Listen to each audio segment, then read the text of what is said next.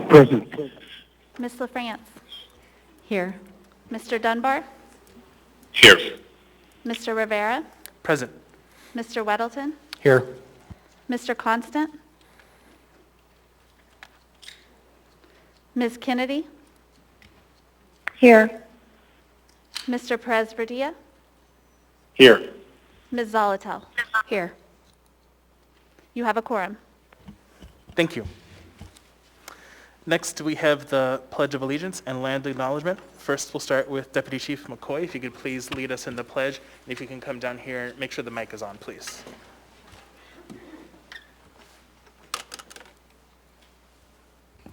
Orange button, or a yellow button. Thank you. I pledge allegiance to the flag of the United States of America and to the republic for which it stands, one nation, under God, indivisible, with liberty and justice for all. Thank you. Next, we have the Land Acknowledgement. Mr. Perez-Verdia, if you can go ahead and read that, please. Thank you. A land acknowledgement is a formal statement recognizing the indigenous people of a place. It is a public gesture of appreciation for the past and present indigenous stewardship of the lands that we now occupy. It is an actionable statement that marks our collective movement towards decolonization and equity. The Anchorage Assembly would like to acknowledge that we gather today on the traditional lands of the Dena'ina Athabascans. For thousands of years, the Dena'ina have been and continue to be the stewards of this land. It is with gratefulness and respect that we recognize the contributions, innovations, and contemporary perspectives of the Upper Cook Inlet Dena'ina. Thank you. Next, we have minutes of previous meetings. Mr. Vice Chair? Move to approve the meeting minutes of the previous meetings, September 18th, October 13th, October 16th, and October 27th of 2020. Second. Moved and seconded. Is there any discussion? Is there any opposition? Seeing none, the minutes of those meetings are approved. Thanks to the minutes clerk for your work. Next, we have Mayor's report. Madam Mayor. Thank you, Mr. Chair, and good evening. Today we're wrapping up our third day of the mass vaccination clinic at the Alaska Airlines Center. Staff from the Anchorage Health Department and Emergency Operations Center have worked alongside the state to provide an organized and efficient series of vaccination events for seniors in our community. Hearing stories from this clinic has brought me so much hope and drove home how devastating this pandemic has been for so many in our community. Some folks who received their first shot today have been isolated since March. These events were an all-hands-on-deck effort, with even our Health Department Director, Heather Harris, stepping in to register elders for their vaccinations. One of the elders excitedly shared with Heather the news that she was going to have a grandchild in June, and the shot in her arm gave her hope that she would be able to hold her grandchild. We've all been affected by this pandemic in different ways, and the burden has not been shared equally. But we have all shared the responsibility of protecting each other, and we've been successful. We've protected our hospital capacity while hospitals have been overrun elsewhere. We've brought down cases at a time when they are surging across the country.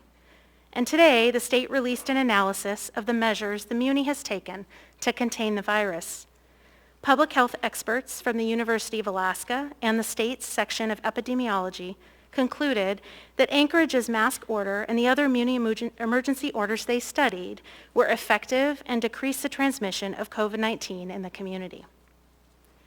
As we expected after the holiday season, the steady decrease in cases we experienced over the last few weeks has flattened out. Our goal now is to honor the sacrifices that so many in our community have made to get us here and to prevent a rapid surge in cases. We are experiencing a level of COVID-19 transmission and test positivity rates that are similar to October levels, but the risk we face today may be greater than what we faced in October. New strains of the virus are believed to be significantly more transmissible, are being detected across the country. We do not have evidence of the UK variants in Alaska yet, but it continues to be identified in more and more states.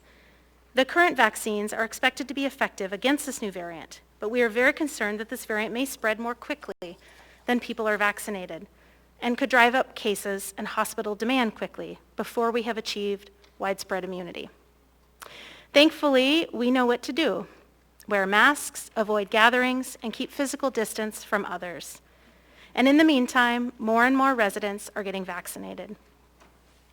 The municipality has been creative and adaptable to help community members affected by the pandemic. As a few examples, recognizing the high risk of transmission from indoor ice rinks, we partnered with the school district to clear and maintain 6 additional outdoor rinks. And recognizing that businesses now have to navigate new safety concerns, regulations, and varied and changing relief programs, we launched a texting alert service to help Anchorage small businesses get the information they need. These small biz alerts have already been a model that other cities are copying. While we respond to this pandemic, the municipality is continuing to serve residents in myriad other ways. One such effort was led by the Anchorage Innovation Team to ensure seniors in the community access the property tax exemptions for which they are eligible.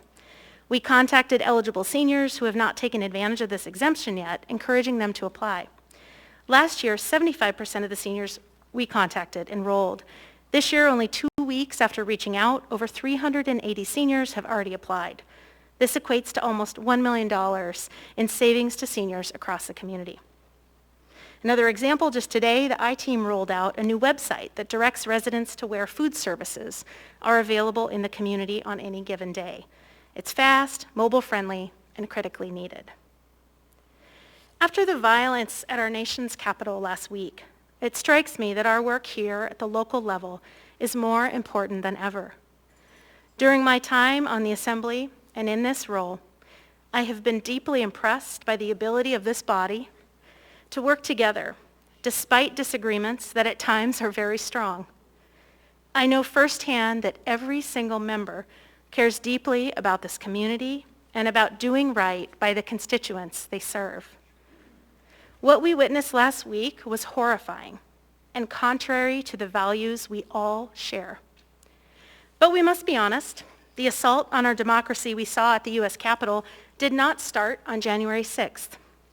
We have seen a growing level of vitriol and hatred. Among the many who come to us with genuine disagreements and profound challenges, we are also hearing more and more claims that have little connection to reality and language that describes those who disagree as enemies or worse. We cannot keep moving in this dark direction. This system of government works when we recognize that we are working toward the same goals, even as we vehemently disagree on how to get there. This system of government works when we share the same basic understanding of facts. We must stand up for truth and put public service above our personal interests. And we must continue to work together. I believe this is what our community wants, and we're well equipped to do it. Assembly members, it's an honor to serve alongside you, and I'm grateful for your service. Thank you. Thank you, Madam Mayor. Next, we have the Assembly Chair's report. Welcome everyone both in person and to those online to our first regular Assembly meeting of 2021. Thanks to everyone in person for following our COVID-19 protocols for both the Wilda Marston and the Assembly chambers, including wearing masks and physical distancing. From time to time, if I see violations of these protocols, I will ask for compliance. Thank you in advance for helping to keep everyone safe and healthy. I'd also like to thank everyone today for following our rules of decorum, which can be found on the walls of the chamber on yellow notices. Last, if you need assistance during the meeting, please go see Christy. Christy, if you could raise your hand. She's in the back. So Christy can help you out during whatever you may need during the meeting. Looking forward to a productive first meeting of the year. Next, we have committee and liaison reports. I'll go ahead and start on this side with Ms. Salatel. Thank you, Mr. Chair. The Committee on Homelessness will meet on Wednesday, January 20th from 11 a.m. to 12:30 via Microsoft Teams Live. It'll be our first meeting of the new year. Some items of import. One is we are going to discuss changing the committee's name to the Committee on Housing and Homelessness. to really get at the issue of affordable housing and the next step. The other issue is we're going to start to talk about Anchored Home 2021 and what Anchored Home looks like in a winding down COVID world. And then we will also hear an update on how things are going at the Sullivan Arena from the shelter manager there. Also, the Health Policy Committee met earlier this month. We kicked the year off robustly. We had a very good discussion with Heather Harris, the director of the Health Department, and Dr. Johnston, epidemiologist, about the COVID-19 dashboard, the vaccination plan, and then we also had a great guest from the state of Alaska to discuss industrial hemp. If any of those interest you, I really recommend you check out the recording or the presentations that are on the committee's website. Thank you. Thank you. Mr. Perez-Verdia?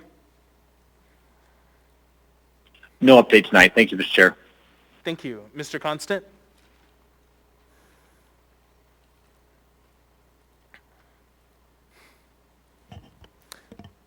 Mr. Constant?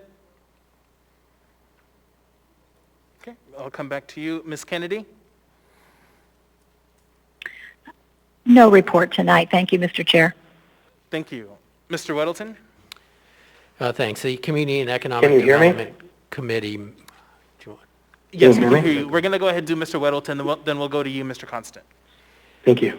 We met last week and we discussed a marijuana license that you'll see at the end of our meeting. We also started a, what was probably would be a long discussion on how the city handles rights-of-way and easements that have somewhat been neglected and not enforced over the years. And this, the catalyst for this was a discussion of access to Campbell Lake at our December meeting, but we kind of broadened it because it's really a much wider issue. We also continue to look at changes to the marijuana laws and to developing a system of licensing homeless shelters. Thanks. Thank you. Mr. Dunbar? Thank you, Mr. Chair. No report this evening. Thank you. Ms. LaFrance? Thank you, Mr. Chair. The Audit Committee met last week. We had 3 main items on the agenda. First, we received an update from BDO USA. This is the organization that independently audits the muni each year for the CAFR, the Comprehensive Annual Financial Report. This year's audit will include an audit of the CARES Act dollars. ETA on the audit is June 30th. And again, this is an independent audit by a third-party auditor, BDO USA. Second item we discussed was a review of the 2021 audit plan. It's ambitious, given that the audit department's already limited resources are further limited with 1 staff member assisting the EOC. It's possible that some audits may fall off, and there was a request by members to prioritize the special study of the change orders and amendments to purchase orders, as well as the AWU levy upon connection audits. The committee voted to endorse the 2021 audit plan with a vote of 5-0. And the third item, the Mountain View Community Center audit. Parks and Rec has hired a contract administrator, and this is a position that was vacant for several years. And the administrator will oversee this contract and other contracts. There is a plan of correction in place, and it appears, especially with the contract administrator hiring, that there are adequate resources to correct the issues that were identified in the audit. And then I will just note that the Budget and Finance Committee will be meeting Thursday, January 21st, and we have a new time. It will be 1 p.m. instead of noon, so we'll be meeting 1 to 2 p.m. Thank you, Mr. Chair. Thank you. Mr. Constant? Yeah, thank you. We got that bug worked out. So the Enterprise Utility Oversight Committee will be meeting on the 21st of January, which is Thursday at 11 a.m. to 12 p.m. And the primary discussion will be permit renewal for the AWWU Asplin Wastewater Treatment Facility and a briefing on the stormwater utility. Thank you. Mr. Peterson? Thank you, Mr. Chairman. No report this evening. Thank you. Ms. Allard? Thank you, Chair. As I wanted to say that since I've been fired as the audit chair, that I don't have a committee report, but I will add that the BDO will be investigated, will investigate the CARES Act funds based on what the assembly or the municipality ask. So I would like to make sure that in the future we request that the coronavirus relief funds is audited independently by the audit committee of issues that the BDO will not be designated to investigate or audit according to what the municipality thinks. Thank you, Chair. Thank you, Ms. Allard. All right, that completes our committee and liaison reports. Next, we have the addendum. Actually, before we move on to the addendum to the agenda, we're going to go ahead and go through our laid on the table items. So first, we have... Chair, I'd like a point of privilege. Yes, go ahead, Ms. Allard. I am going to announce this because I think it's very important that you know what's coming. And so I'm going to ask you all very kindly not to react to this 2021-10 that is going to, oh, maybe it's the wrong, it doesn't have one. Here it is. An item number will be coming to be introduced, and it's a resolution joining and recognizing other elected officials in condemning the violence of the U.S. Capitol, urging citizens to work together to strengthen and protect and cherish our democratic institutions, which I completely agree with. The issue is going to come when they come and take personal jabs at Trump supporters. So when this is introduced tonight, hold your contempt and just let it go. Thank you. Thank you. So first we have under our laid on the table items, AO number 2020-137S. It's a supplemental, so we don't need to take any action on this. Next, we have AO number 2021-10, an ordinance of the Anchorage Municipal Assembly amending Anchorage Municipal Code, Chapter 2.70 to provide for a temporary appointment to fill the Assembly Chair's seat when serving as acting mayor. I believe the intent is to set this one for a public hearing on January 26th. Madam Clerk, if you could advise me, do we need to take a vote to introduce this at this time? I believe you do vote to introduce for second. Okay, so the clerk has advised me that we should do that. So can I get a motion to introduce this item and set for a public hearing on January 26th? So move to introduce and set for hearing on January 26th. This is Perez Radia. Second. Third. Okay, moved, seconded, and thirded. So that completes that item. So that'll be back before us for a public hearing on January 26th, our next assembly meeting. Last is a laid on the table item that we will have to vote on to lay it on the table. A resolution of the Anchorage Municipal Assembly, it's unnumbered AR number 2021, a resolution of the Anchorage Municipal Assembly joining and recognizing other elected officials in condemning the violence at the U.S. Capitol and urging citizens to work together to strengthen and protect our cherished democratic institutions. Can I get a motion to lay this on the table? Move to lay on the table. Second. Moved and seconded. Will one of the sponsors speak to the rationale? I will, Mr. Chair. Given the recent occurrence of this event, there was not time to submit a resolution on the addendum, and I believe that we can't let the events of last week go unacknowledged. I'm happy to speak more to it, but perhaps that suffices for just laying it on the table. Thank you. Is there any further discussion to the motion to lay this item on the table?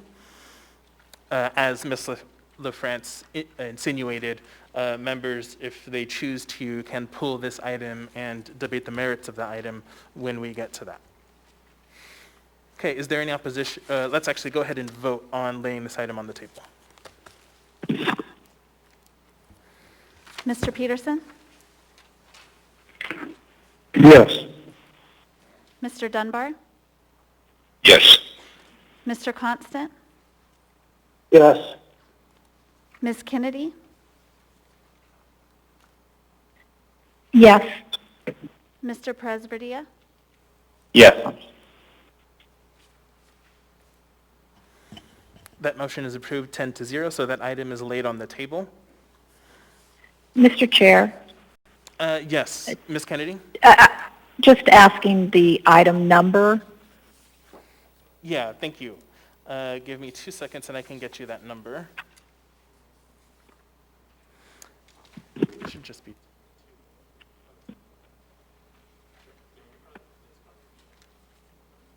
The clerk advises me that that item will be numbered 10B3.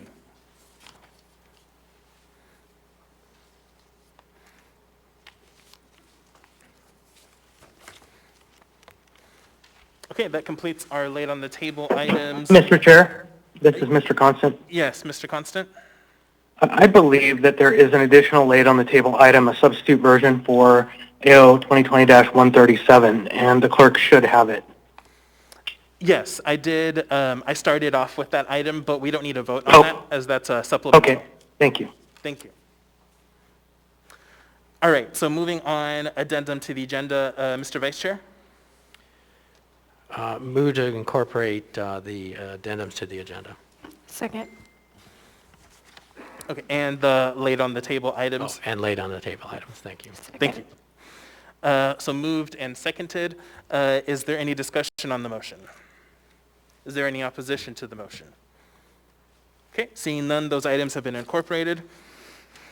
All right, so moving on to appearance requests and initial audience participation. So we have until 6 p.m. for this. We have 2 folks here signed up for appearance requests. Our first individual, Mr. Robert Zartarian, requested to be taken off the list.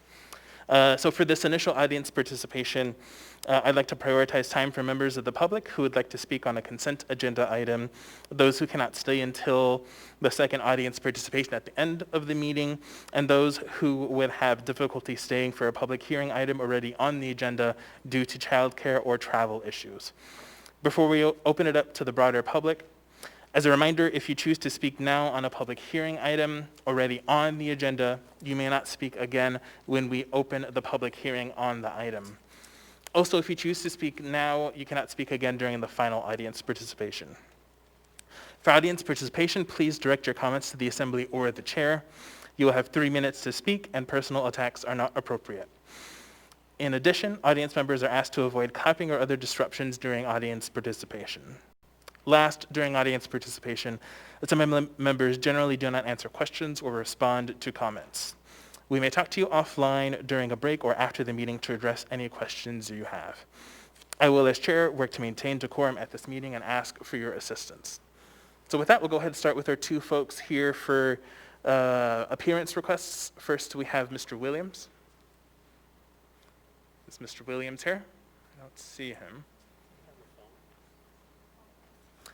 He said that he would be here in person and then he would be on the phone. But we can go ahead and try calling him on the phone.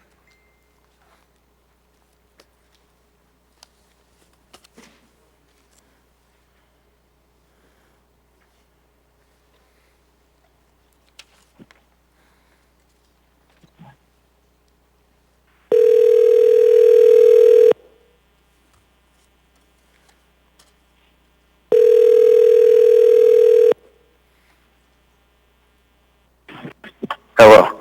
Hi, Mr. Williams. This is Felix Rivera. You're here with the Anchorage Assembly. We are on Yeah, can I come in and participate in person? We have you on the phone, so oh, is that you coming in right now, sir? Yes. Okay.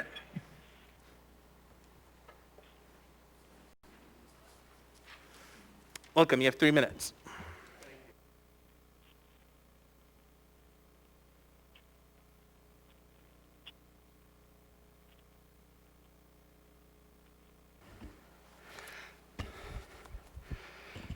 Thank you, Assembly members.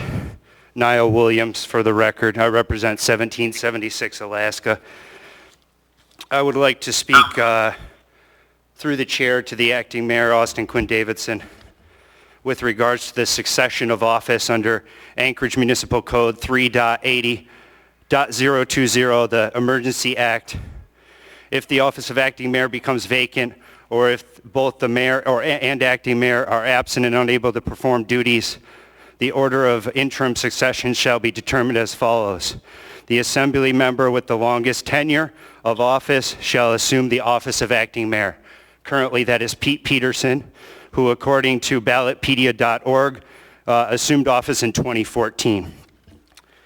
Next, under Article 7, Section 7.02, filling vacancies in elective office.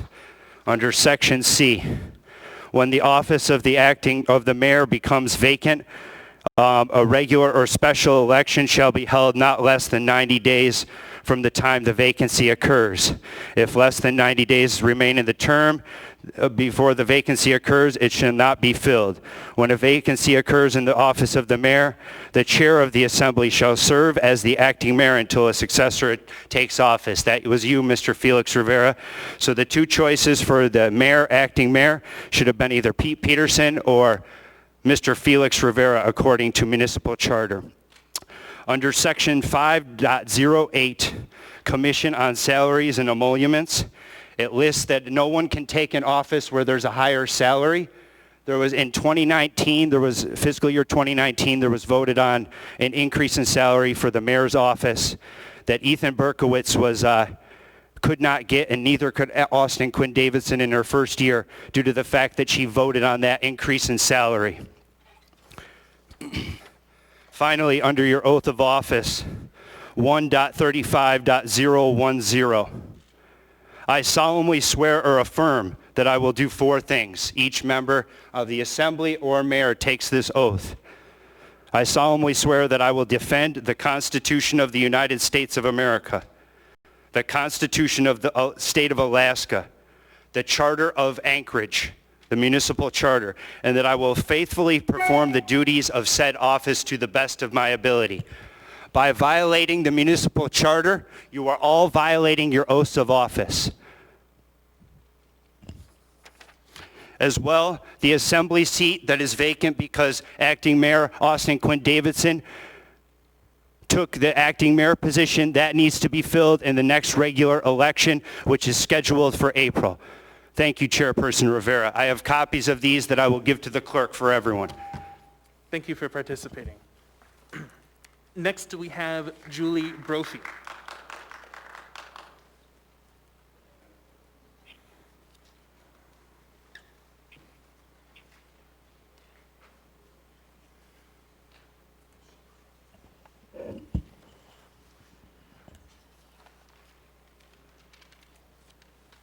Welcome.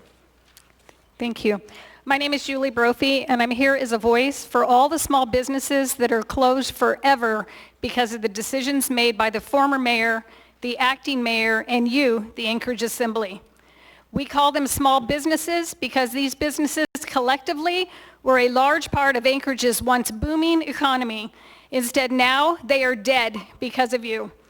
Anchorage used to be a vibrant and thriving community, but now people are closing their businesses, losing their life savings, and windows are boarded up all over town. How do you sleep at night knowing all this while you are still getting paid? Half of you don't even bother to physically show up at the assembly meetings. Instead, you sit in your cushy living rooms on the phone while people are pouring out their hearts to you and losing their entire livelihoods. You should be ashamed of yourselves. Not only do you blatantly not care, but you don't even pretend to listen to your constituents. So many other cities in Alaska and Anchorage are open and thriving. Why not Anchorage? How many more businesses and families are you willing to destroy? Anchorage, are you paying attention yet? Tonight, this assembly is voting to extend their emergency powers through Anchorage. Anchorage residents, ask them why. Could it be because they're getting ready to purchase 2 more buildings in Midtown for the homeless?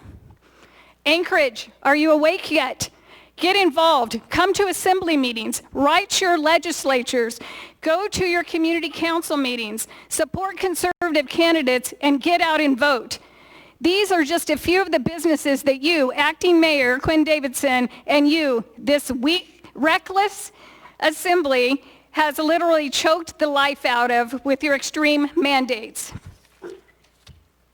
The Charlou Restaurant, Boxes by Bobby, Marika Helic Grill, Eagle River Smiles BTY, Lexo Spa, The Red Chair, Asia Travel, J Bear Florist, Brow Chicka Brow O'Malley, Coco Cafe, Kava's Restaurant Fireweed Location, Orso's Restaurant, Lemon Tree Gifts, Judy's Cafe, Weight Watchers, Oil and Vinegar, which is set to close at the end of the month, the Accident and Injury Center, the Alaska Medical Specialties, Bouncing Bears, Campobello's Bistro, Girdwood Picnic Club, Cattle Company Steakhouse, Answer Advertising and Business Solutions, Krebs Tower Island, Crustini's, Daha Yoga, Pizza Studio in Muldoon, Hard Rock Cafe, Helena's Day Spa and Salon, Last Frontier Bar, Marco's Teas Pizzeria, That Wing Place Midtown, Anchorage Floral,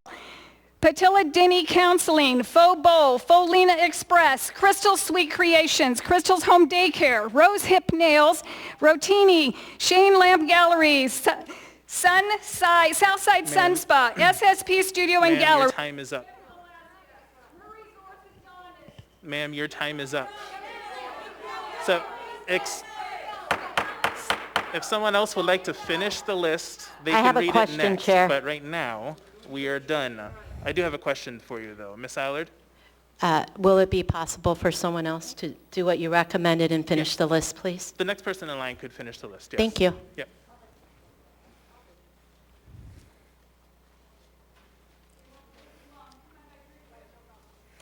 All right, that completes our appearance requests. We're going to go ahead and move on to initial audience participation. I'm going to start with the folks that we have on the phone. So we're going to do 3 on the phone and then 3 in person, back and forth until we're done with the phone list. So first I have Mr. Jacob Powell. If we can go ahead and ring Mr. Powell.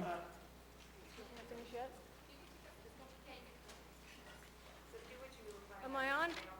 Am I on? Table 6, the alleyway grill. Ma'am, we're doing our phones, and then after we're done with 3 folks on the phone, we're going to come back to in person. Yep. So we're doing phone, and then we're going to come back. Yeah, you'll be soon.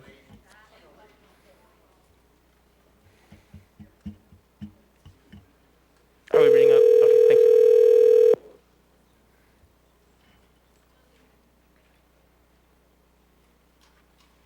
You have reached the voicemail box of Jacob Powell. Hi. Oh, is that a voicemail? Okay. All right. Let's go ahead and move on to Miss Karen Peterson.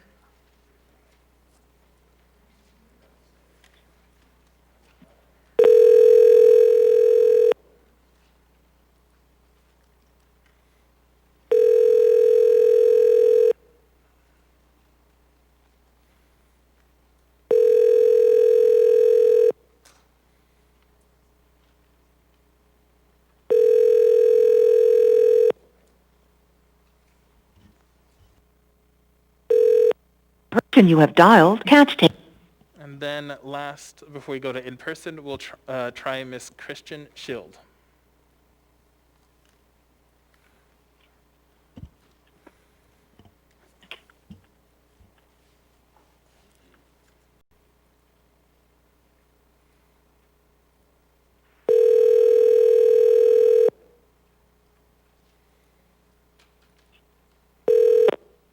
Hi, this is Christiane. Hi, Ms. Schild. This is Felix Rivera. We are on initial audience participation. You have 3 minutes. Welcome. Hi, thank you. My name is Christiane Shield. My assembly members are Susan LaFrance and John Weddleton. I'm a registered nurse. I have been for 20 years. I've worked in several different areas. I am a born-again believer in Jesus Christ. I believe in the sovereignty of God, and the Bible is His inherent word.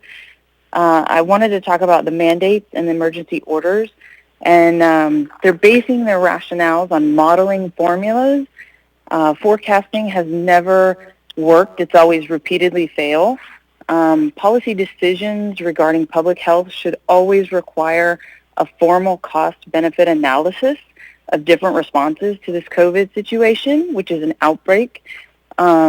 Have you guys actually calculated up the numbers of all those lost businesses that they're listing out on the live YouTube that we're all watching? I want to ask that you terminate all the mayor's emergency orders. I want to ask that you consider in 14E regarding the native village of Eklutna representative just having equal time with Anchorage residents, the 3 minutes for everyone, or if it's just those representatives of that community council in Eklutna, that also other Anchorage individual community councils would have that 5 minutes and that it would be equal. Rather, 3 versus 5 is not going to be equal. Regarding the emergency orders from a medical perspective, within the body of 10B2 and 15E, you do not have specific measurable data to actually evaluate the success or the failures. You're using the words can, may. Those are too generic. You have to define what large or high probability widespread is.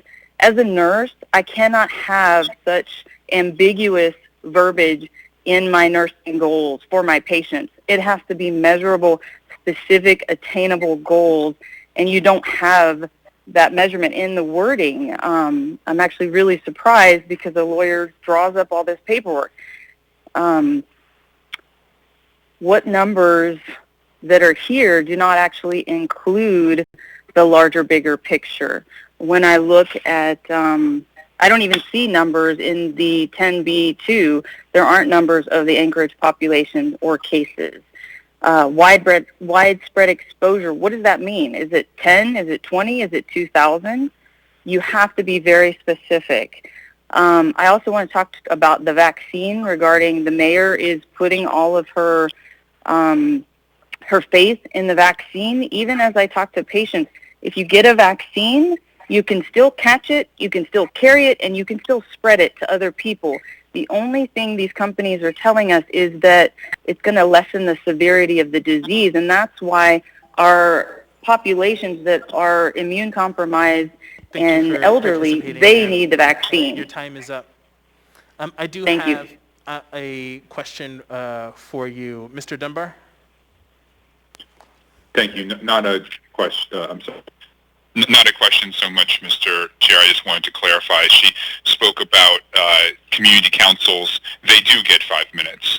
That is one of the privileges we give community councils, and we're trying to equalize that within the Village of Eklutna. Thank you, Mr. Chair. Okay. No, I appreciate that. I was not aware. Thank you for participating. All right, we're going to go ahead and switch back to in-person. Welcome.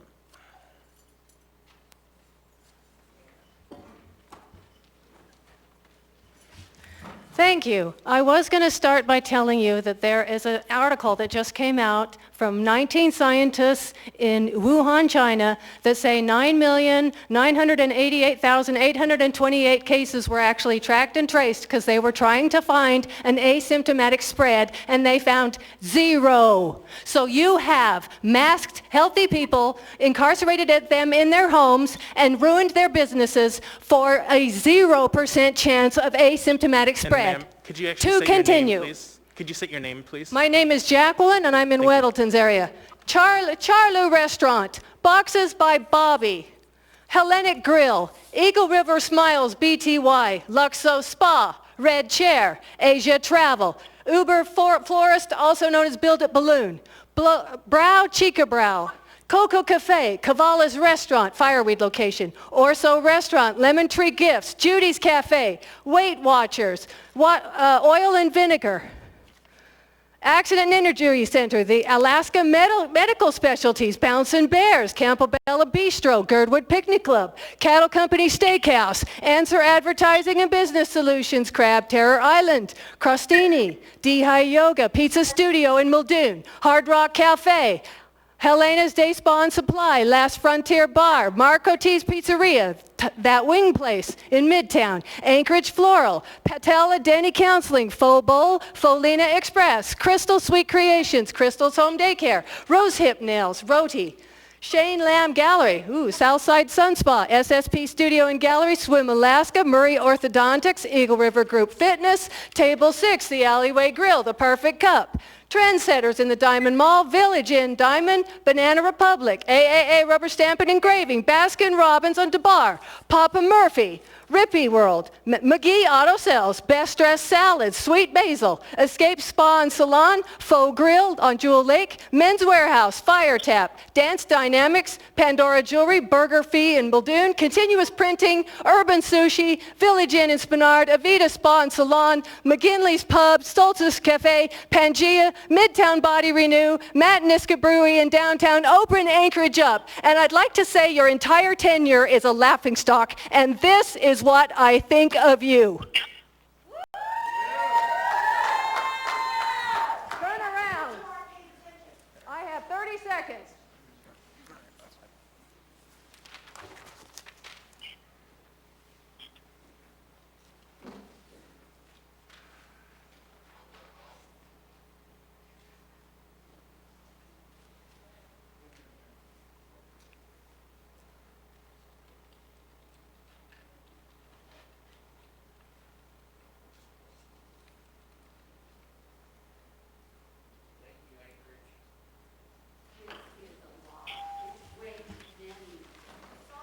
Thank you for participating. Welcome. Good evening. My name is Louis Imbriani. I'm represented by Peterson and Dunbar, at least for the next couple months until I have to relocate. And I'll be relocating out into Eagle River, so I'll still be here in Anchorage. But I wanted to talk about one of the items in the consent agenda, 10B2. It's AR 2020-15. It talks about the current emergency orders that are here in Anchorage. I work as an independent contractor for Hockey Officials of Alaska and Alaska Hockey Officials. I'm also a board member for Alaska Hockey Officials, but I am here talking in my own capacity this evening. The talk about ice arenas, I wanted to know why. Why ice arenas? Why are they so deadly, and what caused the justification to have them to be shut down, or at least to limit competition? Competition is where I make money. Because I'm an official, I get paid to do that. So it is important to me. So I asked, and the information that I was provided was a UMass or a Massachusetts.gov press release that speculated where these people got COVID from. It happened to be an ice rink. They couldn't prove that it was on ice. They couldn't even prove that it happened there, just that all of these people who caught COVID happened to be around the same place at the same time. So all speculation. I was also provided an ABC News article which referenced this same mass.gov press release. That was all speculation, no actual facts. And then they had a doctor commentate on it that the virus literally gets trapped inside the boards and the walls of the ice rink because of the cold air. Has anybody been inside of an ice rink early in the morning when you get that fog that settles?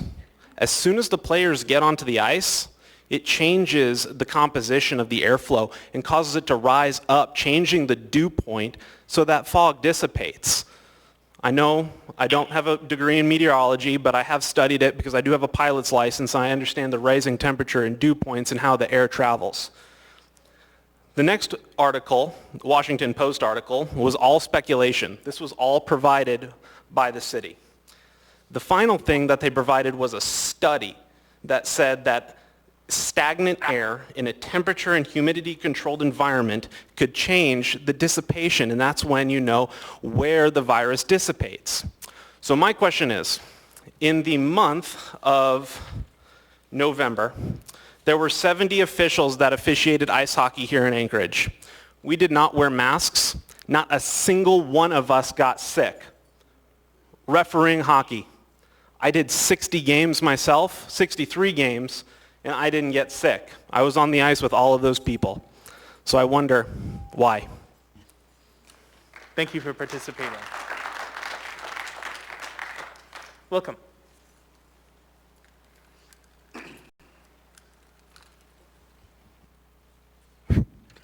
My name is James Wojciechowski, W-O-J-C-I-E-H-O-W-S-K-I. I live on the East Hill side, rather poorly represented by Peterson and Dunbar. I say that because I have tried my best to communicate with them via email and telephone. I've gotten one response in the entire time.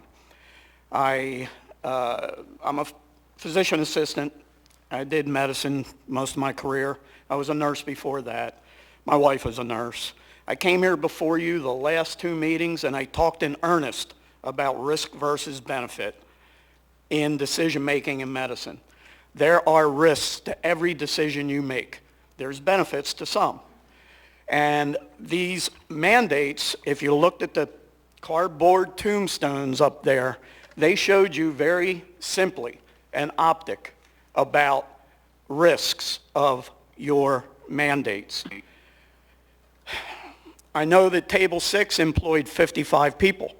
I know that because at the last meeting, Mr. Perez, the owner of that now dead restaurant, named their names. I found that very compelling. I stood back there and I listened to those names, and I thought, my goodness, they're actually people that now do not have an income. I saw very little reaction, body language-wise, or on the faces of all of you. All of you that actually show up for this assembly meeting. Pretty hard to tell what somebody looks like when there's a white placard that says, on the phone. You're just not getting it. It's pretty simple. You know what got me involved?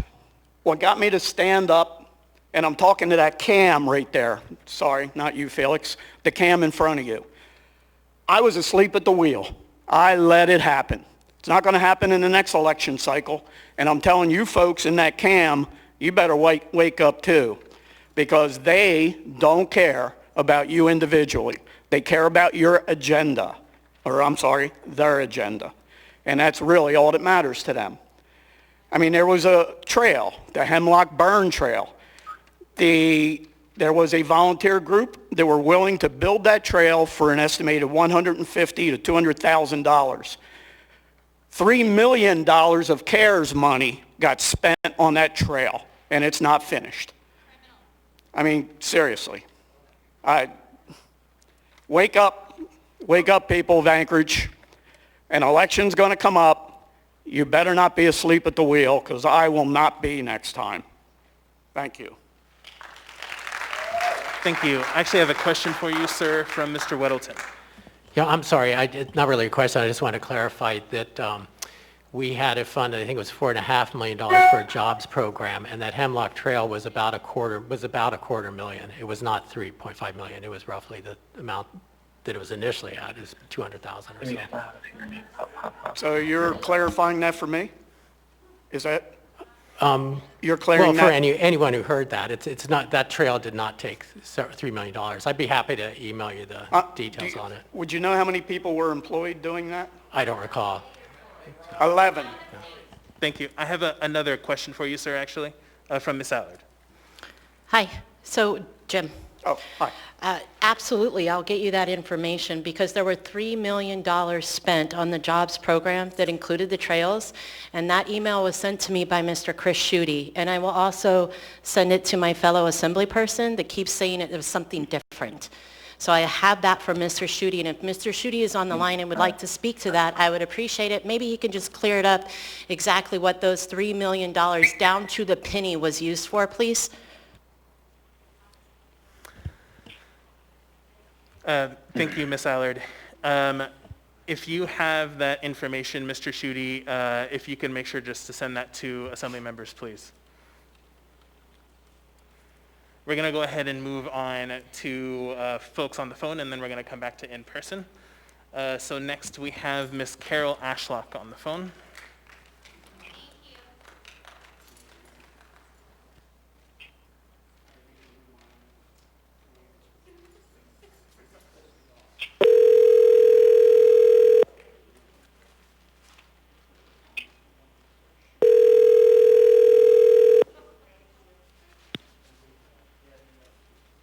Hello. Hi, Ms. Ashlock. Hello? This is Felix Rivera. You're here with the Anchorage Assembly. We are on initial audience participation. You have 3 minutes. Welcome. Thank you very much. Let me just, I'll just speaker. I just hung up with the Sand Lake Community Council president who just forwarded an email to all the assembly members because they don't have their minutes caught up of a motion that I presented last night for a vote of support for AR 2021-13. And that's what I want to speak on tonight. The resolution that was put together in response to requests for help from Cameron for our district that was written and presented, by Assemblywomen Allard and Kennedy. And I want to thank them for reaching out to help their colleagues on these matters.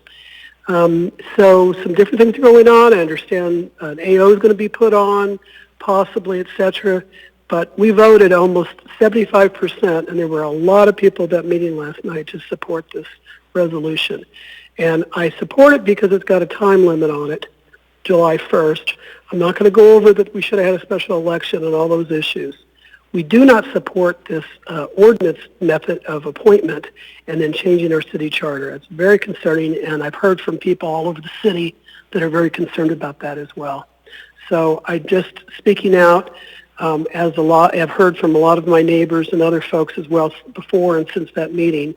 It's sort of a last minute thing we're hearing about, but in support, like I said, of Resolution 13 to through your process for people to apply and for them to appoint someone to Austin's position until July 1st, and then we see what happens from there. And I presume that if that position ends up being vacated for any reason, other work, etc., that we will go to a vote at that point. Any questions from any of the Assembly members? Thank you. I do have a question from Ms. Allard. Okay, thank you. Thank you, Ms. Ashlock. Did you ask me to attend that meeting, or did I call you? Absolutely. I asked you. I had several other people that asked. And the reason why was there was confusion between these other things. All due respect to you, Cameron, two different things at Turnigan. One that was said, that you guys supported it, which apparently you did not, had great concerns about the legality of much of it. What was a different thing that was presented to Spenard that was approved by Spenard, but it's not any of these things, okay? So we can't go out and say, hey, we've got all this support. And so when that came along, then we asked to have it put into the agenda, and Parker Haymans, our president, did the best he could to get that in there, and then requested that I make the request at the beginning of the meeting. And so we were going to talk about it, but what was said amongst the board and other people was, hey, it's better to let the authors of this, the sponsors of this resolution, explain it to us. I have other things that I've done in my career. This is not my specialty. So it's best to look to you and ask for you to come and present that. And the people that were at the meeting, other than the invites for office, like mayor and so forth, those are all residents. I'm a 30-year resident over there. And, Assembly knows me on some other issues of development and so forth. But I'm a 30-year resident. And all those people that were there and spoke and asked questions and in the chat, those guys are long-term residents, not a bunch of buddies that came over or that you pushed your way in. So I want to thank you again, Assemblywoman Allard and Ms. Kennedy, for taking the time to help us out in our neighborhood. It's a huge thing for us, and it's a huge thing for the municipality, not just the city, but the entire municipality. We're quite aware of the distance that it covers from Girdwood on up to where you guys are. So I hope that answers your question. Is there anything else that I might answer? No, Chair. Thank you, Carol. Thank you. Actually, I have one more question for you, Ms. Ashlock, from Mr. Constant. Sure. Okay, yes. Hi there, Carol. It's not actually a question. I just wanted to express my sympathy about all the madness that your family's business is experiencing this weekend due to the national climate. I'm really sorry. Thank you so much. And I'll just say to everyone, Mr. Constance, who brought it to our attention, and we are greatly appreciative of that. We're just a family. We're just a private business. So it'd be like inviting everybody, hey, let's all go over to so-and-so's house, and just deciding that. Well, of course, nobody wants that, and that just doesn't happen. So it's a real problem on a lot of levels, legally, safety-wise, just so many different things. So we really appreciate the support of you and the Assembly and the city. And, we try to be good stewards. We try to be good citizens of the city. Whether it's our development work or whatever, we try to be responsible. And Diamond Center, as you know, was started by my parents because they loved being in Alaska so much. And we've always worked to be a family center, whether it's Patty's Pond, that's my ice rink, my dad's love note to my mom in the ice rink, or whatever. So thank you very much. And I just want to say that we're doing our best to try to make it a safe, enjoyable place for people to be. So thank you, sir. Thank you. That's very nice of you. Thank you. I'll share that with my family. Thank you. All right, we're going to go ahead and wrap up our initial audience participation with Ms. Liz Vasquez.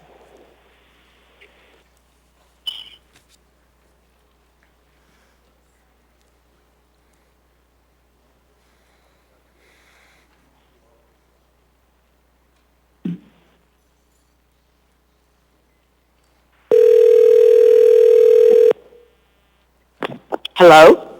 Hi, Ms. Vasquez. This is Felix Rivera. You're here with Anchorage Assembly. We are on initial audience participation. You have 3 minutes. Welcome. Yes. Before I proceed, I'm Vice Chair of the Sand Lake Community Council and respectfully request 5 minutes. Sure. Thank you. My name is Liz Vasquez. I'm Vice President of the Sand Lake Community Council. And first of all, I want to explicitly state that personally and on behalf of the Sand Lake Community Council, we support AR 2021-13, and that pertains to having representation for West Anchorage District 3 is a resolution proposed by Assemblywoman Allard and Kennedy. First of all, I think transparency is extremely important. We were not aware of this particular resolution until Sunday late night. And so we had requested, several of us had requested Assemblywoman Allard to come to the Sand Lake Community Council meeting, which happened last night. And we asked her to explain her resolution, a proposed resolution. We were very happy and very glad she was available to explain to us. And so she was an invited guest. Because we did not know about this resolution until the last minute, unfortunately we had to move to amend the agenda. It's not always preferable to do that, but under the circumstances we were forced at the last minute to amend the agenda and ask respectfully that Assemblywoman Allard be allowed to speak, and she did. The Community Council voted, and the vote was 24 yes, supporting the resolution, 10 against. Approximately about 73% of members attending yesterday's meeting supported this resolution. Now, the second issue I wanted to point out that Assemblyman Perez-Verdiaz did address the Community Council, but he was addressing the resolution that I believe, not a resolution, but a proposed change to the city ordinance, which is quite different from this resolution. As a matter of, there are differences between a resolution and an ordinance and an amendment to the charter. The proposed ordinance change by Assemblyman Perez-Verdiaz would, in essence, usurp the charter and through the back door try to amend what's not in the charter or in the ordinance. We're making the best of a situation, and the resolution addresses this with some guardrails, and it makes clear that this is just a temporary situation. It is not a slippery slope, and that the individual that is appointed by the Assembly to represent District 3 would simply, not have that seat after Acting Mayor Quinn Davison vacates her position as Acting Mayor. And upon swearing in of the new mayor on July 1, 2021.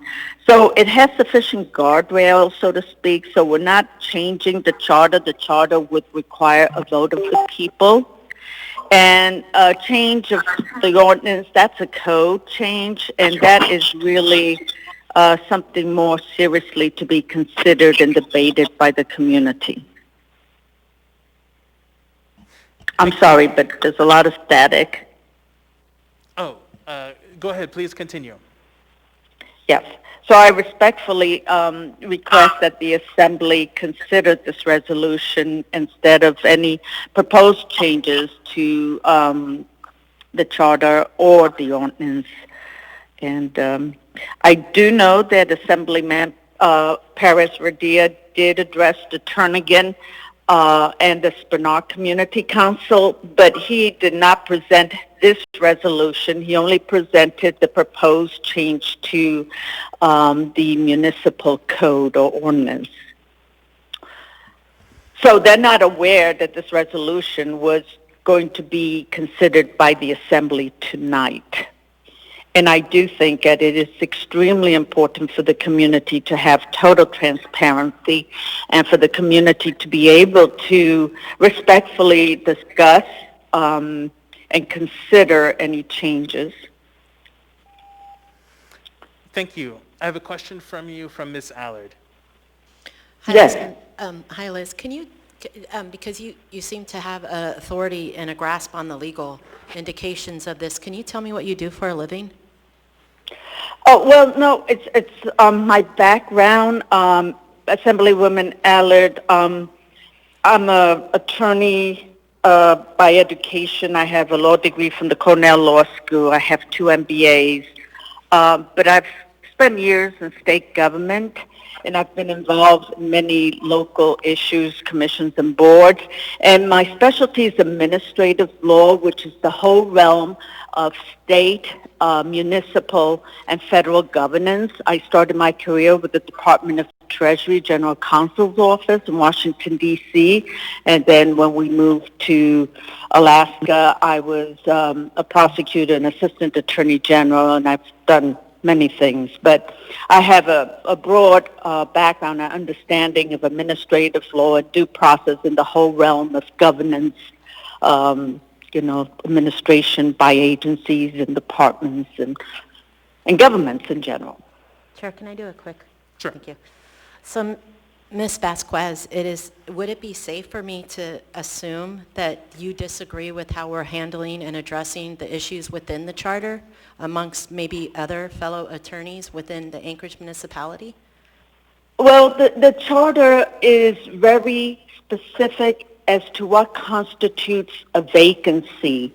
And if indeed we want to add another circumstance that would be described as a vacancy, that would require a change in the charter. Now, that would also require the vote of the people.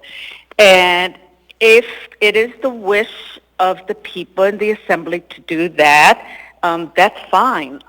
But there's a whole process to that change. And this code, the code ordinance are like the equivalent of regulations.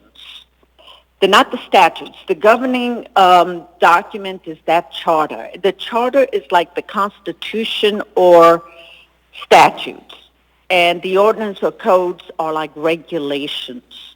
The charter is king, and then comes the code or ordinance. So, we're in a very awkward situation, if you will describe it. We have an acting mayor that's going to be there for about 8 months. The resolution is a Band-Aid, but it doesn't change the charter, and it doesn't add another code. And it just has sufficient guardrails to do what it's supposed to do in this situation. And, we're backing up to things that have happened in the past, and that is that it is arguable that we should have had a special election for the mayor, and therefore the acting mayor would not have not would be acting as long as she is acting. So one thing leads to the other. Thank you. Thank you for participating. That's going to go Oh, ahead. thank you, Mr. Chairman. Thank you. That's going to go ahead and end our initial audience participation. I'd like to invite folks who are in the line to come up and sign up to be the priority for the final audience participation, which will be after we complete all the rest of our business. Please denote if you'd like to be called and if you're okay with being called late, because we might be here pretty late. Okay, so we're going to go ahead and move on our agenda to consent agenda. The consent agenda items number 10A through 10F are typically routine or non-controversial items such as bid awards, new business, information and reports, and ordinances and resolutions for introduction. The items on the consent agenda may be approved by the Assembly by a single vote on a motion to approve the consent agenda. Prior to approval, items may be pulled by an Assembly member for discussion and separate vote on each of those items. Under the Assembly Rules of Procedure, all ordinances and some resolutions will have an opportunity for public hearing on a future date. With that, we're going to go ahead and go down the dais and see what members would like to pull. I'm going to go ahead and start on this side with Ms. Allard.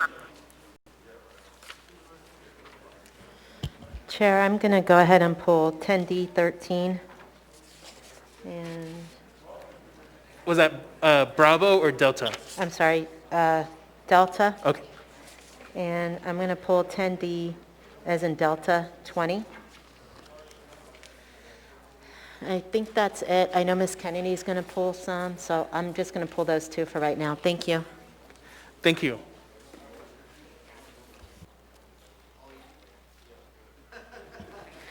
Thank you. I apologize, Chair. I also wanted to pull 10B3. Is that the, no, I'm sorry, Mr. 10, it's, we're fine. Thank you, Chair. I apologize. Thank you. Next, I have Mr. Peterson. Thank you, Mr. Chair. On no items this evening. Thank you. Ms. LaFrance. Thank you, Mr. Chair. No items. Thank you. Mr. Dunbar. Thank you, Mr. Chair. No items this evening. Thank you. Mr. Weddleton. Thanks. I'd like to pull 10G12, 10G13, I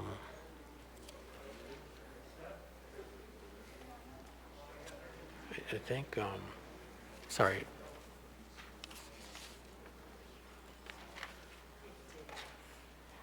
Eight B. I'm sorry, can you repeat that last item? Is it 8B? I think that was a...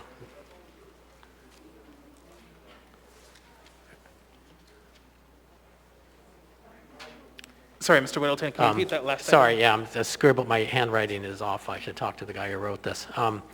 8B, and then 10, I think it's Bravo 2.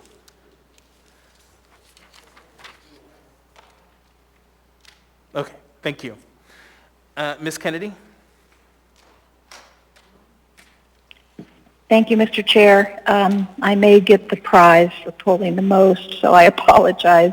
I'd like to pull item 10D, Delta 12. What happened?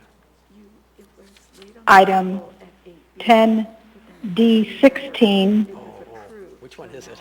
17, and 18. Item 10E, Echo 4. And 10 Echo 5.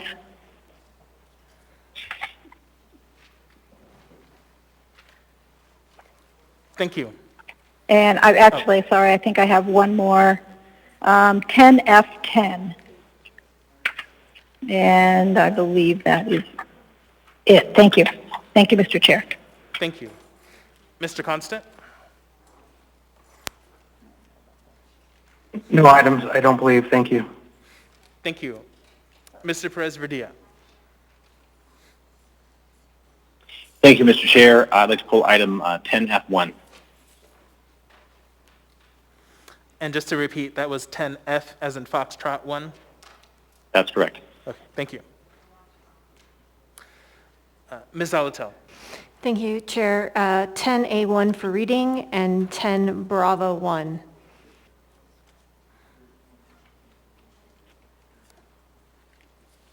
Thank you.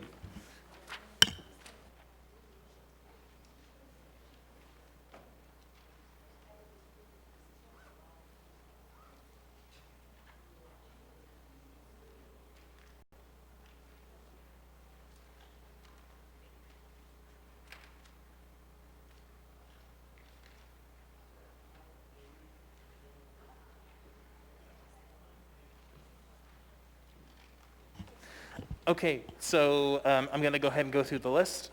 So I have items 10A1, 10B, 1, 2, and 3, 10D, 12, 13, 16, 17, 18, and 20, 10E, 4 and 5, 10F, 1 and 10, and 10G, 12, and 13. Are there any other items?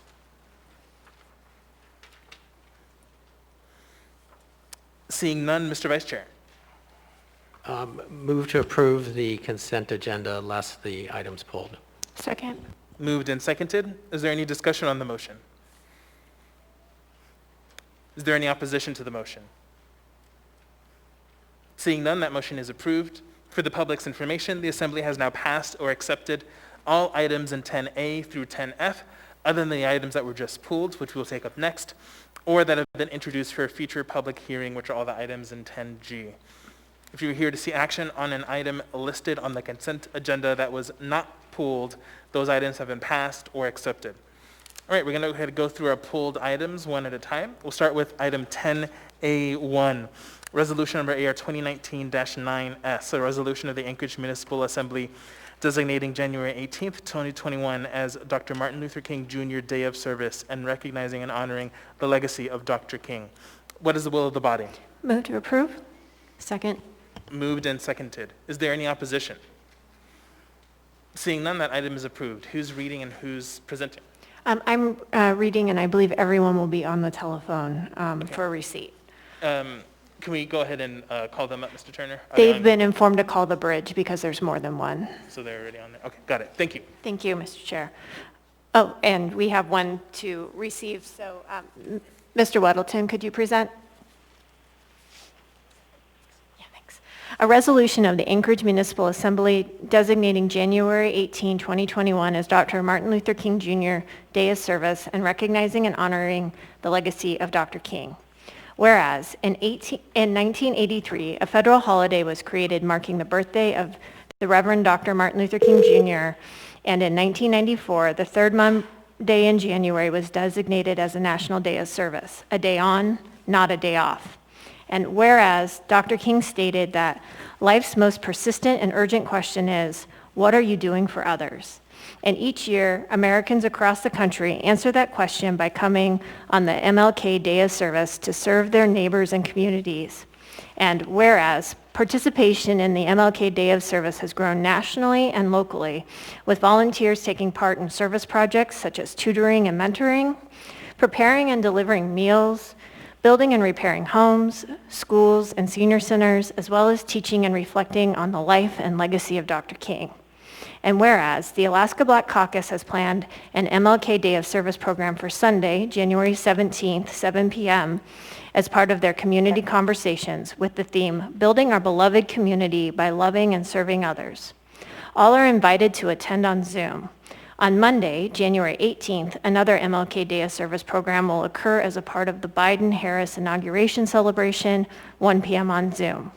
And whereas the Alaska Bar Association, partnering with the Alaska Legal Services Corporation and volunteer attorneys, will hold the 12th annual MLK Day Legal Clinic to provide free legal consultation to residents of Anchorage on civil issues related to family, housing, public benefits, and more on January 18th from 12 to 4 p.m. via telephone hotline at 844-263-1849 and ongoing year-round via alaska.freelegalanswers.org. And whereas the Anchorage chapter of Jack and Jill of America, Inc., a membership organization of mothers with children's ages 2 to 19, dedicated to nurturing future African American leaders by strengthening children through leadership development, volunteer service, philanthropic giving, and civic duty, will hold a second annual Can Food Drive, the Super Bowl of Caring, and accept donations to support the Food Bank of Alaska on January 18th, 2 to 7 p.m. Updates for that event can be found via their Facebook page. Now, therefore, the Anchorage Municipal Assembly resolves that January 18, 2021 is designated as Dr. Martin Luther King Jr. Day of Service in the municipality of Anchorage, passed and approved by the Anchorage Assembly this 12th day of January, 2021.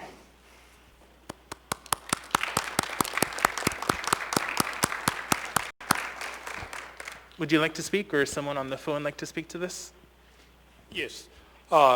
Thank you, Mr. Chair, for the Mayor and Assembly. As Vice President of Alaska Black Caucus, we encourage all Anchorage Alaskans to join us on our Zoom call on Martin Luther King this Sunday at 7 p.m.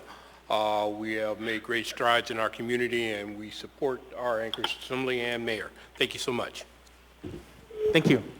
Mr. Chair, I believe that there are two individuals on the phone. We may have Ms. Scully with the Pro Bono Director of the Bar Association and Ms. Hudson with Jack and Jill. Yes, this is Krista Scully. Thank you, Mr. Chair and members of the Assembly. I'm the Pro Bono Director at the Alaska Bar Association. I want to thank you for recognizing this important holiday and our work to amplify a day on, not a day off, and through the legal community of providing access to justice, where we both amplify and support on this day the good work that's being done year-round by Alaska's legal services providers. So thank you very much.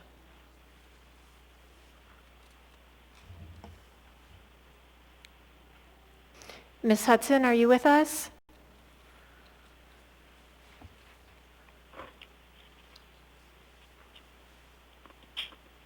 Ms. Hudson?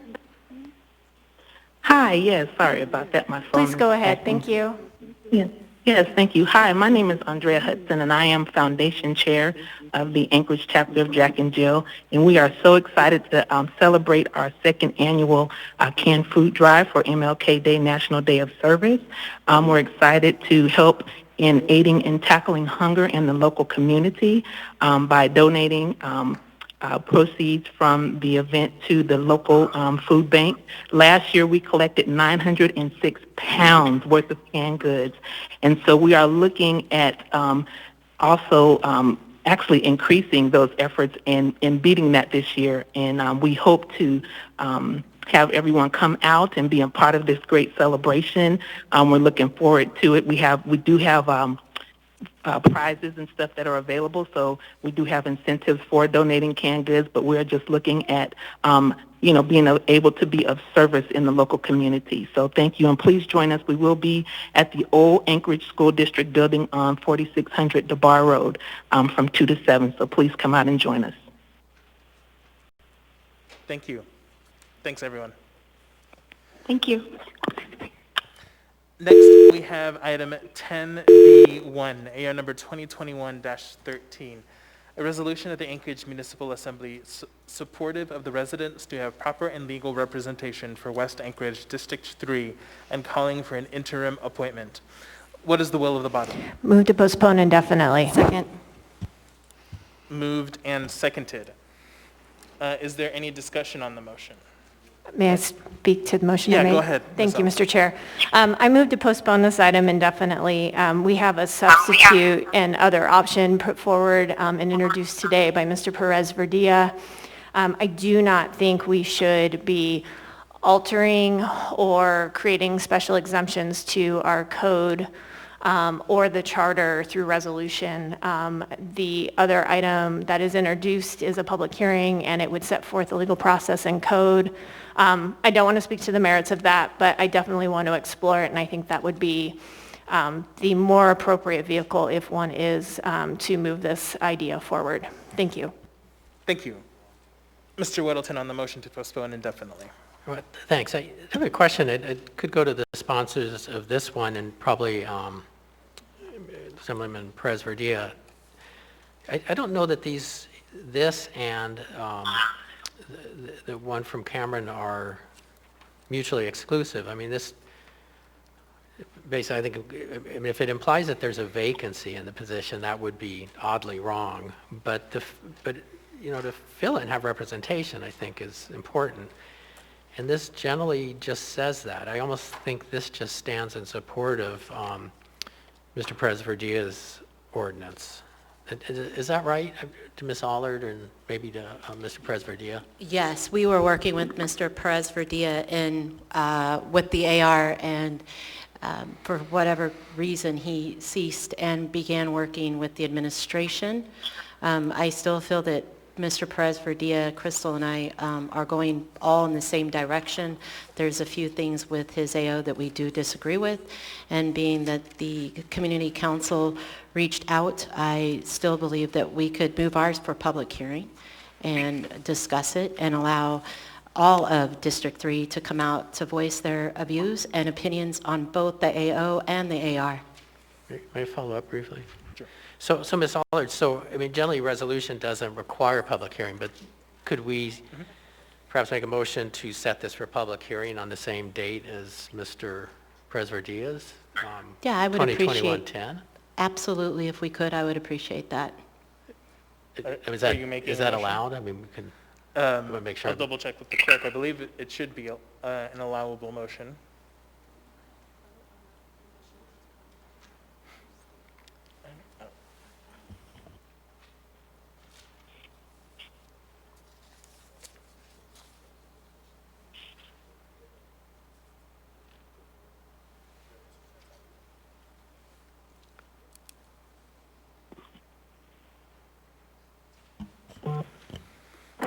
Okay, so yeah, we can go ahead and have this motion, debate it, and then we can go back if the motion fails. Okay, I'd like to move 10B1 2020-13 for public hearing on the January 26th. Second. Okay, moved and seconded. Do you want to speak to the motion? Yeah, you know, I think the thought process behind this is fine. You know, to get representation for West Anchorage in the interim while, you know, Assembly Chair Austin Quinn Davidson is in the acting mayor position, and I think that parallels the Perez-Verdilla ordinance 2021-10. So I think we have two very similar items. I think really one just supports the other, and why not have them together and give people a chance to speak? It sounds from testimony today that people want to. Thank you. All right, so I'm going to go ahead and go in the queue that I have and ask if folks want to speak to this new motion, which is to set this item for a public hearing on January 26th. Ms. Kennedy, do you want to speak to that? Yes, I do. Thank you, Mr. Chair. And I was in the queue to speak on this and actually was planning on amending Ms. Zolotel's motion anyway to a date specific and to include the public hearing. So this is exactly what I was hoping for. I don't think there was any intent not to have a public hearing on this issue. It was just that the way it was formulated, because it wasn't changing code, kind of gave us no other option other than to introduce it as a resolution. So I'm happy to have that conversation in conjunction with Mr. Perez-Verdilla's next week. Thank you. Or not next week, but next meeting. Thank you. Thank you, Mr. Chair. Thank you. Ms. Allard. Thank you, Chair. I would also like to speak to both the postponement indefinitely and this one. And the reason why is because I think it's very important that we have a robust public testimony and participation, and to just automatically shut down a resolution or anything that we want the public to come out and testify on is a shameful action. And it just shows that we aren't working together as an assembly. And when someone isn't open to allowing public testimony and they have ulterior motives, it's not okay. And I would always welcome any of my assembly members to, if they want to have a debate, if they wanted to go to public testimony, I'll put it right here on the record. I will always support it. and I will never postpone indefinitely for robust public testimony. Thank you. Thank you.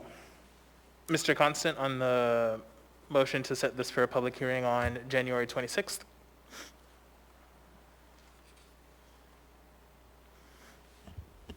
Mr. Constant? Yes, thank you.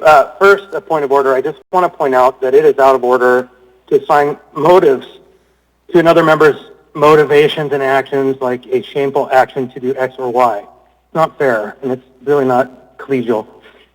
But that said, I actually... Sure, actually, Mr. Constant, since you raised a point of order, I will go ahead and make a ruling on that, as is tradition.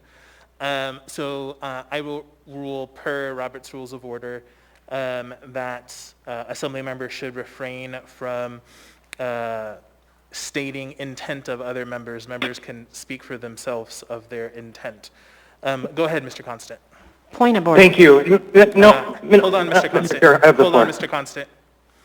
Ms. Allard? Thank you. Then I would ask the chair not to assume what my intent was when I am speaking.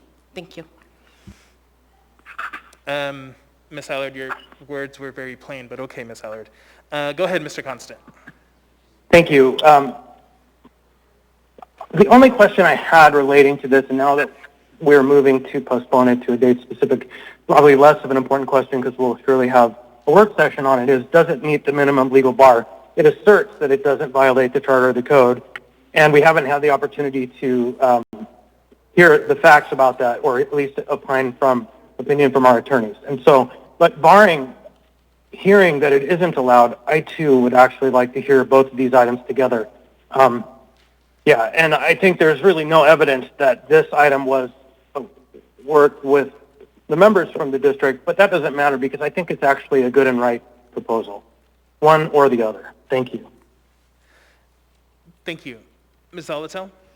Thank you. I actually oppose the motion to postpone to a date certain. I'm concerned we're setting ourselves up for two dueling processes that can't be reconciled. If you read this resolution, it says that if we pass it, the Assembly shall temporarily fill the seat. The other sets forth a full process.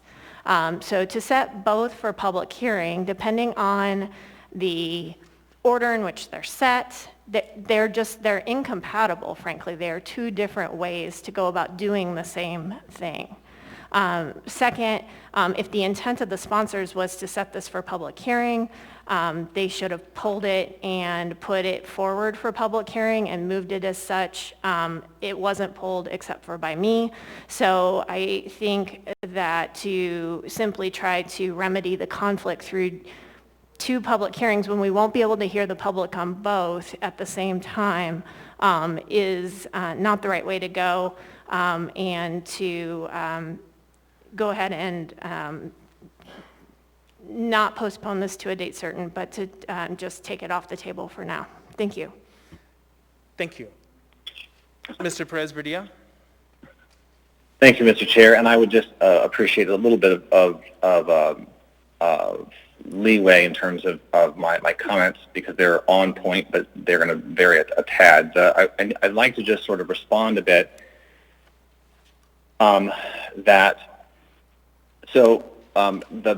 the context here is that Member Allard and Member Kennedy brought forth a resolution laying it on the table at our last meeting related to trying to fill the west side seat without contacting me, without bringing it to any of the community councils. Chair, point of order. And so I was... hold on, Mr. Perez-Verdia. I have a point of order that I need to deal with. Ms. Sure. Allard?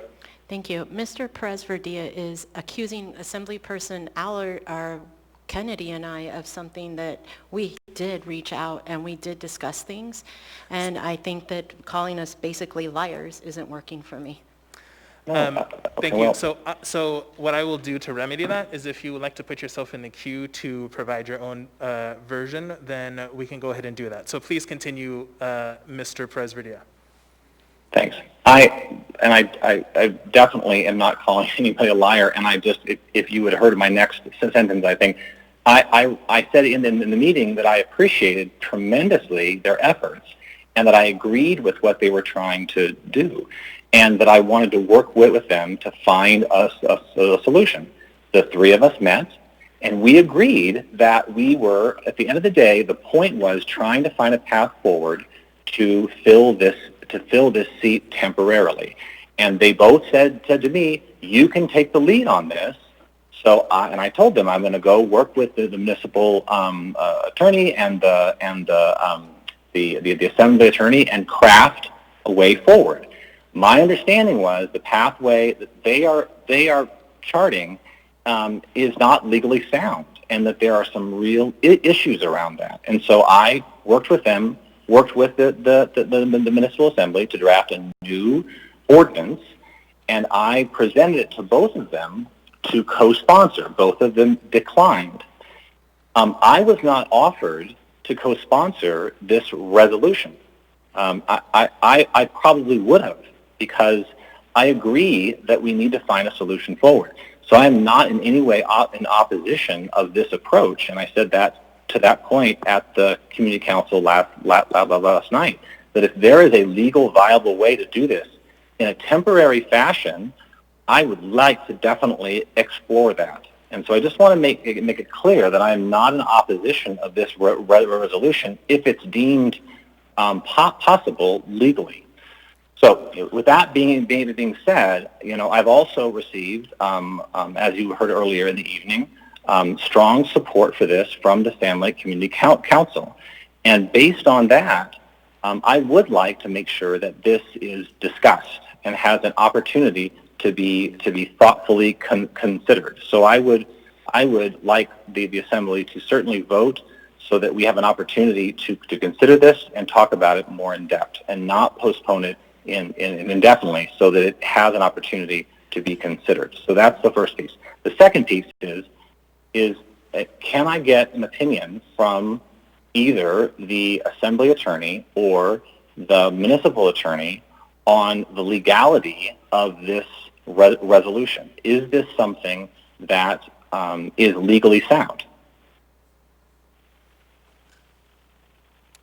Mr. Gates, would you like to respond?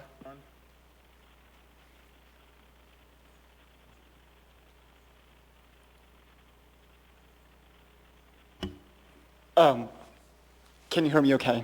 Yes. I guess is Ms. Vogel on the line too, because she might have something to add here as well. And the question, I guess, is whether the resolution is legally sound. Both the resolution and the ordinance, I cannot say are perfect and perfectly legally sound. Both of them have, I guess, a little legal risk, I would say. And I mean, there's no perfect answer here.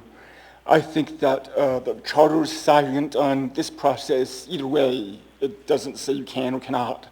And so we don't have that in charter to fill, I guess, temporarily with an interim appointment, the chair's seat when the chair is acting mayor. And that's the case with charter. So either of these proposals, the charter is silent.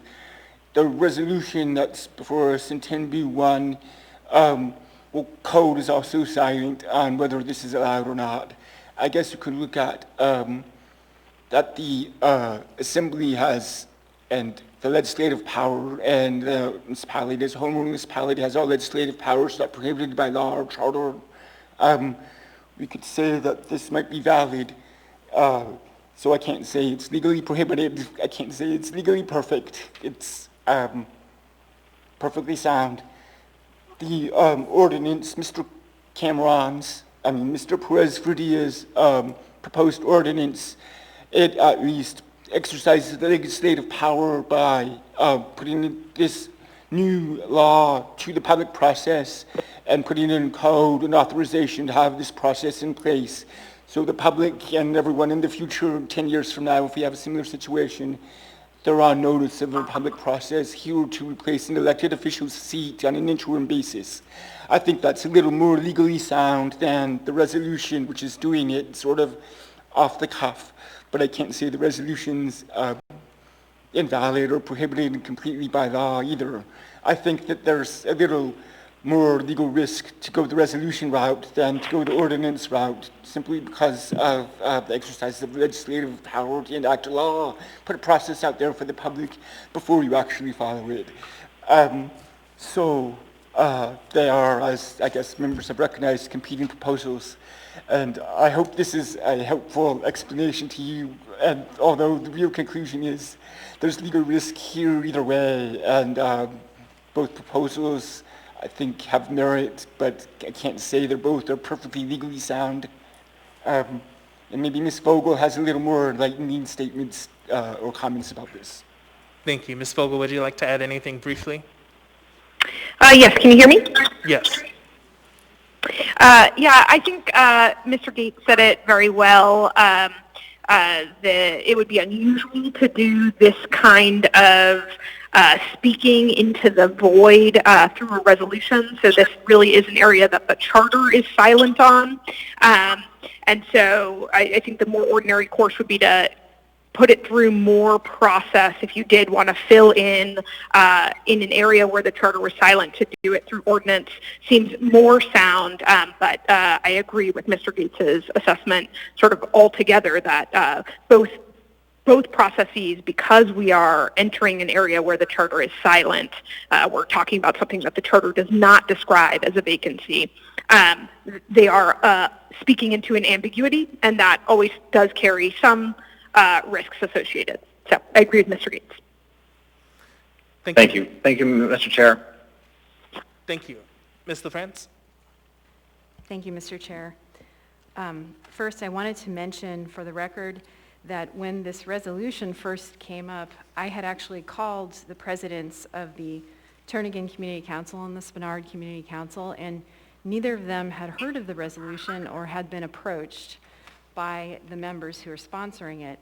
And that to me was very problematic, as the fact that Mr. Perez-Verdia is not a co-sponsor, because I know that this question of representation is one that he has been pursuing.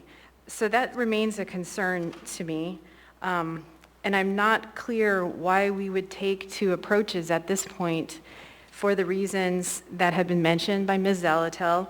It seems problematic. Why wouldn't we just go with the ordinance approach for those reasons also that council have indicated? However, if Mr. Perez-Verdia believes that this is in the best interest of his district to set a public hearing for the resolution, I'd be inclined to support that, though again, I'm not sure why we wouldn't just take the approach for all the reasons that have been mentioned by Ms. Zalatel, Mr. Constant, and council to go ahead and approach this through the process of an ordinance. Thank you, Mr. Chair. Thank you. Ms. Kennedy?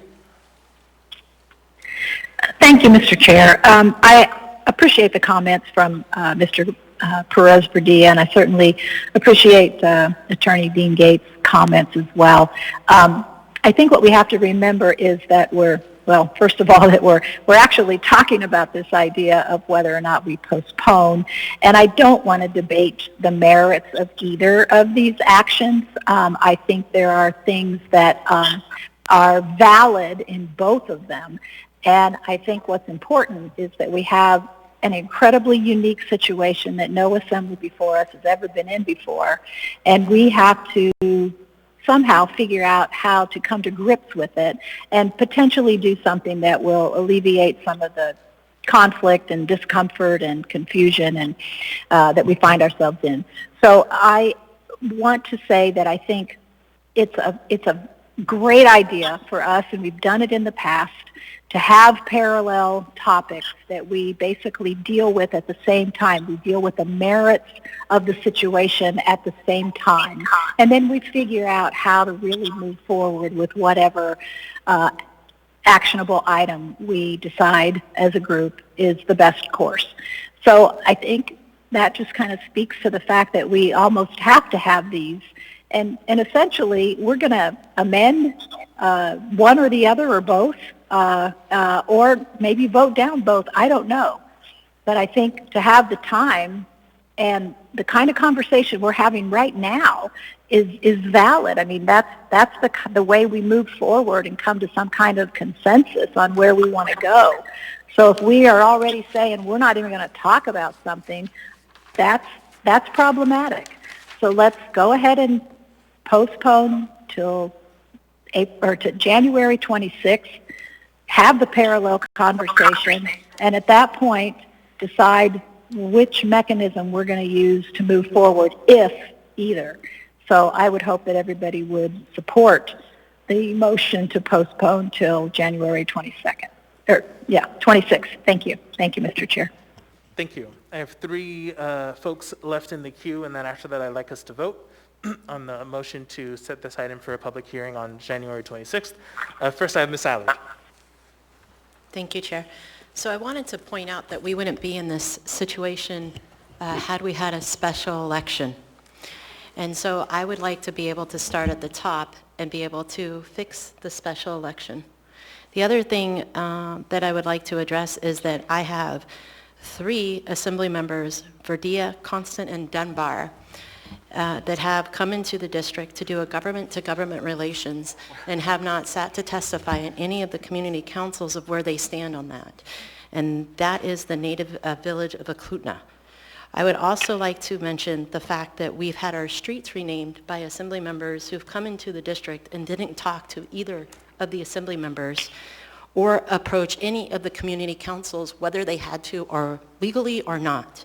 So I find that we are all one community, and I will always continue to invite all assembly members to attend our community councils, to address us with anything they have. But lately, it appears that the community assembly goes in to do things without consulting assembly members Kennedy and myself. Thank you. Thank you. Mr. Constant? For the timing, 3 things. First, the native village of Eklutna is not in what our community identifies as Eklutna. It is the entire municipality, but we'll come to that conversation later. Second, on the renaming of the streets, I actually did reach out, and the students all did reach out to both members, so none of that was really here nor there. But the third point is that the attorneys have convinced me that the right action is to move forward with an ordinance because we're acting in a legally gray area. Thank you. Thank you. Mr. Gates, and then I'd like us to vote.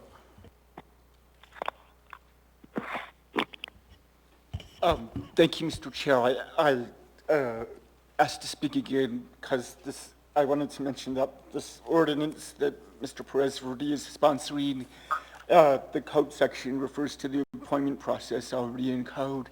That appointment process is going to require the Assembly to set a deadline for submission of applications and designate the Assembly meeting at which voting on the appointment would occur. And I mention that because that's going to take a resolution of the Assembly to do those 2 things. And I kind of anticipated that the January 26th meeting where this ordinance would be up for action to also have a resolution for that night. So we're going to have a 3rd item that ties on to this code amendment if it passes, where the Assembly can actually set the deadline and set the meeting for the appointment. So I just wanted to mention that. There's another resolution coming forward related to this. Thank you. With that, members may proceed to vote on the motion to set this resolution for a public hearing on January 26th. Mr. Peterson? Actually, my apologies. Mr. Perez-Verdia, one more comment before we vote. Thank you, Mr. Chair.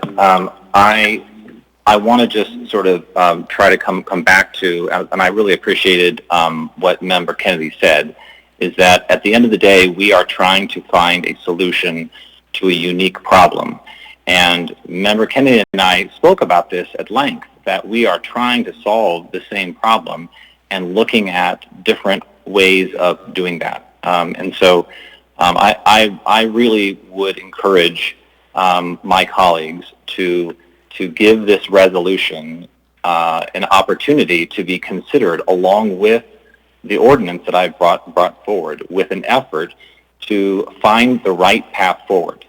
Even if it takes a little longer, it's better that we do it the right way as opposed to rushing something or pushing something aside. So I really want to encourage my colleagues to give this resolution an opportunity to be considered, and hopefully together we will find the right path forward for filling this seat. Thank you, Mr. Chair. Thank you. With that, members may proceed to vote. Mr. Peterson? Yes. Mr. Dunbar? Yes. Mr. Constant? Only for Mr. Perez-Verdia's decision, yes. Ms. Kennedy? Yes. Mr. Perez-Verdia? Yes. That motion passes 9-1, so that item will be back before us for a public hearing on January 26th. Next, we have item 9B2, resolution of the Anchorage Assembly regarding the mayor's and acting mayor's orders and regulations issued thereunder. What is the will of the body? Move to postpone indefinitely. Second. Moved and seconded. Ms. Salato, would you like to speak to that motion? Yes, thank you, Mr. Chair. I move to postpone this indefinitely because we are going to be taking up the emergency declaration later in our agenda. Also, this item comes every meeting, and it would be my request if it was going to come to actually alter emergency orders or the emergency declaration in any way, that it come pre-checked and pre-filled out so that we have time to consider what is moving before us, or a prepared amendment so that we know it is coming, so that we can be better prepared to consider the merits of the item. Thank you. Thank you. Is there any other motion, any other discussion on the motion to postpone indefinitely?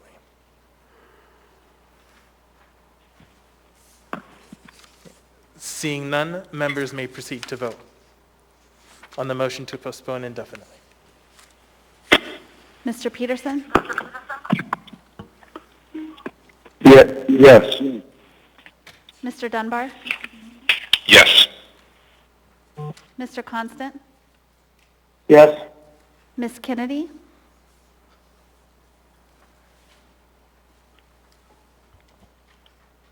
Ms. Kennedy? Okay, Mr. Perez-Verdia? Yes.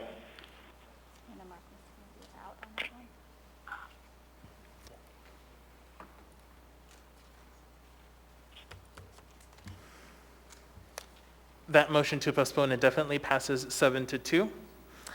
Next, we have unnumbered AR 2021, a resolution of the Anchorage Municipal Assembly joining and recognizing other elected officials in condemning the violence at the U.S. Capitol and urging citizens to work together to strengthen and protect our cherished democratic institutions. What is the will of the body? Move to approve. Second. Moved and seconded. Mr. Weddleton, would you like to speak to it? Yeah, I would. And, I was told at the beginning of the meeting that this is very political, and it really isn't intended to be. What this is we had a very profound event on January 6th. I mean, it was shocking. It had to shock everyone, no matter what political persuasion you have. A protest evolved into a riot that led to occupying our Capitol. I mean, it's incredible. And like many other things that happened, through 2020, other, protests that turned bad, it's an eye-opener.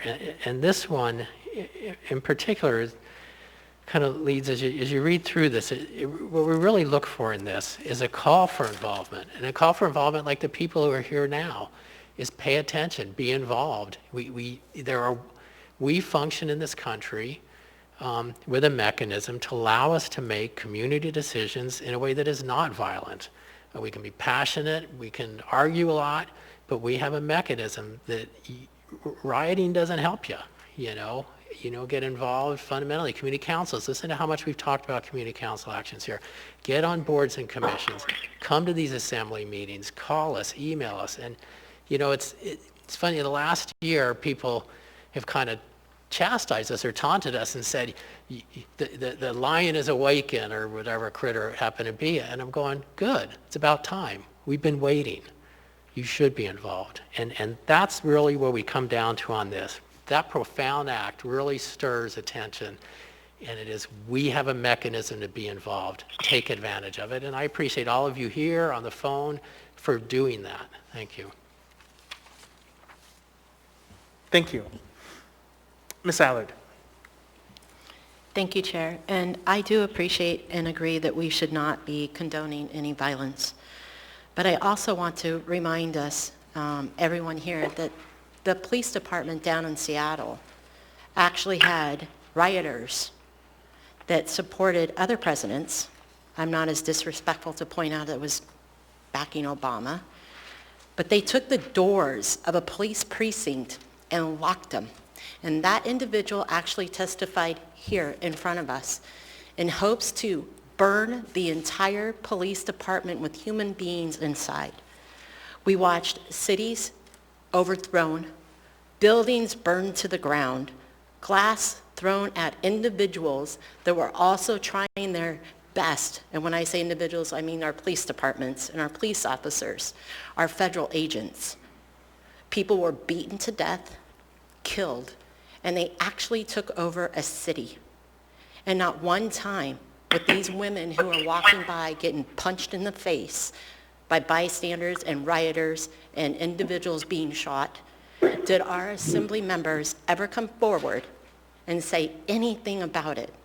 So to point out that there are some individuals that might disagree with us publicly and politically, I understand.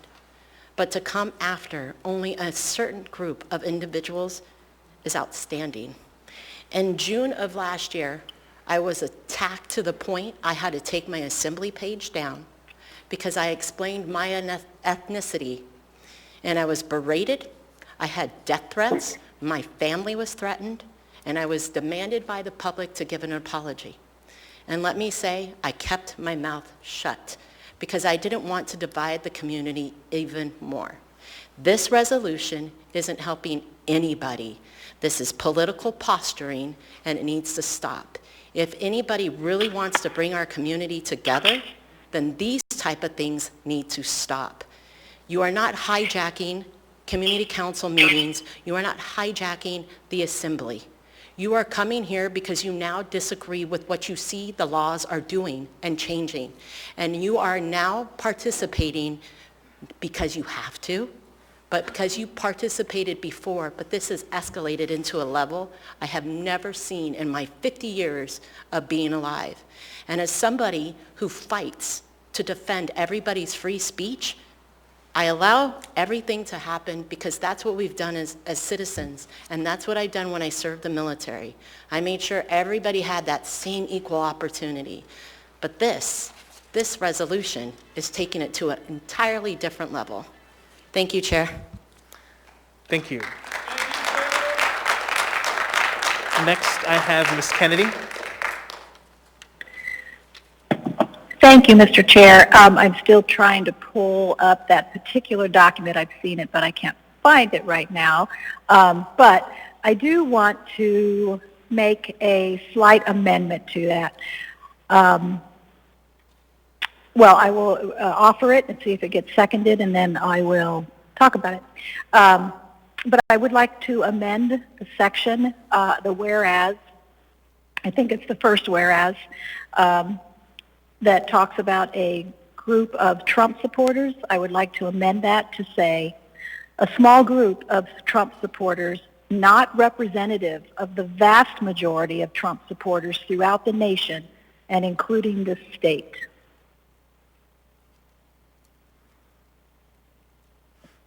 Is there a second for that amendment? Second. Ms. Kennedy, can you repeat the amendment, please? Yes, thank you. It would be in the whereas where it talks about the Trump supporters. So right before the Trump supporters, I would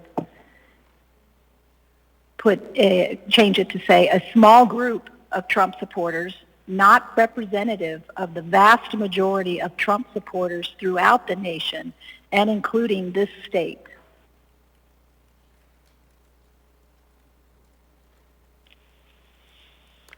Thank you. All right, so I'll go ahead and go through the queue. Did you want to speak to the amendment, Ms. Kennedy? Well, yes, I would, thank you. And I think certainly we all recognize that something awful happened. I'm concerned about it. I don't think I've ever seen anything like it, maybe except in some other countries, but not here. And I think for me, you know, I absolutely have taken an oath to protect the Constitution.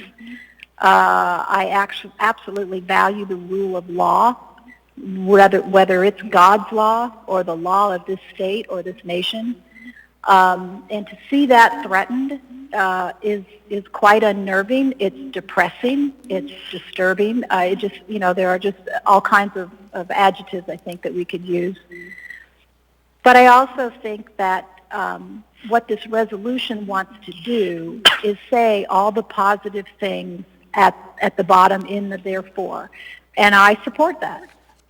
What I don't want to do is the very thing that I have seen on some Facebook posts that is also disturbing. I don't want to ramp this up any more than it already has been.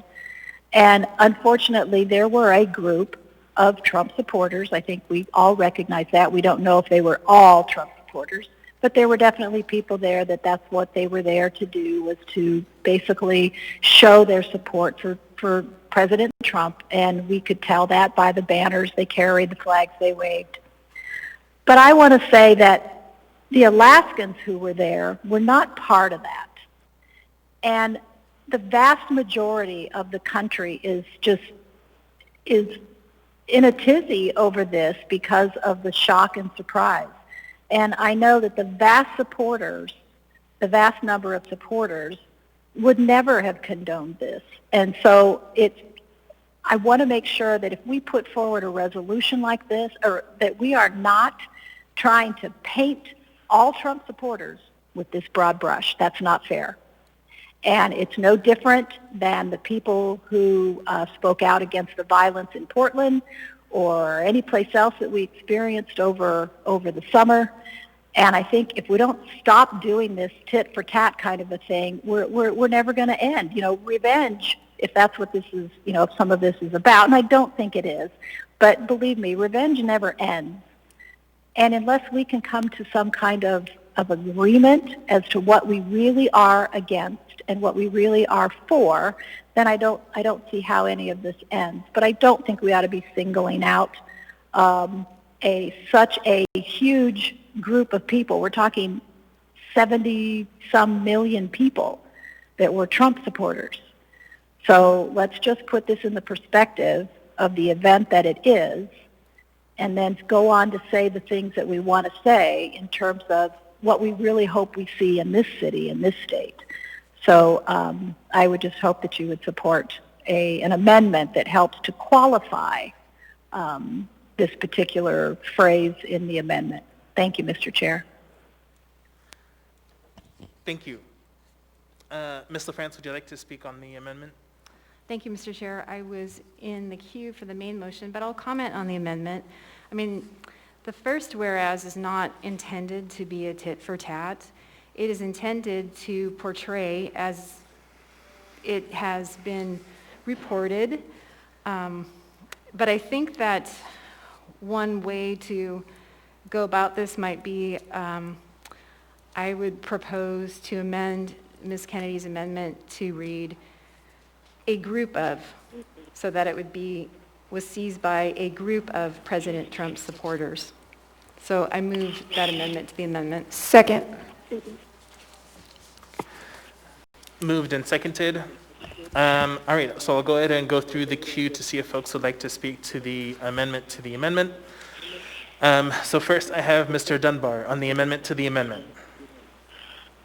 Thank you, Mr. Chair. I have my own amendment to the amendment. However, it is rendered moot by Ms. LaFrance's amendment to the amendment. So if hers passes, I will not move mine. So I will wait to see how that goes. Thank you. Thank you.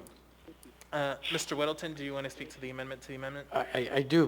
Similar to Mr. Dunbar, I have an amendment to I guess, an alternative one that would meet Ms. Allard's and I believe Ms. Kennedy's points and Ms. LaFrance's, and would actually shorten the wording, which is always nice. But I guess I'll wait and see how this one goes.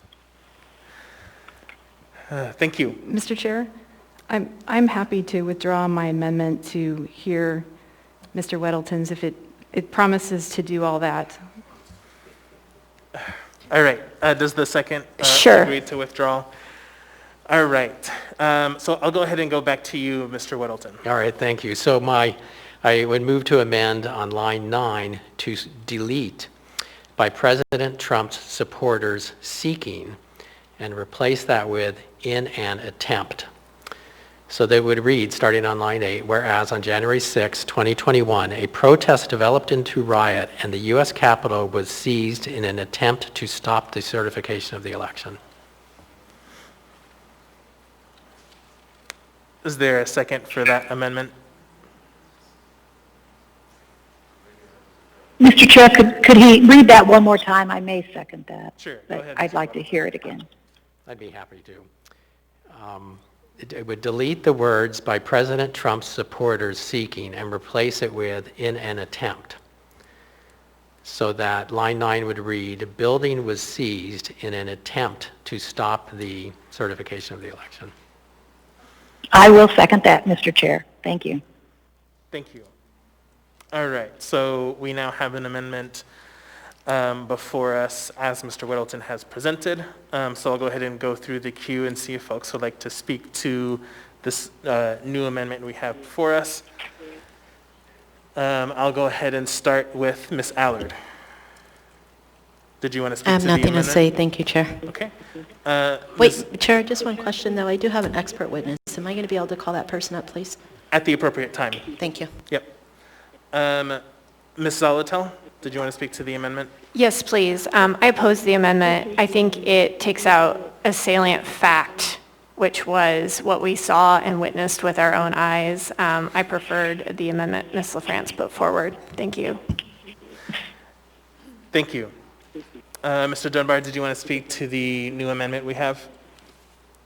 Yeah, thank you, Mr. Chair. And I still, have another amendment to the amendment should this not play out, and we support Ms. LaFrance's amendment to the amendment. I agree with Ms. Zolotel. I think, and I'm sort of surprised by this choice by Mr. Weddleton because, Mr. Weddleton, do you think it's factually true that it was a group of President Trump supporters?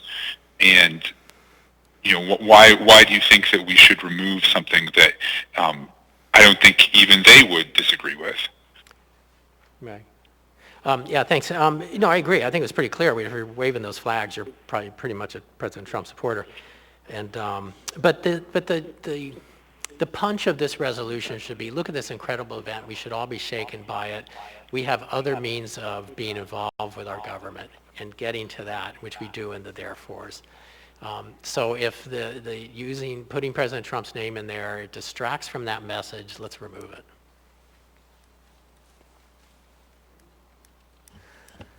Thank you. All right, seeing no further discussion on Mr. Weddleton's amendment, members may proceed to vote.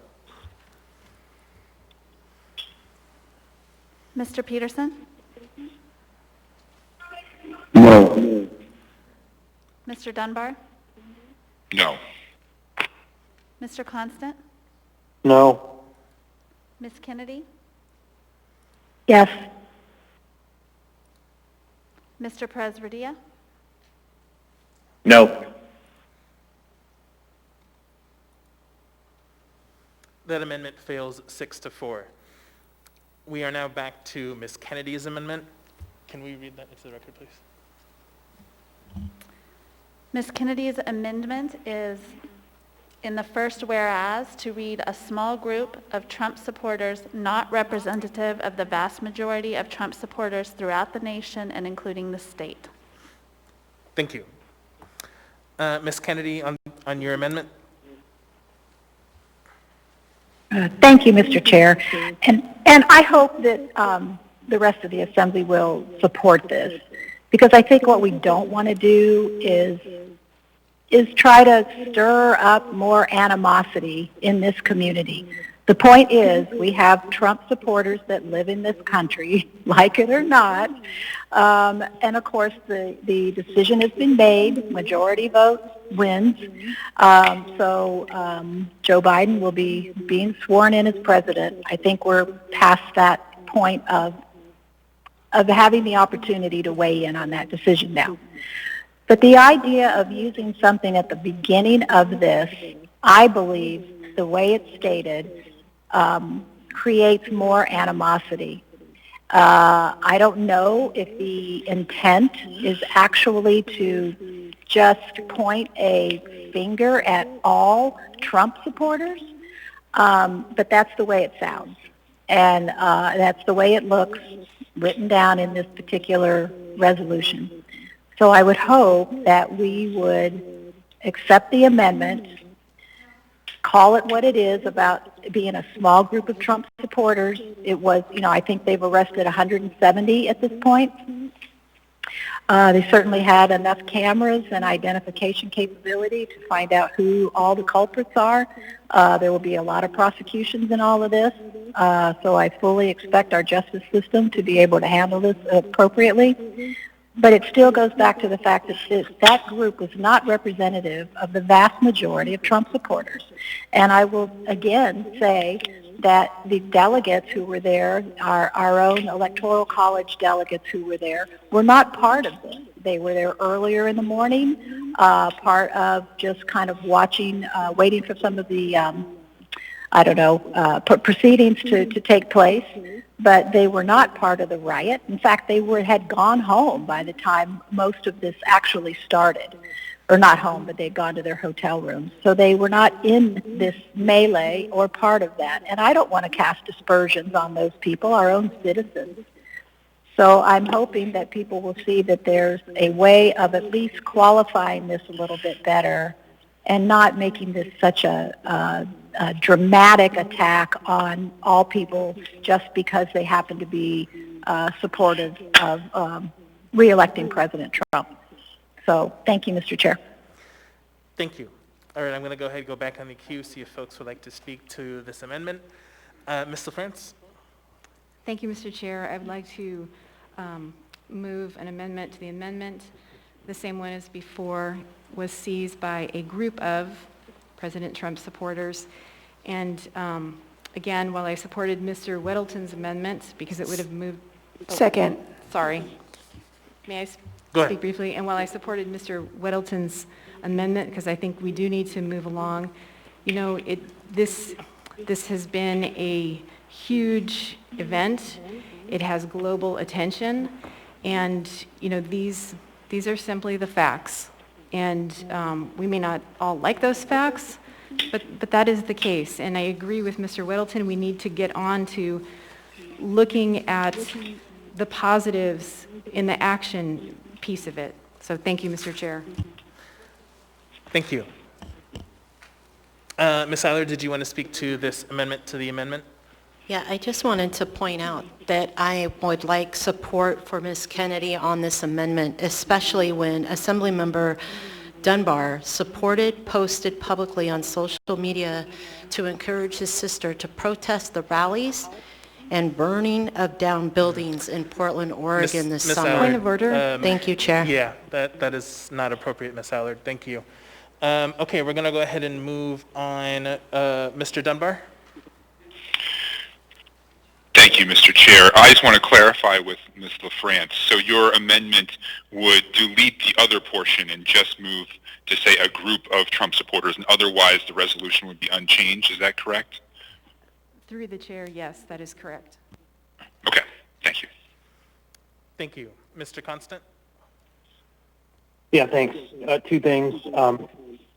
I am always shocked to see the classic whataboutism of comparing anything else that's ever happened in the history of this country, including cyclical riots over the course of some years that happen in this country because of race relations and other issues, compared to the sacking of the United States Capitol in an attempt to overthrow an election of the people of the United States of America.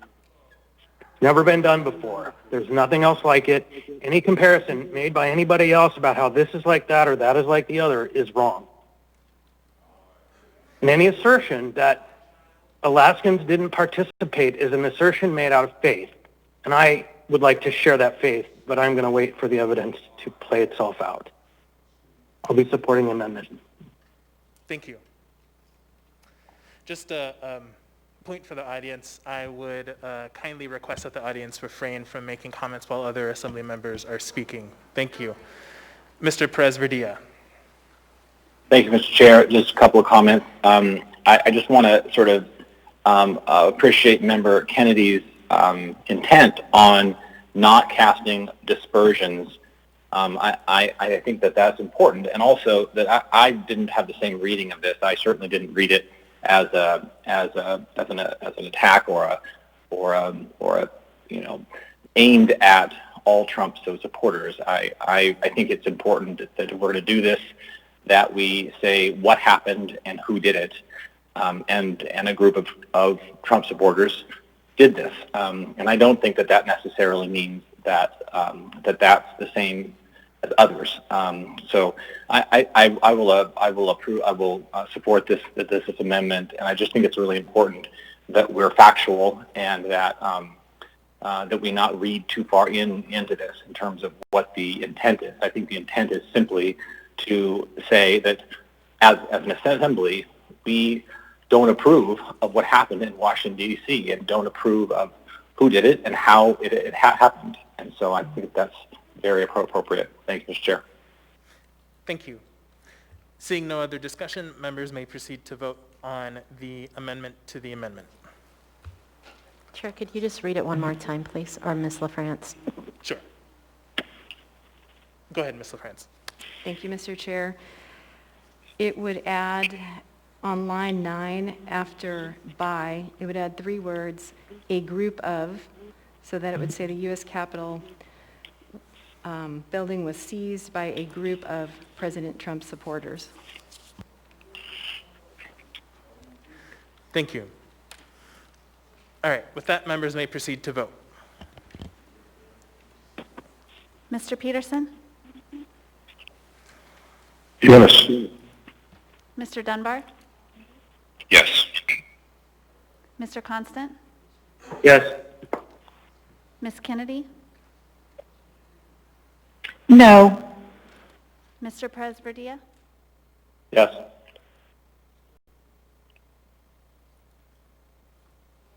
That amendment to the amendment is approved 8-2. We are now back at the amendment as amended. Madam Clerk, could you read that, please?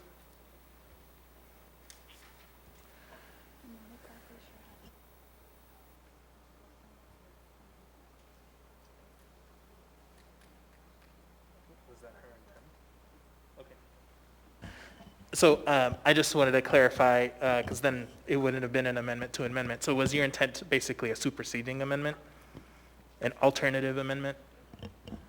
I'm not sure I realized that was an option, Mr. Chair, but whichever path would have got us to that point of it being an amendment is what I would have moved. So I guess Okay. I'm saying yes, but I didn't realize that was going on. Sure. I think an amendment to the amendment assumes that you're just amending part of it, and then the remainder we will vote on. So then can we go ahead and read the amendment that we have before us?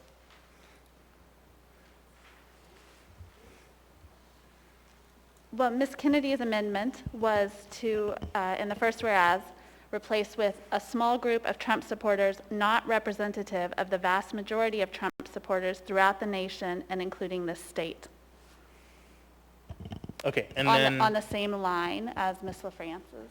Sure, and then Ms. LaFrance amended it to, if you could read that, please.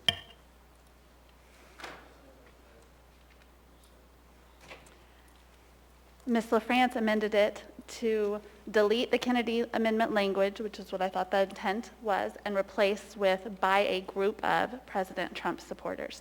Okay, got it. All right, so then we don't have an amendment before us. So is there any further discussion on the main motion? Chair? Uh, Chair, I have a question. Sure. So I have Ms. LaFrance and then Ms. Allard. Thank you. Thank you, Mr. Chair. Excuse me, ma'am, you're out of order. Excuse me, ma'am. Security, if we can step in, please. You can't say it was a group of Trump supporters. Nobody knows that. Thank you. Go ahead, Ms. LaFrance. Thank you, Mr. Chair.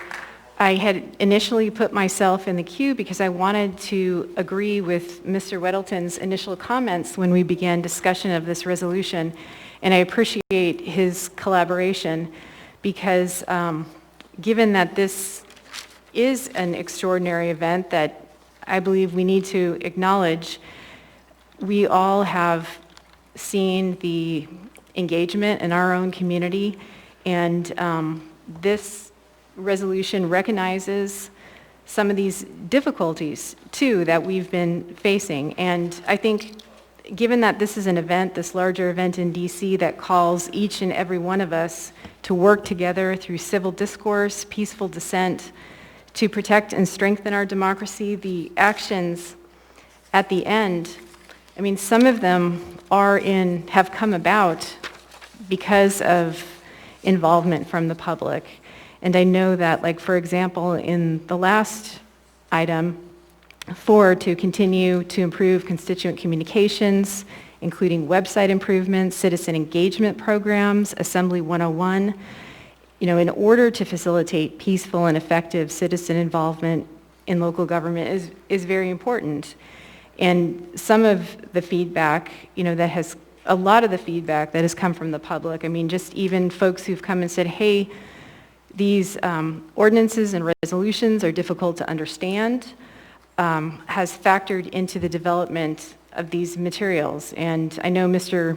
Weddleton has been a stalwart supporter of community councils, and it's important to encourage people to join the commissions and boards that are out there, and as other members have said, to attend public meetings and provide testimony. And that's item number 3 of the actions. And then the first 2, of course, just include condemning the violence at the Capitol and all violent acts that are used to resolve political disputes so that we can become a stronger democracy with greater participation, and then to thank those other elected officials. So I urge support, and thank you, Mr. Chair. Thank you. Ms. Allard? Thank you, Chair. So one of my questions is, and why I'm having a really hard time with it, not because violence is okay, because it's never okay, but we are accusing individuals that haven't even gone to trial, haven't even had a jury determine whether they're guilty or innocent. And I have an issue with that. So I don't know if legal could answer that, if they know if these people have already been tried. And I would also like to offer an amendment. Sure. Would the Department of Law, Ms. Vogel, or Mr. Gates like to respond to that?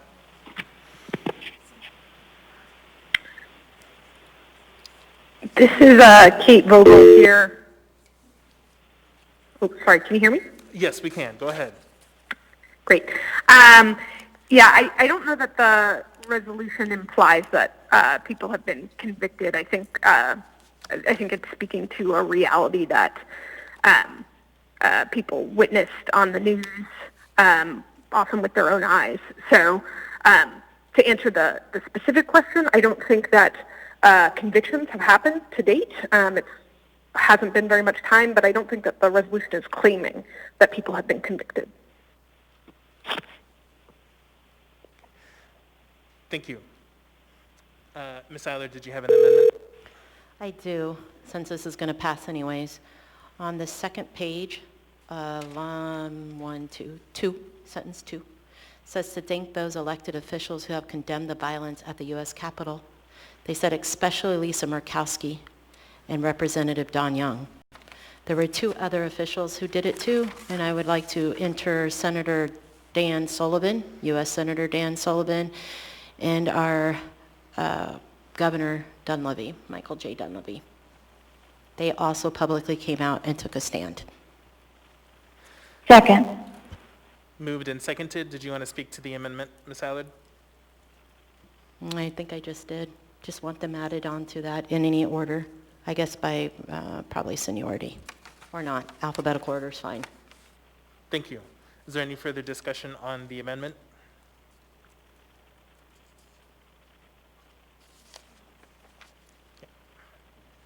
Seeing no further discussion, members may proceed to vote on the amendment.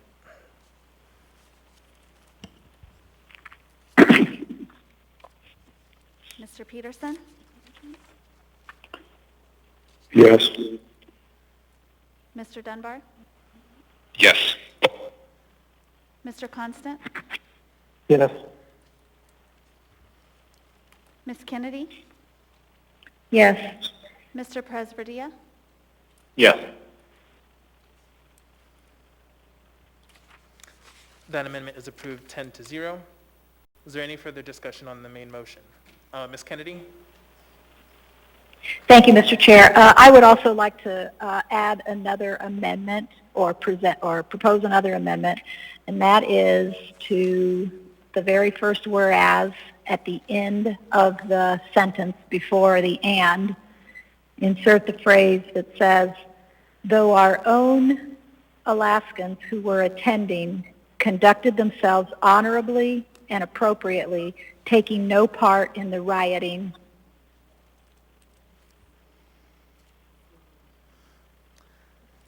Is there a second? Second. Moved and seconded. Did you want to speak further to that, Ms. Kennedy? Thank you, Mr. Chair. Again, I think we had less than a dozen members from Alaska that were there because they were members of the Electoral College and were just kind of there watching the proceedings and, just being a part, doing their civic duty in terms of peaceful demonstration. And I just want to make sure that they are not, it's not implied that we believe that any of them were involved. I know there is a person that's been identified as Baked Alaskan, but he is not Alaskan, even though I do believe he lived here at some point. But he was not part of our group, and I just want to make sure that those who we know are upstanding citizens in our state are not somehow being related to this particular event. Believe me, they were as appalled, and they have made the same statements that a lot of people have in terms of their shock and about this event. So I hope that we would do something to recognize that they were not part of this group. And hopefully this fits that bill. Thank you, Mr. Chair. Thank you. Ms. Allard, did you want to speak to the amendment? I just support Kennedy. Thank you, Chair. Thank you. Mr. Dunbar on the amendment?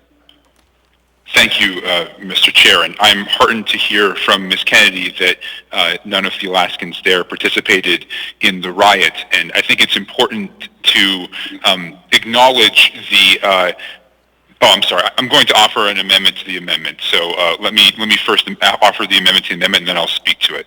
So I offer the amendment to the amendment to insert verbiage at the end of Ms. Kennedy's amendment that states that those Alaskans who attended supported the peaceful transition of power and acknowledged that President-elect Joe Biden won a free, fair, and legitimate election in 2020. Second.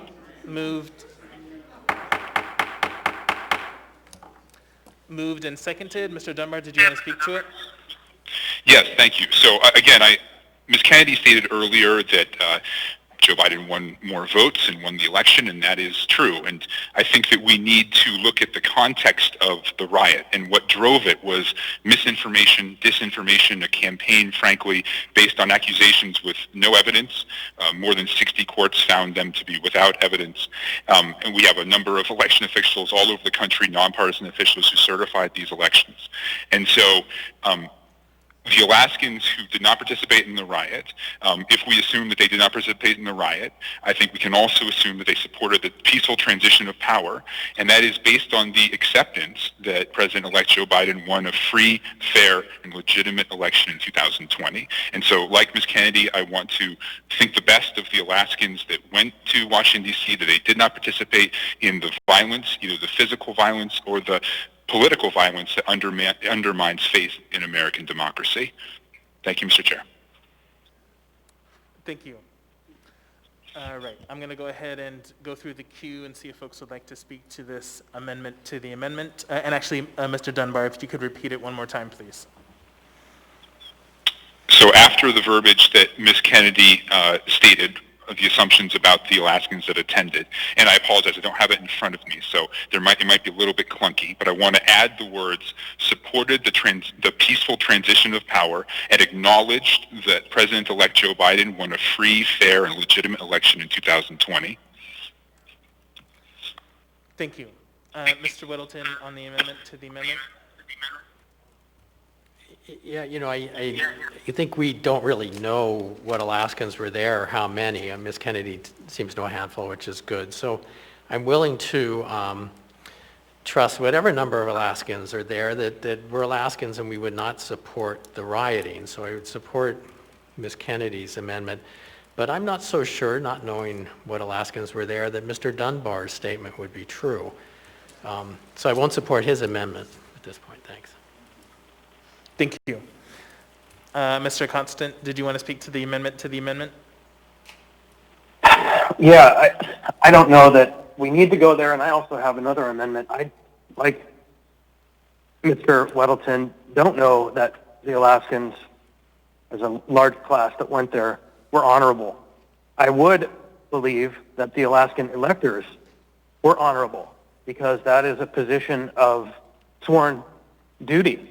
And so I would narrow this to that if I had my way, and I may consider an amendment to doing that, because until the facts are known, just like Ms. Allard said, we don't know the facts, we don't know. And so to me, the assumption, I would make an assumption that 4 or a dozen Alaskans were, but I don't like this broad brush assumption that everyone was. Thank you. I'll go ahead and keep you in the queue after we're done with this amendment so you can offer your amendment. Ms. Kennedy, did you want to speak to the amendment to the amendment? Yes, thank you, Mr. Chair. I almost called you Your Honor, but thank you, Mr. Chair. I'm trying to actually soften what I think is some of the blow that this could potentially have. I'm not changing the facts. I'm not trying to hide, the awful thing that happened there.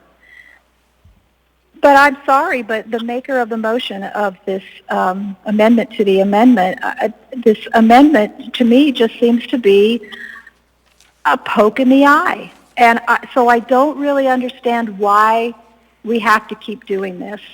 I'm hoping, again, that we can stick to the facts. Like I said, the therefore, all the therefore statements in this particular resolution are valid and just, and I hope that that part passes. But if this is all about political jabs, I won't have anything to do with it. So if we can actually stay on track and stop these digs, I would be much happier to be able to support this. But this particular amendment to the amendment just seems to be, because we don't know exactly what people's motivation was for being there, and we don't necessarily know what they thought about it, what they may have agreed to at the end of the day. Obviously, it's been agreed, it's been decided. Whether people like it or not, that is their personal opinion. And so I don't know that we can say that they actually agree or they support it. Those are personal opinions, and obviously they walked away from participating in any kind of confrontation. But again, why we just have to jab all the time, I don't understand, and it saddens me, and I'm hoping that this particular amendment to the amendment will not pass. Thank you, Mr. Chair. Thank you. Mr. Perez-Verdia on the amendment to the amendment. Thank you, Mr. Chair. And, you know, I appreciate again, Member Kennedy's comments.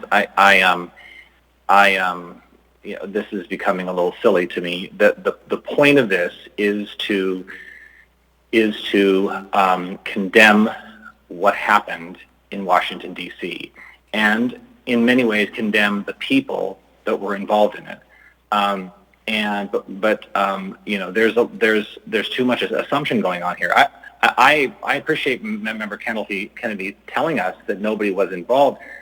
And I hope that that's true. I don't know that that's true. I think I was at a community council meeting last night, and Representative Rasmussen said that she was asked by members of her community to look into that, and that she was in the process of looking into that. And so, I don't know that that's true, and I certainly don't know that we know the perspective and opinions of the people that were there. And so I agree that I think we're getting off track, and I'm not sure the right path back, but I would really love us to just get back to passing this resolution condemning the actions in Washington, D.C., period. And again, I would just say again that I don't think the language has been stated is assuming beyond what it says. I don't think it's assuming that people who support Trump are at fault or believe the same thing that these folks believe. And I don't think it's assuming that people who are from Alaska were involved. I think that it's simply saying that we don't agree with what happened and we condemn it. So I'd like to figure out a way back from that. And so I unfortunately can't support this amendment or the amendment prior to that. Thank you, Mr. Chair. Thank you. I have two more individuals in the queue to speak to this amendment to the amendment, then I'd like us to vote. Mr. Dunbar.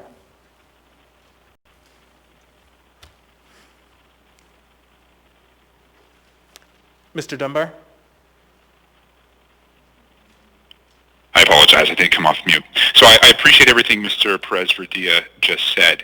I am surprised and saddened to hear Ms. Kennedy's comments that is considered a poke in the eye to assume that the Alaskans there supported the peaceful transition of power. I'm hopeful that that is an assumption that we can make, and that the folks that did not participate in the riots, that they didn't, support the peaceful transition of power. It is also factually the case that Joe Biden won more votes in more states, and won the Electoral College. And it is a problem in our country if people are actively spreading disinformation that leads to the kind of violence that we saw on Wednesday. But with that being said, I think Mr. Perez-Verdia made a good point. So I will withdraw this amendment, because apparently we cannot assume that those folks support the peaceful transition of power. But I also will vote against Ms. Kennedy's amendment, because we don't know the facts on the ground. Thank you, Mr. Chair. So I withdraw my amendment if the seconder will as well. Yes, I agree. Okay, thank you. So we're now back at, so that amendment to the amendment is withdrawn. We're now back at Ms. Kennedy's original amendment. Mr. Constant, did you have another amendment to the amendment? At this point, no. No? Okay, thank you. All right, so if we can go ahead and read Ms. Kennedy's original amendment, please. Ms. Kennedy's amendment is to add, though our own Alaskans who were attending acted honorably and appropriately and took no part in the rioting. Thank you. Mr. Chair, now, just in case this is to pass, I am going to offer that amendment. I needed to hear that. So I would strike the S in Alaskan, and I would add the word electors, and I would move that as an amendment. Second. Okay, so your amendment to the amendment is to strike Alaskans and replace that with electors. That's no, to strike the S. So Alaska electors, or Alaskan electors. Second. All right, moved and seconded. Did you want to speak to it, Mr. Constant? Yeah, I just don't want to cast any aspersion on the good morals of those who have sworn an oath to serve the Constitution of the U.S., the state of Alaska, in their duty to cast a vote in the Electoral College. Thank you. Is there any further discussion on this amendment to the amendment? Seeing none, members may proceed to vote. Mr. Peterson? Yes. Mr. Dunbar? Yes. Mr. Constant? Yes. Ms. Kennedy? Yes. Mr. Presberdia? Yes. That amendment to the amendment is approved. We're now back at the main amendment. Is there any further discussion? Chair, Yes, Ms. Allard? I think it's vital that we actually have a military veteran in this chambers, and I've asked before, that would draw relevance to what happened in D.C. since she was there. And before everybody votes on an amendment or this, I would like to hear her before I move to postpone and table this for public hearing. Sure. If your individual is relevant to the amendment we have before us, I'm happy to hear from them now. Ma'am?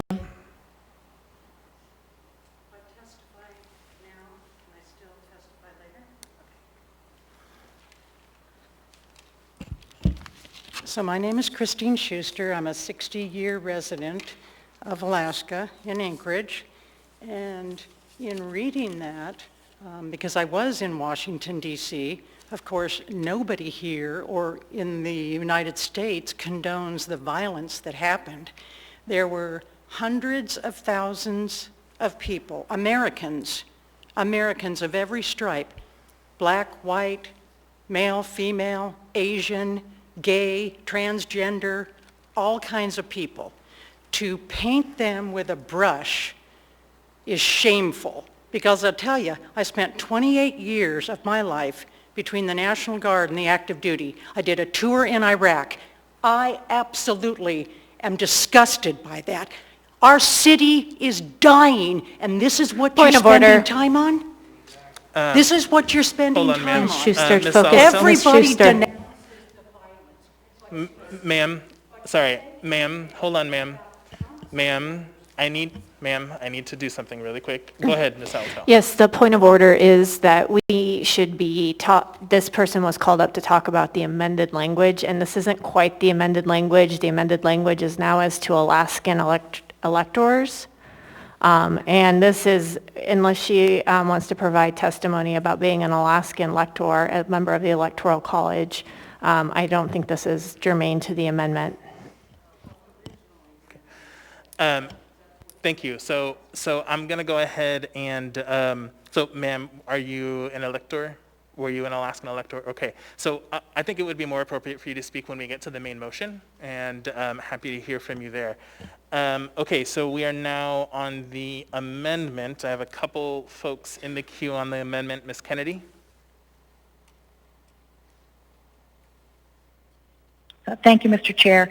I just wanted to say that I appreciate Mr. Constant's addition of that word, because I really was trying to get at those who I know were there in some kind of official capacity representing Alaska, and I know they were not part of what took place there in terms of the rioting and any of the violence, and I want to make sure that they're recognized as that and not put in that group, that broad-brushed group of Trump supporters that committed the violence.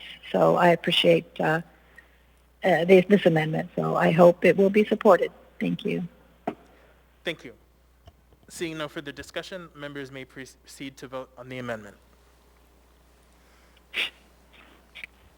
Mr. Peterson? Yes. Mr. Dunbar? Yes. Mr. Constant? Yes. Ms. Kennedy? Yes. Mr. Presberdia? Yeah. That amendment is approved 10-0. We're now on the main motion. Ms. Allard, did you want to ask your witness to come back up, testifier? Ms. Schuster, can you come back up, please?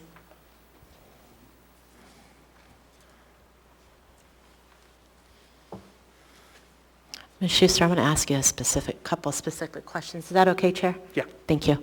Ms. Schuster, I want you to really stay on topic, or they're going to take your mic and mute you again. Can you, and you could turn it on, There's, I think it's a yellow button. Yellow button, yeah.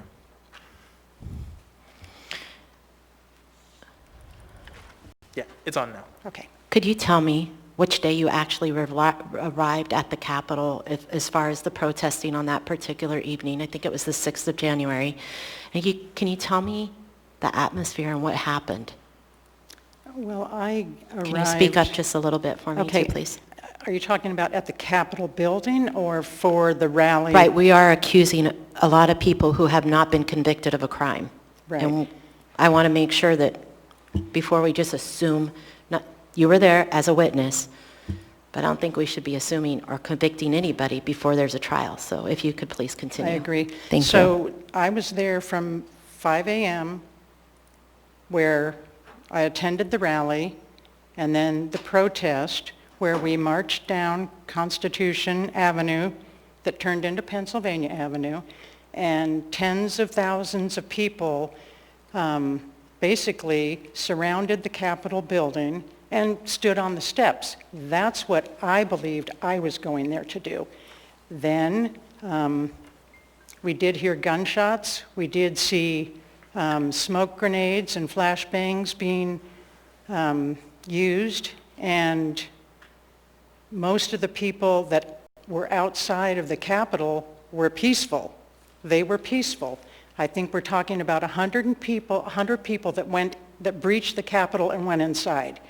And I'm not trying to diminish the loss of 5 people's lives to include the 2 police officers and my fellow veteran, regardless of what her political views were, and then a few other people that died from other medical emergencies. So there has been a lot of disinformation, and if all you do is watch mainstream media, you'll see the same thing over and over and over again about nothing but the violence. But from 5 a.m.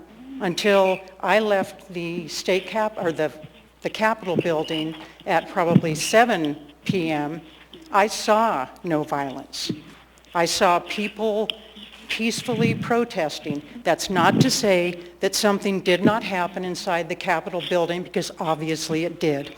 People are angry, and I don't know if they were all Trump supporters. I really don't care to be labeled like that. I'm a constitutional conservative. I did vote for President Trump, and I was also offended at the comment about that you were going to put in your amendment that didn't get put in, so I'm glad that it's not going in there, about everybody believes that President-elect Biden is blah, blah, blah. But I personally saw tens of thousands of Americans peacefully protesting, and I think it is absolutely outrageous and unfair to assume that everybody was invading the Capitol, because there were tens of thousands of people that were peacefully protesting.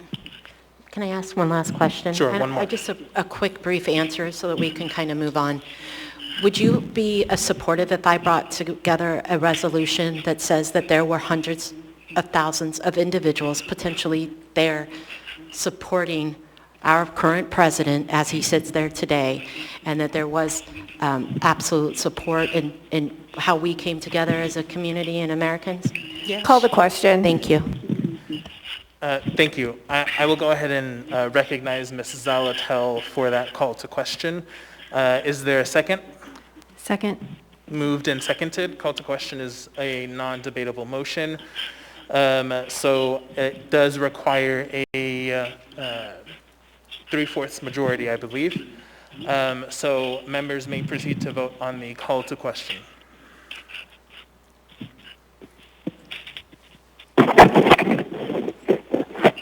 Mr. Peterson? Yes. Mr. Dunbar? Yes. Mr. Constant? Yes. Ms. Kennedy? Yes. Mr. Presverdia? Yes.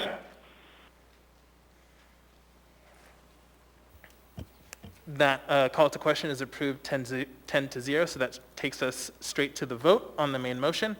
So members may proceed to vote on the main motion. Mr. Peterson?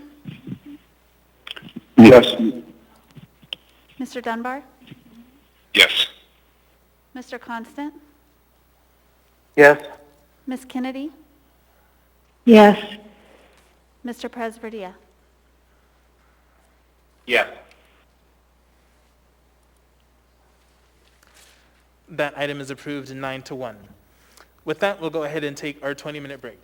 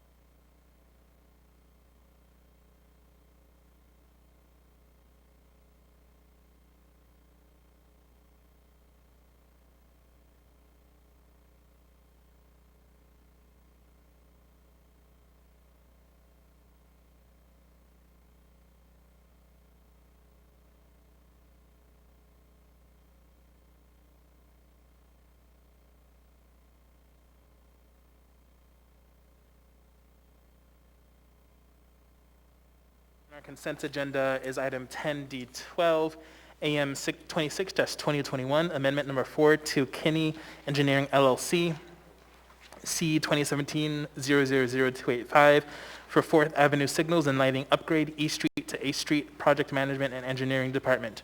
What is the will of the body? Move to approve. Second. Moved and seconded. Ms. Kennedy, you pulled this item?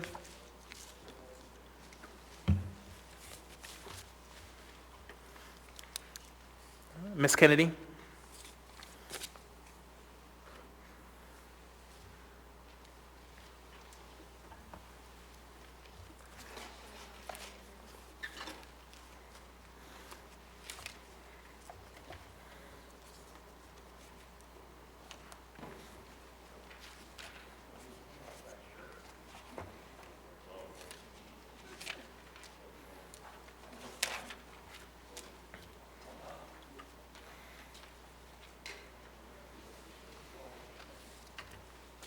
Apologies for the delay. We're just working on our end to unmute you folks on the phone.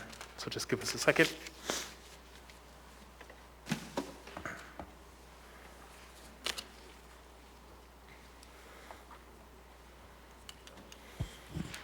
Ms. Kennedy, can you hear me? Yes, I can hear you. Can you hear me? Great. Yes, thank you. Yes, we can. Go ahead, Ms. Kennedy.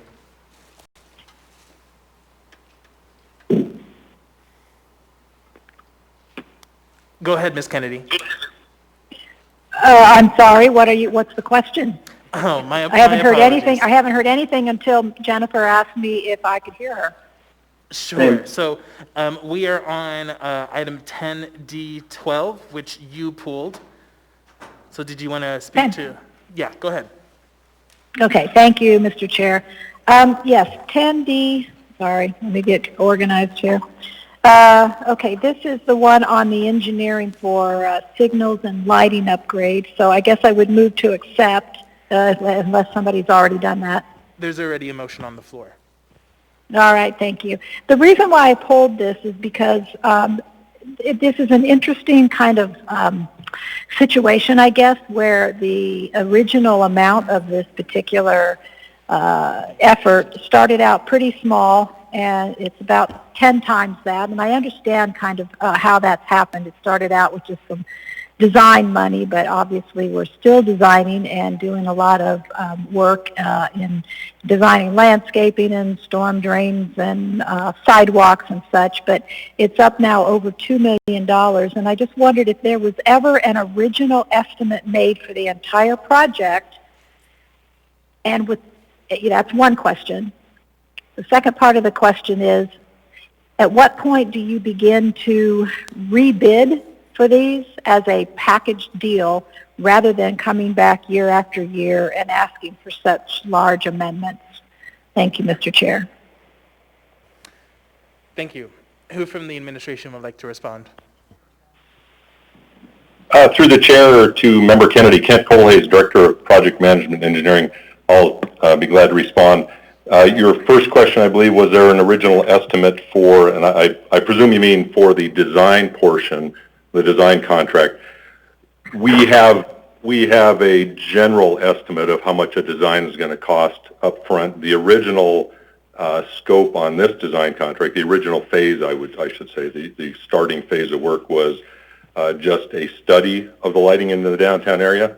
And then once we realized the severity of the problem, we selected two of the highest priority sections of 4th Avenue, that being A Street to Cordova and A Street to E Street, and negotiated with the design contractor who had done the study for design of those two projects. So I would say when we awarded the initial contract for $200,000 for the study, we did not have a firm estimate of the design cost.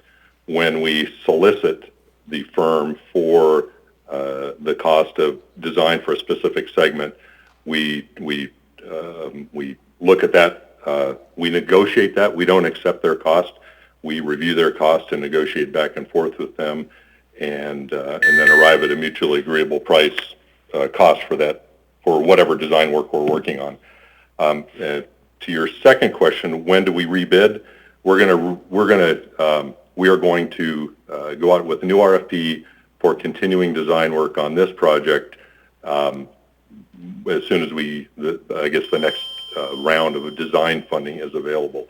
So this amendment will complete the design of the section of 4th Avenue from A Street to E Street. The section from A Street to Cordova, the design is complete and is already under construction, is generally complete.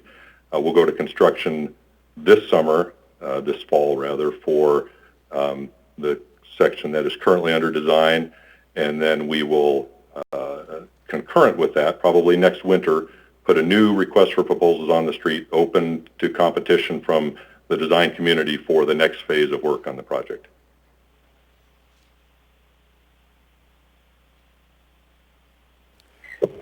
Okay, and thank you, Mr. Colsafe. If I could just follow up a bit, Mr. Chair. Go ahead.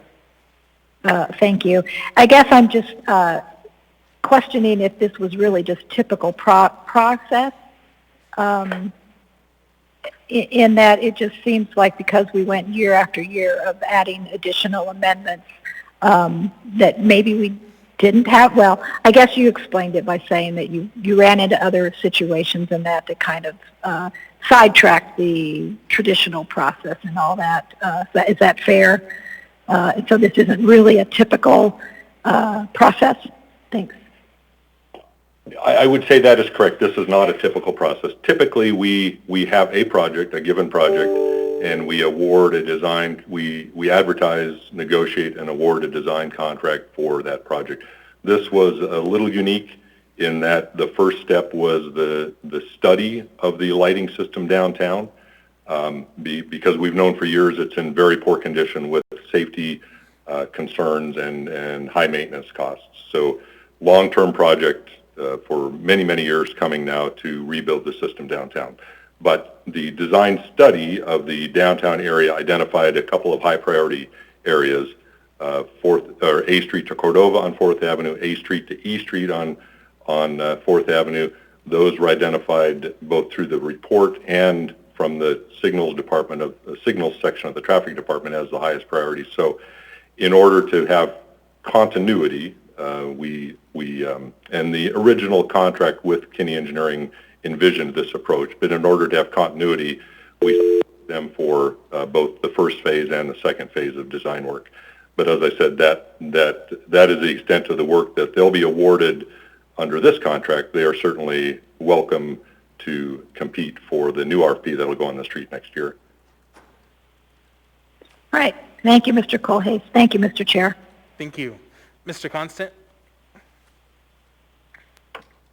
Thank you. Similarly, Mr. Colhase, as I understood, this is really a couple of projects that were wrapped up into one proposal that would naturally be phased across amendments. Is that a correct assessment? Yes. Yes, that is a correct assessment. And as I said, these two phases were the highest priority out of both the study and the traffic department's recommendations. Yeah. So, in the big picture of the study that came out that analyzed the downtown lighting grid showed the cost of repair in excess of $100 million. And so there was no way to approach it in a specific broad way because the cost is just out of bounds. And so what's happened effectively is they're picking the high priority areas, taking the small ones, and restoring those grids and working out from there. And 4th Avenue is the area that has been chosen as the primary target. Also fair, right? Correct, yes. Thank you. Thank you. Seeing no further discussion, members may proceed to vote. Mr. Peterson? Yes. Mr. Dunbar? Yes. Mr. Constant? Yes. Ms. Kennedy? Yes. Mr. Presberdia? Yes. That item is approved 10-0. Next, we have item 10D13, AM 29-2021, sole source purchase from the League of Women Voters of Anchorage for the production and distribution of voting information for the Municipality of Anchorage, Office of the Municipal Clerk. What is the will of the body? Move to approve. Second. Moved and seconded. Ms. Allard, you pulled this item? I did. I was informed there was somewhat of a debacle with this issue the last time this was ran by the League of Women Voters of Anchorage. So I wanted to pull the item because I know Ms. Kennedy does have some input on that, and if she could speak to it, I'd appreciate it.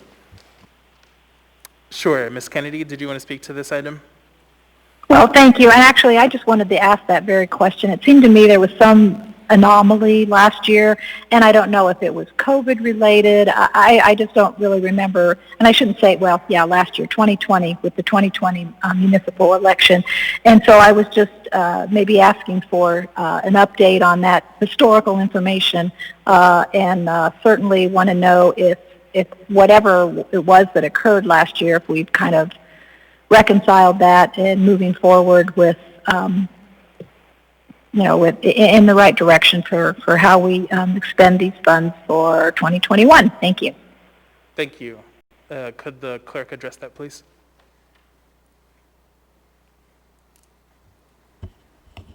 Yes, through the chair. Through the chair, Ms. Kennedy, I'm not aware of any issues with the 2020 League of Women Voters ballot review. The contract was awarded to the League last year. The League performed as expected. The ballot review was produced and mailed to every household in Anchorage, and the clerk's office paid the invoice within approximately 30 days. I do know that all this has nothing to do with the League's performance. Mr. Weddleton asked a question last year, which he has asked again this year, and that question was, and I am paraphrasing him, can we beef up the ballot review? And so the clerk's office did include language in the contract this year that says that the League of Women Voters shall provide a nonpartisan analysis of the ballot propositions. And I may be, again, paraphrasing that, but it is a nonpartisan analysis that we've asked for.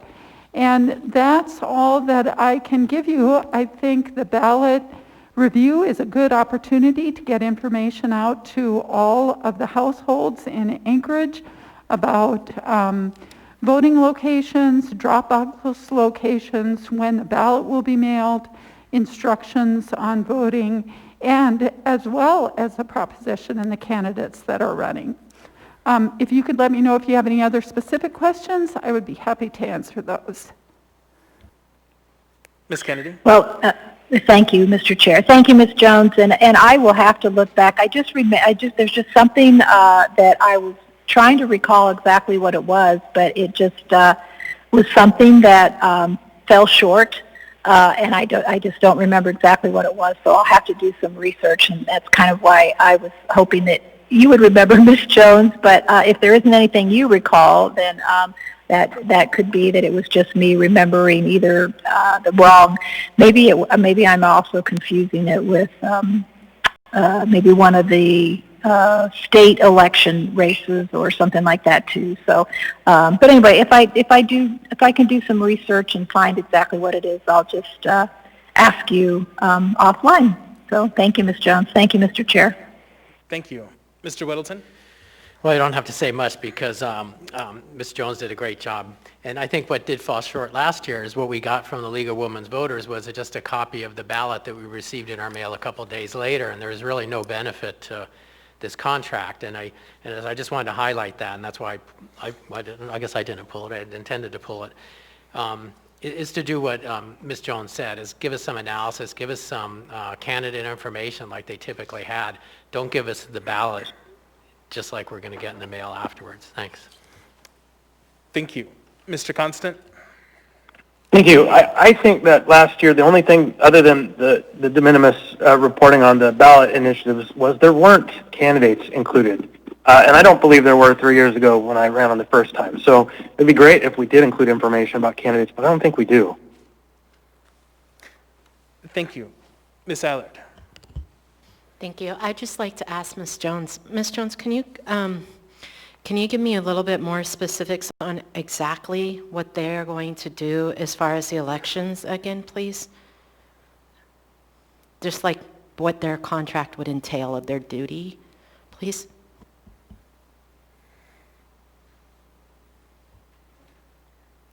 Ms. Allard, let me open the item up. I don't have it open. Let me do that 1 minute.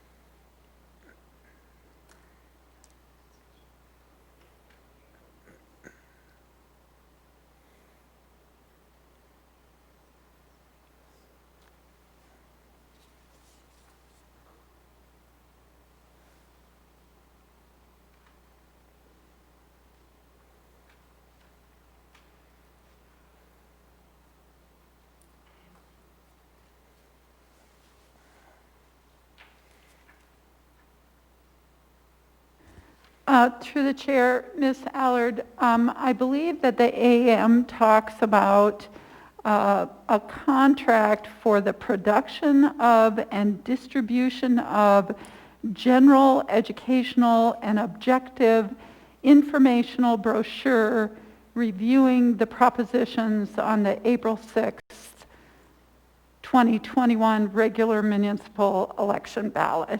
That is a synopsis of what the contract is that the League of Women Voters is producing.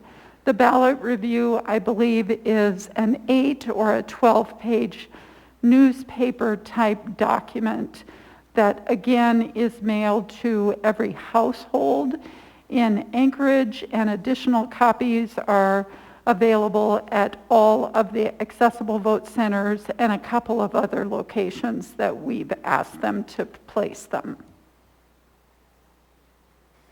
Chair, can I do a follow-up? So I know where the League of Women Voter leans, and you're telling me that they're actually going to be nonpartisan in this issue, in your opinion? Ms. Allard, I just can't answer that question. I just don't even know where to start. I'm sorry. If you have a specific question for me, I will try again, but I'm not sure I actually understand it. All right, thank you anyways. Thanks, Ms. Jones. Thank you. Seeing no further discussion, members may proceed to vote. Mr. Peterson? Yes. Mr. Dunbar? Yes. Mr. Constant? Yes. Ms. Kennedy? Yes. Mr. Perez-Verdia? Yes. That item is approved 9-1. Next, we have item 10D16, AM 38-2021, proprietary purchase with Jordan Marshall Alaska, LLC, for professional lobbying services for the municipality of Anchorage. What is the will of the body? Move to approve. Second. Moved and seconded. Ms. Kennedy, you pulled this item? Yes, thank you, Mr. Chair, I did. And actually, my questions kind of go in conjunction with the other two following items as well. They're all three related to lobbying contracts. I know this one is a little bit different. The other two specify services for muni and port lobbying, and I know we recently approved a lobbying contract for the port. I don't know if it was the last meeting, but it was probably last month. But anyway, fairly recently. So that tells me we have at least 4 lobbyists on contract with the municipality, and even though I know we'll have to deal with each of these individually for a vote, I wanted to have kind of a bit of an explanation of all 3 of these, why we have 3 separate ones, even though they're supposedly providing some of the same services. So anyway, just an explanation of why so many, particularly since we recently contracted with somebody last month, and would just like a little bit of information about, again, why we have all these different lobbyists, and then why we don't really get any kind of report from them or have any regular updates by those efforts. So thank you, Mr. Chair. Thank you. Who from the administration would like to respond? Mr. Chair, this is Jason Bockenstead. Can you hear me okay? Yes, we can. Okay, great. So I'm going to start with the first part of that question, which is the previous meeting or the last meeting, and I think it was maybe the previous meeting where we approved lobbying contract. That one is specifically for all of the work in Washington, D.C. That is a federal firm that we are bringing on, so they will only be handling issues of federal importance to us.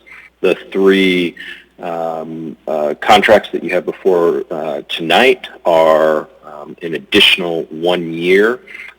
If you remember, last year the administration put its lobbying contracts for the state out in the form of an RFP. We went through that process and ultimately selected each of the three that are before you again tonight on a 1-year contract. We believed, since we only went to an RFP last year, that it was necessary to do another one this year since it was so close. I think it probably does make sense every couple of years to go out to RFP. Prior to us doing it last year, I believe it had been about 10 years since the municipality had put this out in the form of an RFP for state lobbying services. Getting to some of the specific questions that, or I guess through the chair to Assemblymember Kennedy, some of your specific questions about what is the breakdown of work and why do a couple of them say the port and some don't. I think it's just a recognition that we have a very diverse and different, set of individuals that serve in the legislature and within the executive branch. And I think we recognize that one person isn't going to have relationships or the ability to, go in and say, here's why the Port of Alaska is important, and lay down, those details. So we believe that it was prudent for us to ensure that we had a wide kind of diverse set of lobbyists that all kind of bring different skill sets, different relationships, different thought processes to many of the things that are important to the municipality. Obviously, the port is probably one of the more important ones. We think that there will be likely a lot of movement that this year on that area in particular. I think, as many on the Assembly know, as part of the governor's budget proposal, he is also kind of putting forward a potential geo bond. There are no real projects attached to that yet, but there is a dollar figure that is, and this will be the first one that we have potentially had in, I believe, almost 8 years. So on to the, I think your last kind of question, Assemblymember Kennedy, was about reports. I think those are something that we would be happy to share. I do receive, regular reports, especially when the legislature is in session from each of them. So we'll be happy to essentially probably include them, much like we do with some of the other Assembly updates or reports that we send going forward. Thank you. Anything else, Ms. Kennedy? Well, thank you. My thanks to Mr. Bockenstead about the explanation, and I would enjoy seeing some of those reports. I think one of the things that I think most Assembly members are used to is advocating for certain things at certain times, and I think there are certainly times when we may be an asset to some of those lobbying efforts, and it would be nice to be kept abreast of whatever is going on so that we have the ability to kind of see at what point, we need to chime in or not. So anyway, I would appreciate those reports. So thank you, Mr. Bockenstead. Thank you, Mr. Chair. Thank you. Seeing no other discussion, members may proceed to vote. Mr. Peterson? Yes. Mr. Dunbar? Yes. Mr. Constant? Yes. Ms. Kennedy? Yes. Mr. Presverdia? Yes. That item is approved 9-1. Next, we have item 10D17, AM 39-2021, proprietary purchase with Good Faith Consulting LLC for professional lobbying services for the municipality of Anchorage Waive reading. and Port of Alaska. Thank you. What is the will of the body? Move to approve. Second. Moved and seconded. Ms. Kennedy, did you want to speak again?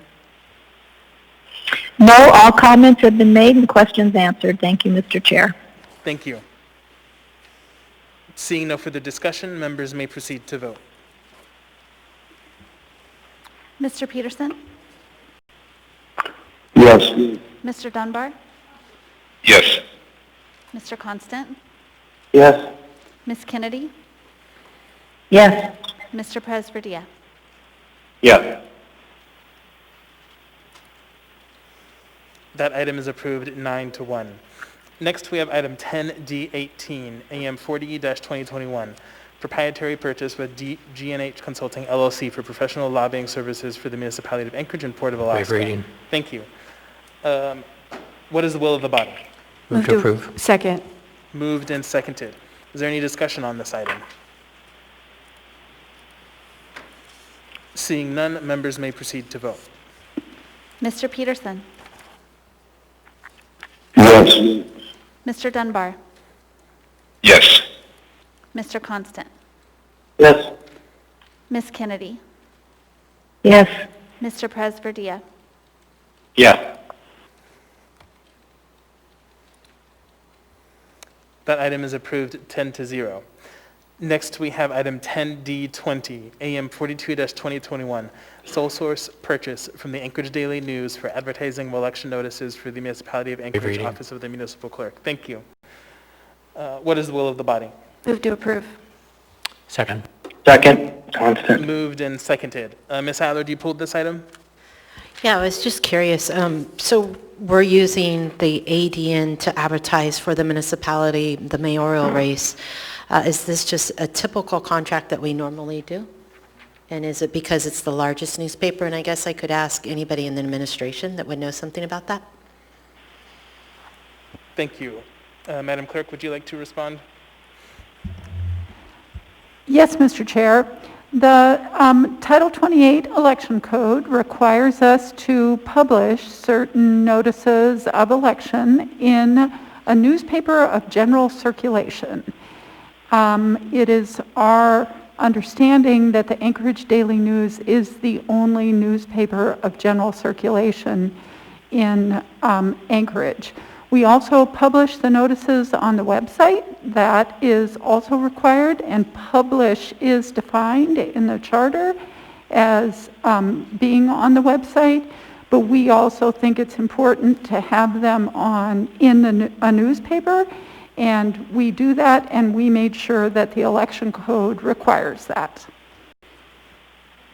Thank you, Ms. Jones. I wanted you to explain on record just because I've had questions from the public, and so I appreciate it. Thank you. Thank you. Seeing no further discussion, members may proceed to vote.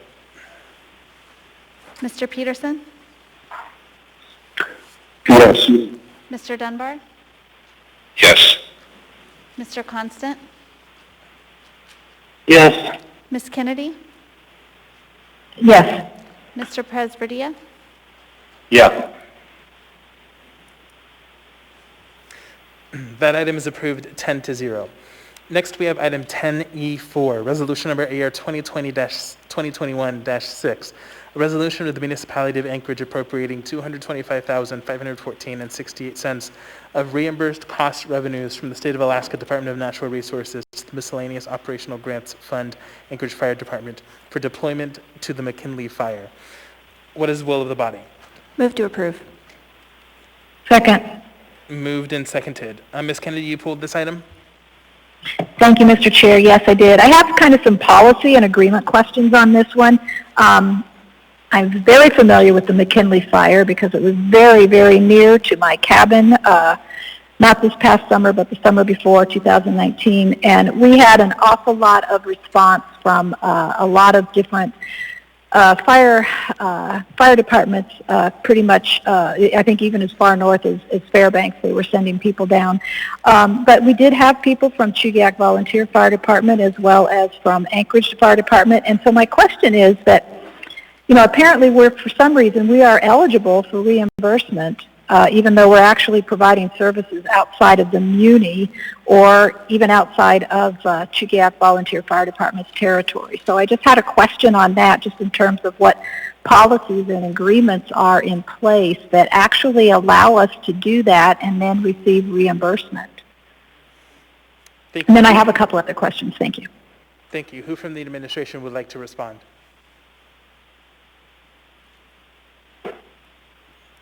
Sure, Bear. This is Anna Henderson, Municipal Manager. I'll turn it over to Chief Hetrick, who's on the line.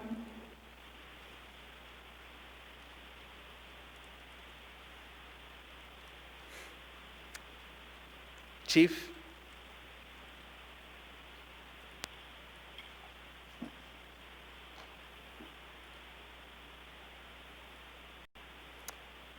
Ms. Henderson, is there anyone else who could respond? She might be having technical audio difficulties. Mr. Wilbur, are you on the line from ONB to respond?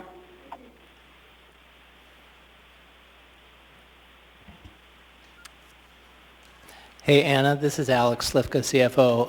I may not know the exact specifics to Mrs. Kennedy's question. The fire department actually does have contracts with areas outside of the MOA, very specifically for providing fire services in the case of emergencies, and I believe that's what is the source of this money coming back to us, is per one of these outstanding agreements. Chief Hetrick, did you just join us?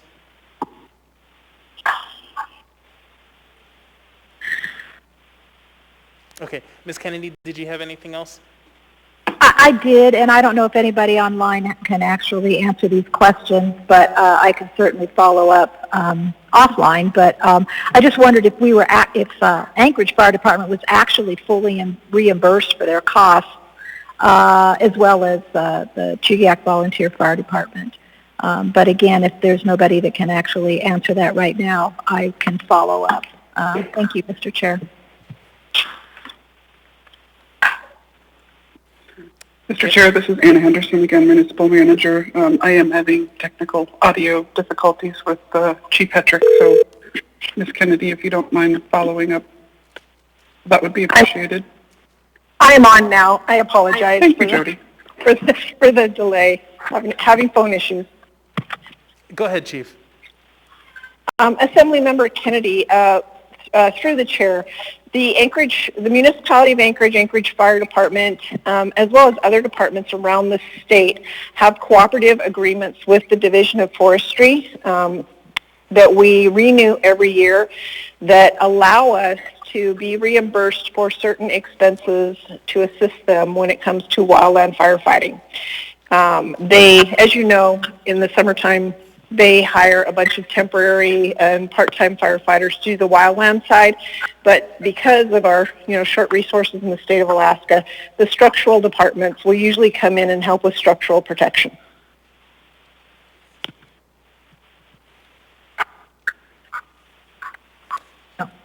Thank you. That's very helpful. But I did have a second question, Mr. Chair, in regard to the reimbursement, whether it was a full reimbursement for both Chugiak Volunteer Fire Department and for Anchorage Fire Department. Go ahead. Assemblymember Kennedy, through the chair. Yes. So this amount that we're receiving under this under this resolution is for the full reimbursement for Anchorage Fire Department. We had a separate contract with them. Chugiak, I believe last year in 2019, Chugiak had their own contract with Division of Forestry at that time, so they would have received direct payment through from the Division of Forestry. We have since changed that with our new agreement. Everything will go through Anchorage Fire Department. That's so that Chugiak doesn't have to do all their own billing, and there were some legal questions as far as their ability to commit to the use of municipal resources because they are a nonprofit. But I think that we've got that all worked out. So in the future, when we get the reimbursement, it will be for both the Anchorage Fire Department, Chugiak Volunteer Fire Department, and Girdwood as well. Thank you. Appreciate the answers. That helps. So thank you. Thank you, Mr. Chair. Thank you. Seeing no further discussion, members may proceed to vote. Mr. Peterson? Yes. Mr. Dunbar? Yes. Mr. Constant? Yes. Ms. Kennedy?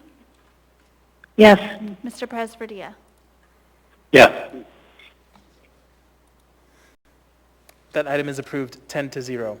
Next, we have item 10E5, AR number 2021-12, resolution appropriating a contribution in an amount not to exceed of $122,500 from the Area-wide General Fund, Assembly Department 2020 operating budget to the Area-wide General Capital Improvement Projects Fund, Real Estate Department, Real Estate Services Division for City Hall tenant improvements. What is the will of the body? Move to approve. Second. Moved and seconded. Ms. Kennedy, you pulled this item? Yes, Mr. Chair, I did. Thank you. My question on it was kind of simple. These are additional funds from that are over what we actually approved originally. So I just wanted to know if we were actually over budget on this project, or if we had just had some major changes that required that. So, thank you, Mr. Chair. Thank you. I will ask the clerk to respond. I'm sorry, Mr. Chair, could you please repeat the question? Ms. Kennedy, can you please repeat the question? Yes, thank you. My question is that this amount is over what we had originally planned for the remodeling. So is this additional changes that have been done? Because I know there was some shifting of the blueprint, the floor plan, or are we just actually over budget on this project? Thank you. Ms. Kennedy, the remodel project has not begun. So we are not over budget, and in fact, it appears from the preliminary bids that have come in that it'll be far under the initial budget proposed.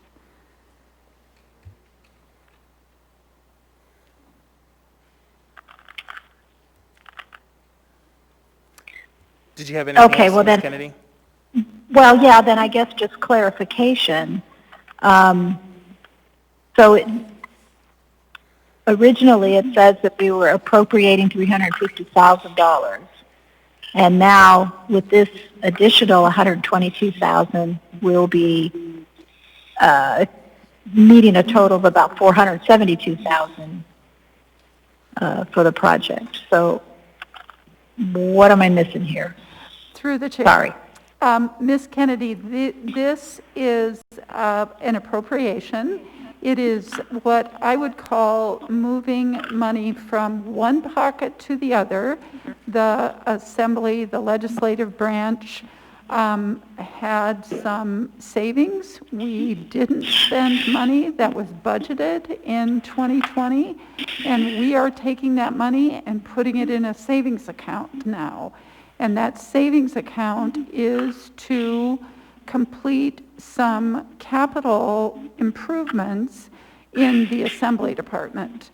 So when the actual remodeling occurs, that is going to be a contract that is going to be before the Assembly, and the Assembly will need to approve the specific expenditures, as I understand it, for the remodel project. And Ms. Kennedy, I'll also add a little bit. So I can understand why the wording of this might be a little bit confusing. So AR 2020-10 appropriated $350,000, but that $350,000 was not solely for the remodel. It was for a variety of different purposes. So I can understand why that wording is a little confusing there. Well, thank you, and I appreciate that. Okay, so how do we fix this so that the document accurately reflects exactly what's happening here? Because I don't see anything that alludes to the fact that we're putting certain money back or in savings. Can we do this with a better documentation of some sort or different wording, or because this is confusing, and it does look like, I mean, it's saying that the project amount is not to exceed $472,500 in the memorandum. So how do we clarify this so that it means what we want it to mean? Thanks. Madam Clerk, is there a clear amendment that we could make to this to help this? Mr. Chair, you are out of my area of expertise. I do not know the answer to that.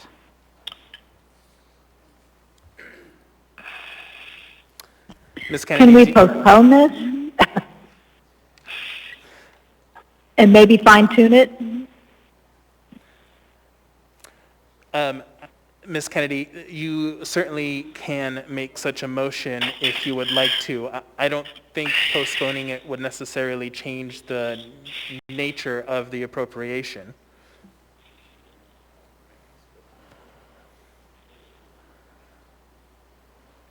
So if, Ms. Kennedy, if you would like, I could ask the clerk's office outside of this document, which we have before us tonight, to clearly outline the dollars that are being appropriated and what exactly has been done with those dollars.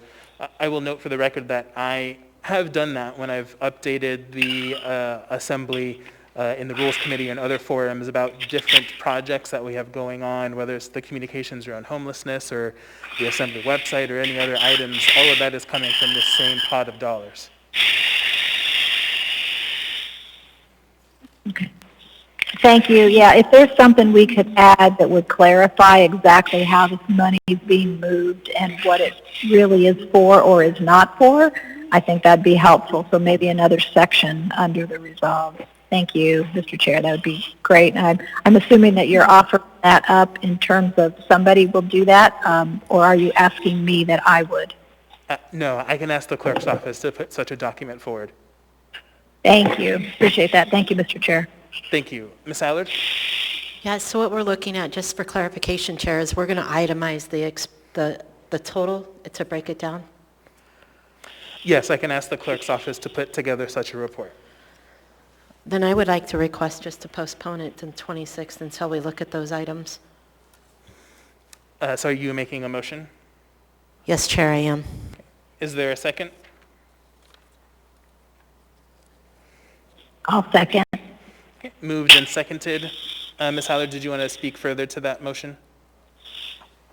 Yeah, I have a hard time voting on something that I don't know the line item breakdown to when it's coming at such a high value. So I just want to make sure that everything that we're voting on and looking at, there is an absolute breakdown. I want it to be clear and transparent to the public and to me. Thank you. Thank you. Mr. Whittleton? Thanks. Just the clerks, is there a problem with postponing this for 2 weeks? Through the chair, Mr. Weddleton, the Assembly Budget Analyst prepared this document. I think that might be a possible question. Maybe Mr. Slivka could answer if there's any issues with delay. I'm sorry, again, that is outside my area of expertise. Mr. Slivka? Yeah, through the chair. I would have to guess, I don't know for certain, that there wouldn't be any issue with postponing it for 2 weeks. I guess I would just repeat, I think what has been said already, that the item in question, AR 2020-10, was a document that provided a $350,000 budget for a number of different items related to the capital improvements for City Hall, and that I think the clerk accurately conveyed that there was some money in the budget for 2020 which was not expended, and so that money, the $122,500, which is listed here, is being moved forward into 2021 rather than being lost. and so that it's available. I don't think it necessarily, as the clerk has said, increases the cost of the project. This is just a way to have funds that were made available to the Assembly for this project to not lose them with the expiration of the 2020 budget. Thank you. Mr. Constant? Thank you. I'm not in support of postponing. Mr. Welton has had a really impeccable practice over the years that many of us could learn from. You read the items in advance, and you ask questions of the administration in advance, and then you get your questions answered so that we don't spend the entire meeting going through, kind of the minutia of all of these items. There's so much opportunity, and I just want to celebrate Mr. Weddleton's model of asking questions, sharing them, and so we all get to see the important questions before the dais. Thank you. Thank you. Ms. Kennedy? Thank you, Mr. Chair. I do have to take issue with the Assembly memorandum that has a statement in there, though, that says that the attached resolution will bring the total appropriation for this project, and right before that, it mentions the individual offices in City Hall, so it refers to the project of the individual offices, as it brings the total to not to exceed amount of $472,500. So something needs to be better clarified in that. And part of the reason for bringing things like this forward so that we can have a better conversation about really what kind of things people have. I know I often get more questions from listening to other Assembly members ask there. So I think there is value to going through and asking questions about what's really being presented, especially for the purpose of providing better clarification. And for me, even if there was an answer coming from the clerk's office or anybody else in staff, we would still have to deal with whether or not we're going to accept this particular memorandum or we're going to ask for better clarification in it before we approve it and it goes into the public record. Thank you, Mr. Chair. Thank you. Ms. Allard, on the motion to postpone? No, I'm fine. Okay. Seeing no further discussion, members may proceed to vote on the motion to postpone this item to January 26th. Mr. Peterson? No. Mr. Dunbar? No. Mr. Constant? No. Ms. Kennedy?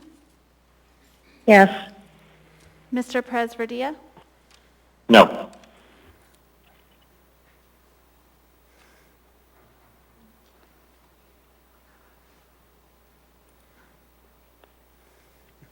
That is a tie vote, 5-5, which means that motion fails.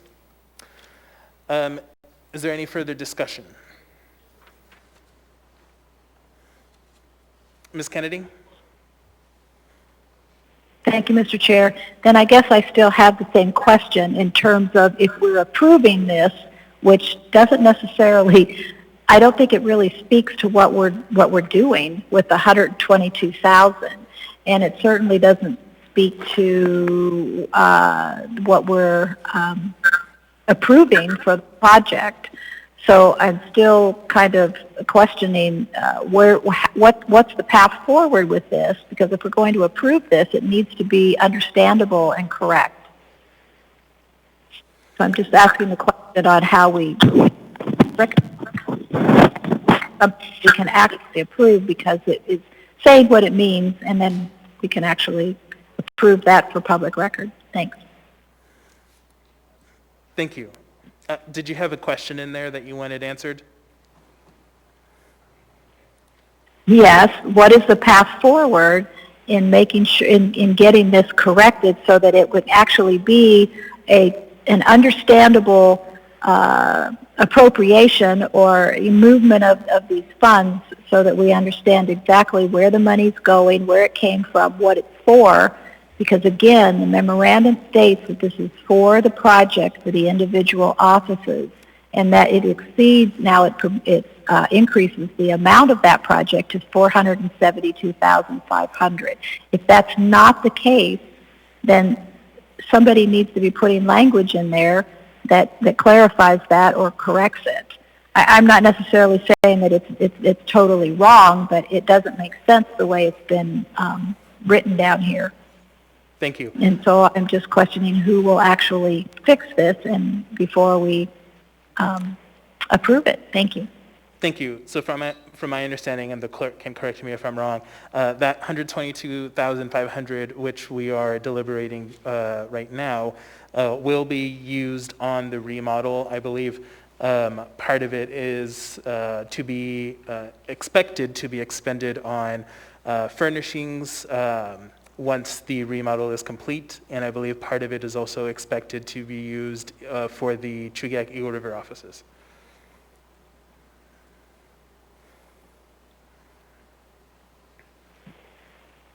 I get the impression I'm not making sense here, but I would just like that clarified somewhere in the language on this document because it is not clear that that's what's happening. Thank you. Thank you. Mr. Chair, just a quick point of order, Constant here. Ms. Kennedy, I'm not sure what language you might suggest, but a motion would be in order if that's what you intend to do, I believe. Sorry, Mr. Constant, I didn't understand what you were saying. You were a bit muffled on our end, Mr. Constant, so I couldn't understand what you were saying. Okay, I think Ms. Kennedy understood, but I think if we're going to move forward, the question is what language would we add? Then the proper, if it is proper according to this document, a motion to amend it in some way or to add some AIM that would in fact achieve that goal, so we can move on. Thank you. It is, as I've stated, the intent to add some clarifying language, not at this time, but at a future meeting. I'm going to keep going in our queue. Ms. Zolotel? Thank you. I think the record is clear at this point, and a future AIM would take care of it. So I think we should just move on. Thanks. Thank you. Mr. Weddleton? No, that's fine. Thank you. Thank you. Seeing no further discussion, members may proceed to vote. Mr. Peterson? Yes. Mr. Dunbar? Yes. Mr. Constant? Yes. Ms. Kennedy? No. Mr. Presverdia? Yes. That item is approved 8-2. Next, we have item 10F1. Excuse me, Information Memorandum Number AIM 1-2021, a resolution of the Sand Lake Community Council regarding MOA Emergency Order EO16. For the record, this is a motion to accept. What is the will of the body? Move to accept. This is Cameron. Is there a second? Second. Moved and seconded. Mr. Perez-Verdia, you pulled this item? Yeah, I just wanted to take a moment to clarify. This was voted on by the Sand Lake Community Council in opposition to Emergency Order 16. We are currently not in Emergency Order 616, but I wanted to make sure that the intent of it was clear, that the Community Council was voting in opposition of the emergency order in terms of the level of shutdowns that are going on in our city, and that still, to a significant degree, still exists within EO 17. So I just wanted to make sure that was clear, and that this was brought before the body. So that's it. Thank you, Mr. Chair. Thank you. Seeing no further discussion, members may proceed to vote.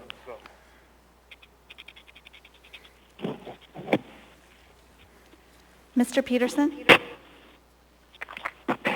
Yes. Mr. Dunbar? Yes. Mr. Constant? Yes. Ms. Kennedy? Yes. Mr. Presverdia? Yes. That item is approved 10-0. Next, we have item 10F10, AIM 11-2021, reports for the administration regarding any emergency measures taken under the proclamation of emergency extended by Assembly Resolution 2020-85 as amended. What is the will of the body? Move to accept. Second. Moved and seconded. Ms. Kennedy, you pulled this item?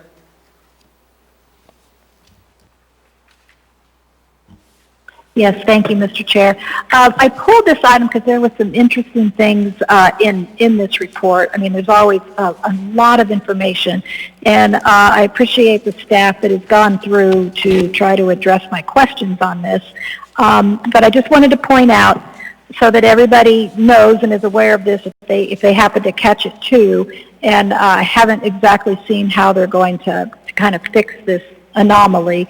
But if you look at the reports, the EOC situation reports, there's a square down there, a section that says testing sites contracted by MOA. And I watched this number because I asked for a testing site out in Eagle River, and of course that was set up, and it's been relatively busy because I wanted to be able to watch the numbers of whether or not it's actually being used to the extent that that I thought the community would use it, and it is.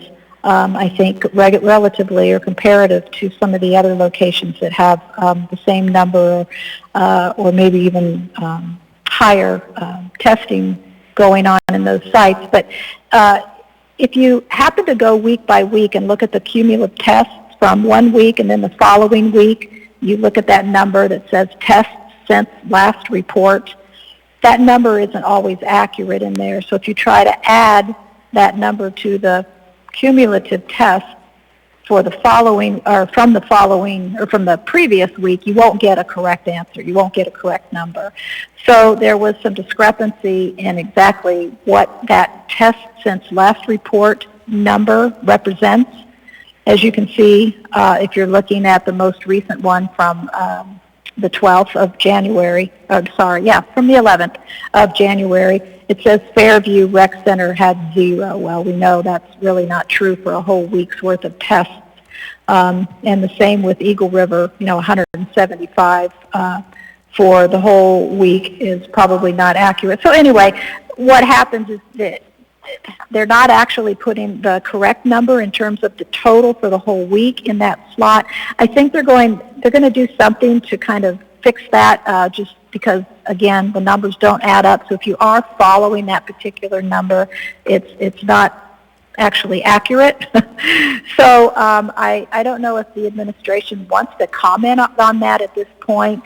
Again, I know they're looking at that, and it's not that it's a wrong number, it's just not the complete number from that week. It actually is just a reference to a one-day number. That's my understanding of it. So anyway, so I was just bringing that up just to point out that this is being looked at to make it more correct, which I think is important because I don't know how many other people rely on the information on these reports, but I know I do, and I want to be able to share the right numbers with my community. So thank you, Mr. Chair. Thank you. Would someone from the administration like to respond? Through the chair, this is Instant Commander Bob Dole. Go ahead, Mr. Dole. Through the chair, we did some digging, and it's basically a labeling issue. The report that's being sent to you all weekly, but this is measured differently than the situation report.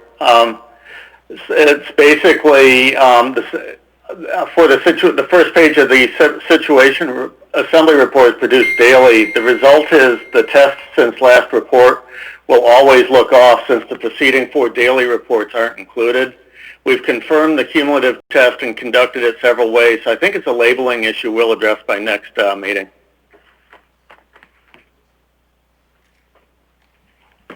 Thank you, Mr. Dole, and thank you, Mr. President, or Mr. Chair. Thank you. Thank you. Seeing no further discussion, members may proceed to vote.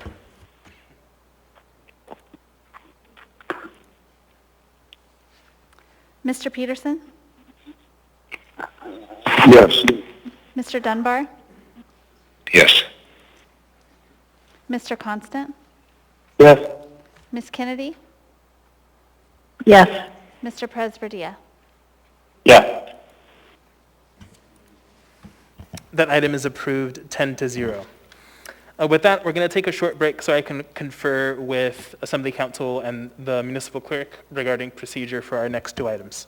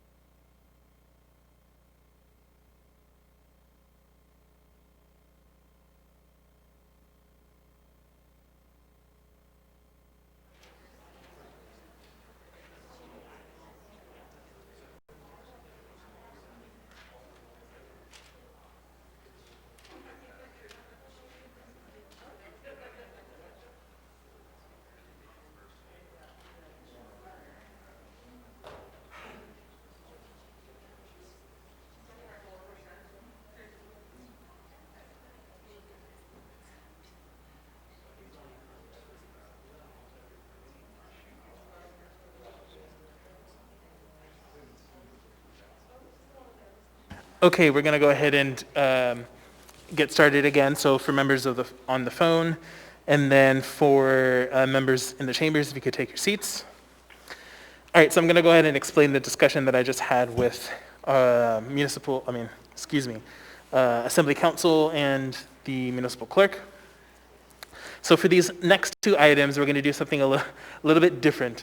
There are two errors in the next two items which should be corrected as they are both items that we will be deliberating on January 26th, and we should endeavor to try to have accurate information out for the public.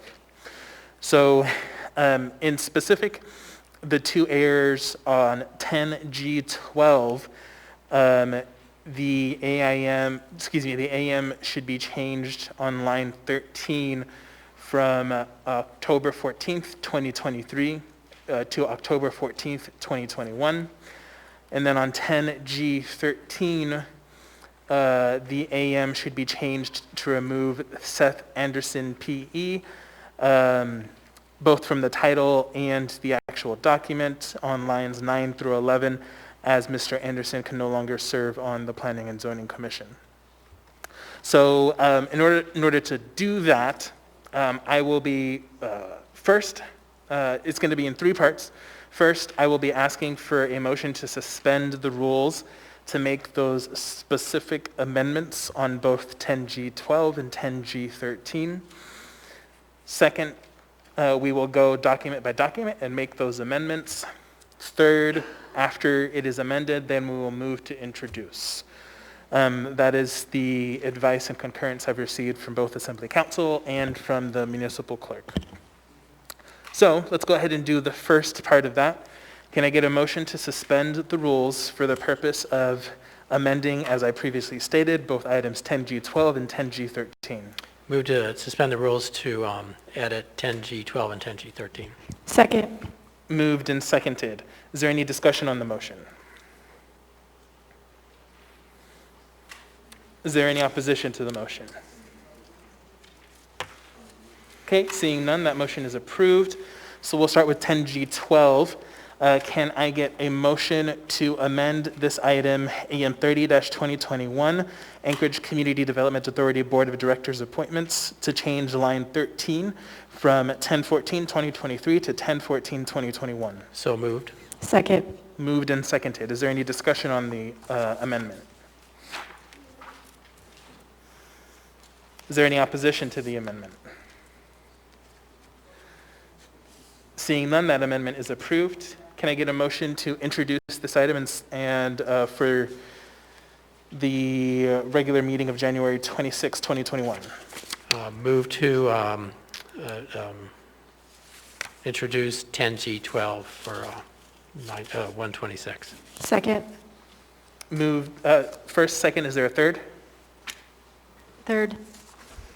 Third, okay, that item is introduced with the amendment. Next is item 10G13, AM 34-2021, Planning and Zoning Commission appointments.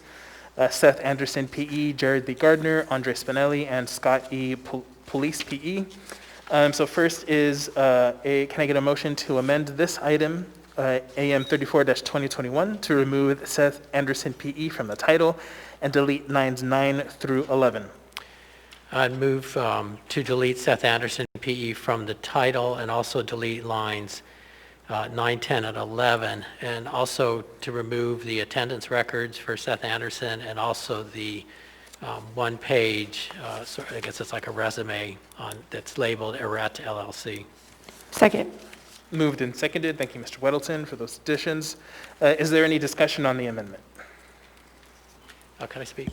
Sure, go ahead, Mr. Weddleton. Yeah, and I just want to say, Mr. Anderson has been on the Planning and Zoning Commission for a number of years and has done very good work, and just finds that the workload isn't working for him right now, so has asked to be withdrawn, but it's no discredit to him. He's done great work. Thank you. Seeing no further discussion, is there any opposition to the amendment? Seeing none, that amendment is approved. Last action is to introduce. So can I get a motion to introduce this item for the regularly scheduled meeting on January 26th? Move to introduce. Second. For January 26th. Third. That item is introduced. Thank you for dealing with that with me. Next item we have, actually that completes our consent agenda.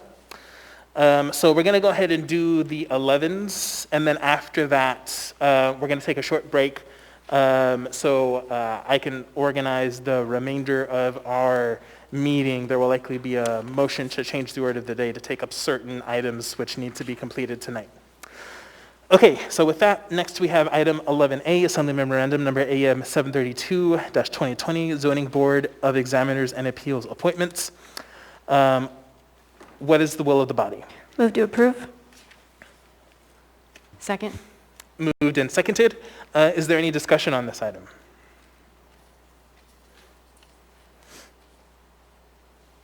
Seeing none, members may proceed to vote.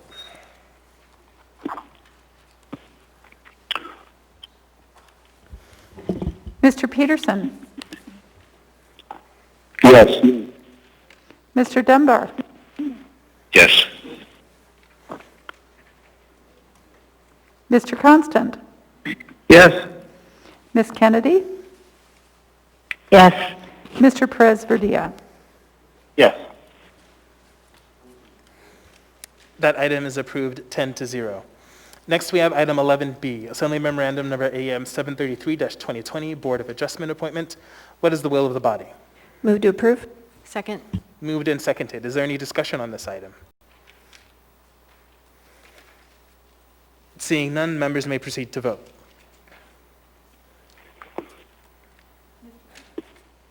Mr. Peterson? Yes.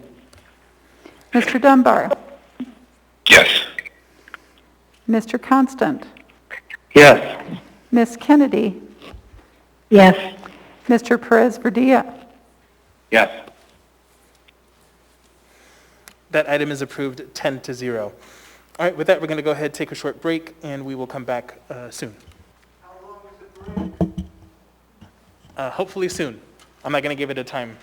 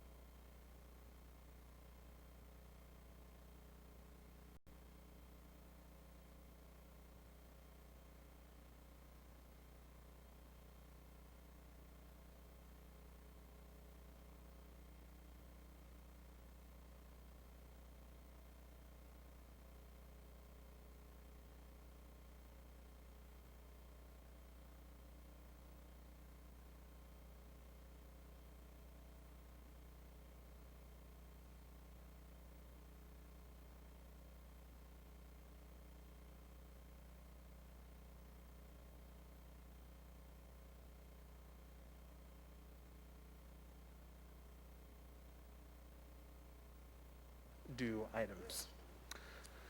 So with that, Mr. Vice Chair? I move to reorder the agenda to take up 15E regarding the emergency proclamation, then 13A regarding changes to Title 28 and elections, then 14A, 14B, 14E, followed by 15A, B, and C. Second. Moved and seconded. Is there any discussion on the motion?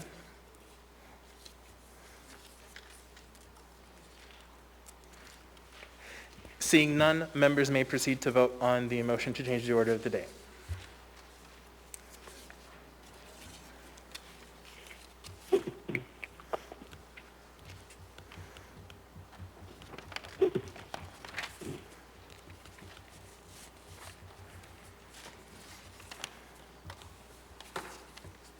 Mr. Peterson? Yes. Mr. Dunbar? Yes.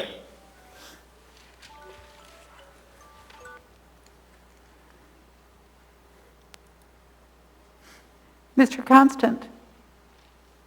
Yes. Ms. Kennedy? Yes. Mr. Perez-Verdia? Yes. All right, that motion is approved 10-0. All right, so we're going to go ahead and move on to our first item on the list, item 15E, resolution number AR 2021-10, resolution of the Anchorage Assembly for a 7th extension of the declaration of civil emergency issued by the mayor of the municipality of Anchorage on March 12th, 2020. Public testimony is now open on this item. As usual, I'm going to start with folks on the phone, and then I'll go to in person, and we'll go back and forth until we're done with the phone list. First, I have Miss Kristen Bush.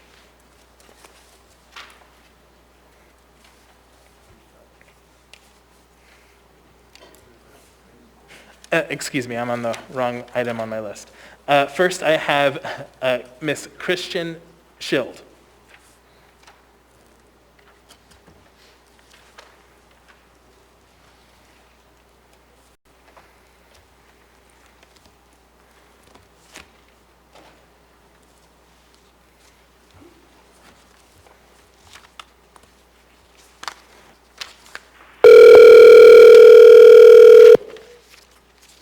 Hi, this is Christiane Shield.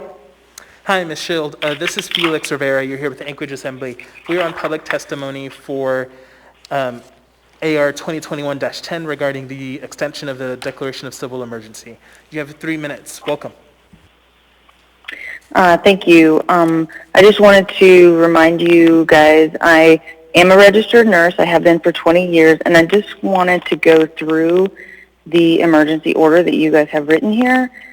I'm starting with AM 35-2021, where I'm just going through where you guys, again, using verbiage. You haven't shown me what exactly widespread community transmission means.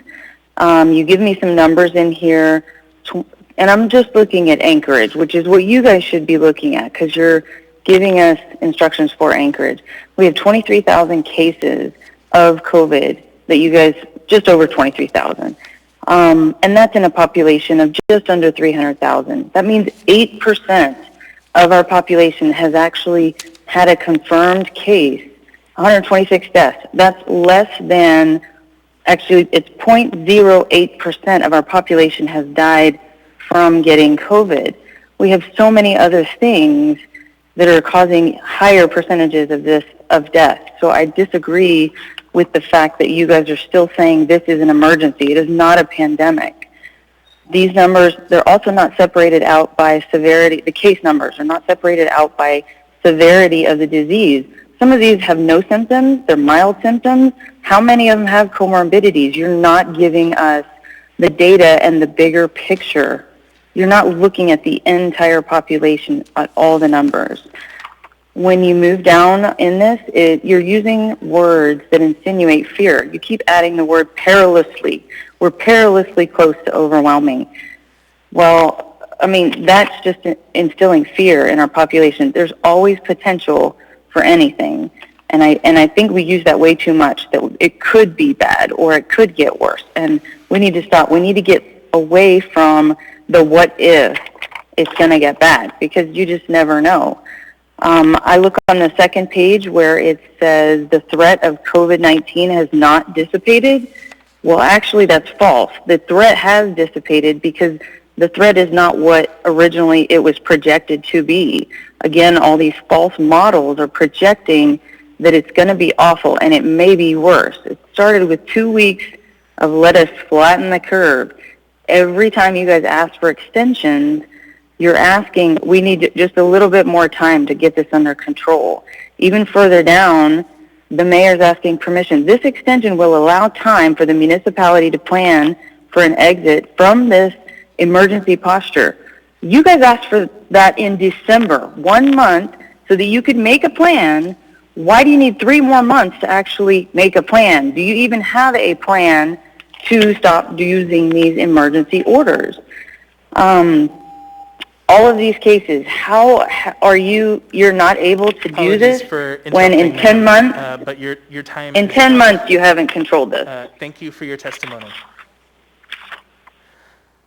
Next on the phone, we have Ms. Kristen Bush.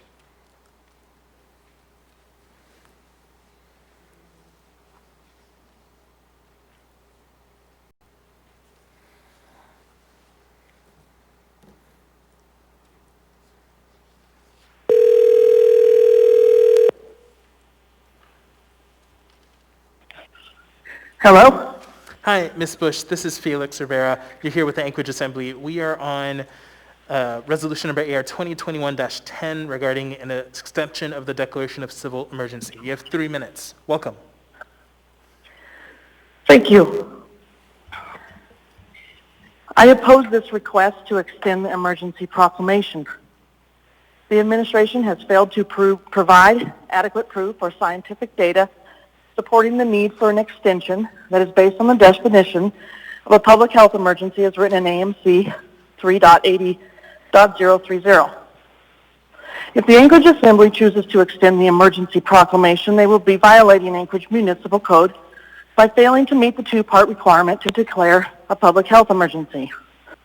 This city should be open in its entirety, because if you continue to strangle the lifeblood of your economic base, you won't have an economic base. I am stupefied that you seem to lack basic intelligence here to understand that a business operates on revenue. If a business is not open, they have no revenue. If a business is open only 25%, they have only a possible 25% revenue. That is simply not sustainable.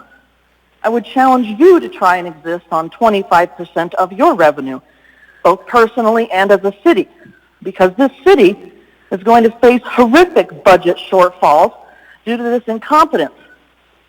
How many times do business owners have to stand up in front of you and beg for you to butt out of their business? How many meetings do we have to say this over and over? We want you to open the city and get your hand off of our neck. 40 miles north of here, an entire community has every business open, has school open, and has the freedom to decide their own risk. It is not your job to simply protect people with underlying health conditions. It's your job to protect people that don't. Quit locking down healthy people from living their lives. We need to open fully. Our businesses need to open. Our schools need to open. Our churches need to open. Our theaters and museums need to open. Our children need to have normalcy. We need to quit acting like COVID is the only thing that matters. Let me repeat that. Please quit acting like COVID is the only thing that matters. Thank you. Thank you for your testimony. Next on our phone list, we have Ms. Chanel Afkan.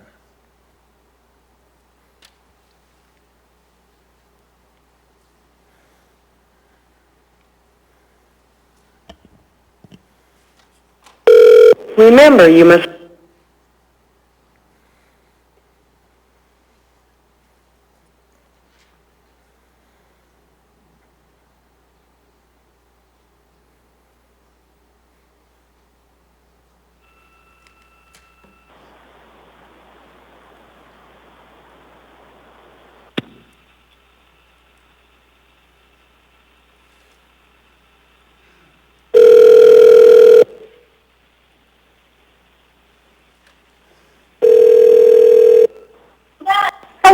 Chanel.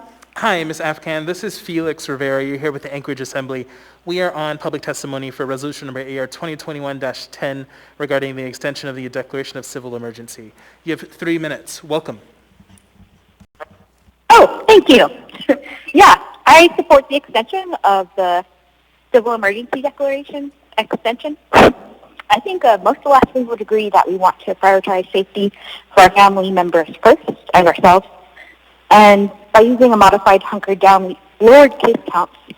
And I want to continue to see that trend even past like holiday travel. I'd also like to remain in emergency status so as to allow effective vaccination distribution, both to essential workers and to elders like my grandparents. And on another note, Anchorage is the leading hub of Alaska, and as such, if we have safer practices here, that leads to lower transmission and fewer deaths across the state. So I'm in strong support of emergency status continuation, and I thank you very much. That's all I have to say. Thank you for your testimony. We're going to go ahead and switch to in-person testimony. Welcome. My name is Russ Reno. I am a downtown business owner and an active member of the Downtown Community Council. However, I'm representing myself here. I may get a few people upset at me here today, but please just hear me out. I am actually for the extension of this emergency order, but I would like this body to follow the emergency order because you're not, as it's written, and I may be wrong. I'm assuming that this is what you agree with. Boy, that phone is annoying. Number 2 on the 2021-10, the mayor may implement any order necessary to prevent the transmission of infectious disease and to ensure that all cases of contagious diseases are subject to proper control and treatment. Then if you go into your order here, the proclamation by the mayor saying that all this is narrowly avoiding this huge disaster that's going on. And at the very bottom, if you look down at the emergency order, or at the proclamation rather, it says this order supersedes and replaces emergency order 16. I'm going to assume you agree with that as well, as it's in the paperwork. Finally though, I noticed that you kept a bunch of us outside here today. And you held us out. We were told that it was because of the restaurants and bars limited to 25%. That's what you've decided to follow. Yet it's clearly stated in Section D of page 3 that the gathering limitation does not apply to the gathering in the purpose of worship or political expression, where masks are continually worn and where food and drink are not consumed. Worship services and political expression gatherings are instead subject to 50% indoor capacity limitations based on the Building and Fire Code. Guess what the Building and Fire Code is here? 256. You should have allowed 128 people to come in this door and had it properly set up so we could have been properly spaced out. You could have easily had 100 to sit and be distanced by 6 feet, and you could have had another 28 standing 6 feet apart around the place. You could have got us all in here, and it would have been in concordance with this order that you have not been following, this body has not been following, and it appears to me that things are going rogue here. I could be wrong. The average bar has 148 people in it, but you got to limit it down to 37. 37 is 25% of that. And there's no reason why. You're also telling them they can't have their liquor being distributed past 11 o'clock at night. Why? There's no reason, no data to back this up. What about somebody that works on a swing shift? They can't come in and have a cocktail before they go home and go to bed? It's not right. You've got a 50% billing capacity for the big shops, the big box offices. I know I've sent you guys information on this before, so I'll wrap it up real quick. That works out to be something that they're not even close to. They don't even get to 25% ever on their busiest day. 900 people can go into a Walmart, but only 37 can go into a local bar and a local business based on your mandates that you're not following yourselves. Thank you. I have a question for you, sir, from Ms. Allard. So I have a question for you. Can I get a copy of that? Everything you just read? Sure, it's AR number 2021-10. I read No, not just that. Did you speak off the cuff or did you speak? Oh no, I pulled everything right out of the document. Okay, so you just spoke all that off the cuff. You don't have it like all written out? No, I've got it highlighted. Okay, I'll get a hold of you. Thanks, Russ. Thank you. Thank you for your testimony. Welcome. For the record, my name is Louis Imbriani, and I oppose AR 2021-10 for two reasons. First, I'd like to echo the claim made by Ms. Bush that this does not meet the two-part requirement as outlined in Anchorage Municipal Code for a public health emergency. There are also a couple things in this AR that don't point to that meeting the two-part of the code. So it says a high alert. We're on high alert here. We have APD. I've never seen APD in here before. We're on high alert. We're not an emergency, but we are aware that there is possibly a problem or there could be a problem, and we want to take all the precautions. Also, it says a surge. We didn't see a surge. We saw a gradual increase over a 4-week period. Lifting our emergency response would result in larger loss of life, complete speculation, and not specific to COVID. Even if we are at full hospital capacity, COVID might not be what's causing those people to die. And if this is about COVID, it's not outlined here in the AR. Proven effective at limiting the spread, that's debatable. The acting mayor had said something about a study through UAA.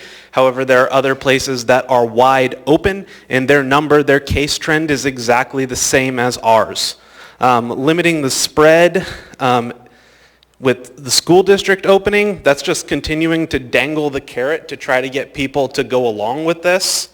The full potential and long-term effects of COVID cannot yet be known. We're a year out, and even the CDC is saying that most people will fully recover. A majority of people will fully recover. Not a large group of people have the possibility of having long-term effects. The second reason that I oppose the order is because the mayor, acting mayor, former mayor and acting mayor are abusing this. Most recently, specifically with EO16. It was issued stating that the issues such other orders or regulations immediately necessary for the protection of life and property. If it was immediately necessary, why was it announced 5 days and 20 hours before it was implemented? We went into this hunker down because it was so immediately important that we had to wait 5 days and 20 hours before we closed businesses. We closed shop. I couldn't work in the busiest weekend, the busiest time of year coming up, December, for me, because it was so important that we had to wait 5 days. If I'm in an emergency that's immediately necessary to save my life and I call APD, AFD, and I wait 5 days, 20 hours, I'm dead. Thank you for your testimony. Welcome. Okay, my name is Mark Marion, M-A-R-I-O-N, and I will tell you, this emergency order has gone way too far, and this emergency order should have ended in day one, okay? As we know, these infections or anything is because people have had previous conditions, is why people have died. It's previous conditions. The other thing I can also tell you is this. I could also tell you that, you know what I've been telling people in the hospitality industry? If they want to be at 100% capacity, identify yourself as a church. Have a little communion and have a little crouton with your meal, and maybe the server can read a little scripture with the card. And since the Supreme Court has already said the church is essential, so here's my recommendation. No more powers to unelected Mayor AQD here. Thank you for your testimony. We're going to go ahead and switch to the phones. We have one more individual on our list, Mr. Williams.